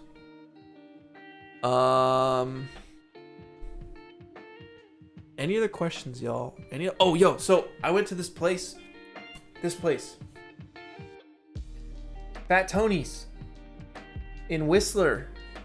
When I went to Whistler over to Christmas break last year. Go to Fat Tony's. If you're in Whistler, go to Fat Tony's. Oh my God. That pizza was insane. They had so my fiance, she basically on a vegan diet, basically. Best vegan pizza she's ever had. Also, they put sesame seeds like on their crust. So when you get to the crust, forget that cheese-filled crust. Nah, I like a little thin crust, okay? But a little something, they threw sesame seeds on there. Oh my God, it was so good. I think they had a butter chicken pizza too. Get yourself to Fat Tony's. If you're in Whistler, Canada, Vancouver, go to Fat Tony's. They're insane. Salmon pizza with sour cream. Ugh. I'm sorry. Sorry, but that sounds rough, Melanie. Ugh. Monkfish pizza toppings. Yo, okay. Tiger Demon, you mentioned Korean food. Okay, this place I'm talking about, they have whatchamacallit, a bulgogi pizza. It's like I think it's bulgogi pizza. It's amazing. Oh my God, it's amazing. So good. You thought I was standing? Yeah, no, I'm in a chair. I'm in a big old chair. Ah. All right, what else, y'all? Hit me some questions. Which program should I learn first? Maxon, Cinema 4D, or Unreal Engine? You want to learn? I'd say, to be honest, man, oof. Unreal is Unreal's steep. Unreal. I look tiny. Hold on, let me lower this. Oh. That's better. Unreal is a steep program, okay? I'm not trying to scare you or anything, but it's deep. If you're trying to learn Unreal, check out Winbush, check out William Fauché. All right, both of those guys, the best. If you're trying to learn Cinema 4D, I learned through iDesign, EJ over at iDesign. I learned through Grayscale Gorilla. Those were the guys for me. And then of course, yeah, you got Blender. Blender's free. Blender Guru. What are some other good Blender tutorials? Blender Guru is like the only one I can think of off the top of my head, but there's more out there. CG Matter, CG Geek. Thank you, Sotomonte. Appreciate. I got him in my ear. He's here. He's here to stay. Yeah, Evolver, I agree with you. Learn general skills first. Like, I think you should learn how to 3D model. You should learn to texture. You should learn to light. You should learn to work your camera, all that kind of stuff. Learn your basics, and then go from there. I think it's solid. Oh yeah, Ian Hubert, of course. He's got the speedy tutorials. I think this is a little bit more intermediate style. Oh yeah, Peter France too. Peter France has some good Blender tutorials. That guy's a freaking genius. Hey, Tiger Demon, good to know. Composition and lighting are your biggest flaws. I'd say composition and lighting makes a render, to be honest with you. You can have bad everything else, but if the composition and the lighting is solid, you're gonna have some sick stuff for sure. So it's good you know what your weaknesses are, so that you can work on them. Have I ever used 3ds Max? Yes, I used 3ds Max for 6 years. I started in C4D in R10 about 12 years ago. I switched to 3ds Max because all the tutorials were for 3ds Max, and I was like pissed. I was like, why? There are no C4D tutorials. So I switched to 3ds Max for 6 years because that's what Sam and Nico were using. That's what Freddie and Brandon were using. And then, yeah, 4 years ago, switched back to C4D. So yeah, 3ds Max is tough. It's like opening, I don't know, it's like opening like a doctor's program. There's just like, it's the blandest program. The tiniest little square buttons with the tiny text in it. I'm like, god dang. But we made it work for 6 years. And it wasn't bad. Nah, it like transitioning from one program to another, if you're like for real about it, you're like, you know what, I'm not going to use this anymore, I'm going to use this. It'd probably just take a couple weeks, to be honest. You hit your tutorials, learn how to navigate, learn where your stuff is. It's like you just moved your house and all your stuff is in different drawers, different rooms. So once you can find it and remember where everything is, then it'll be a pretty easy switch, you know?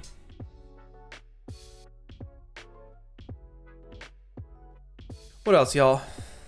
What else?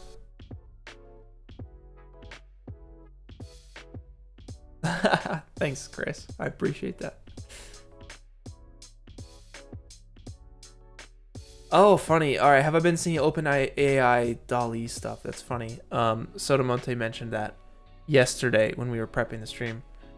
Yeah, super cool. I've been messing with this program called Conjure, and it's been incredible.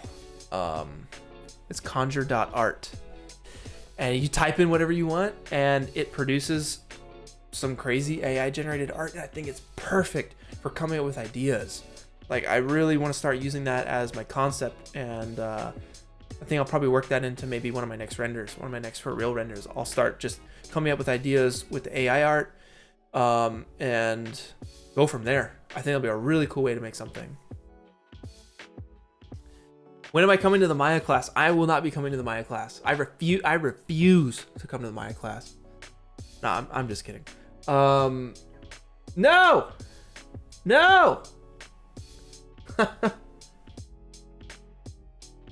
It's time to go, I guess. I don't know. What's up, y'all? My camera's overheating, y'all. It's time to go. No, I'm not trying to learn Maya. I'm trying to learn Unreal Engine. I'll try and get better at C4D. I got that modeling course I'm working on. And then I want to learn Substance Painter. Yeah. But y'all, I'm gonna get that pizza. I'll see you guys later. Thank you so much for stopping by. It was a good stream. It was nice hanging out with you guys. Thank you all for the super chats. Evolver, I love you, dude. Thank you. And there was one other, I mean, all you guys. I can't pick and choose. Y'all are beautiful. Everyone's beautiful. All right, guys. I'm just like rambling at this point. I'll see you later. Peace out. See you next week. Next week. Doing a stream next week. I love this. Is just a talking fish. Hold on. Can we do this right now? I'm just gonna try and do this right now. This is so stupid. This is gonna be so stupid.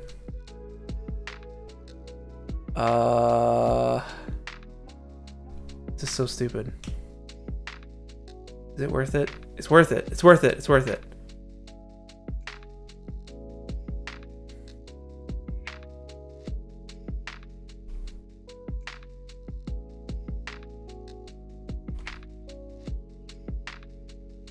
So dumb. All right, so next week, I'm doing a live stream. I'm gonna use the looking glass portrait, and I'm gonna make a piece of art in C4D or Unreal. I'm gonna be joined by a guest potentially, and we're gonna make a cool little looking glass portrait thing and pop it onto the looking glass, and hopefully you guys can download it at the end of the stream if you guys have a looking glass. Other than that,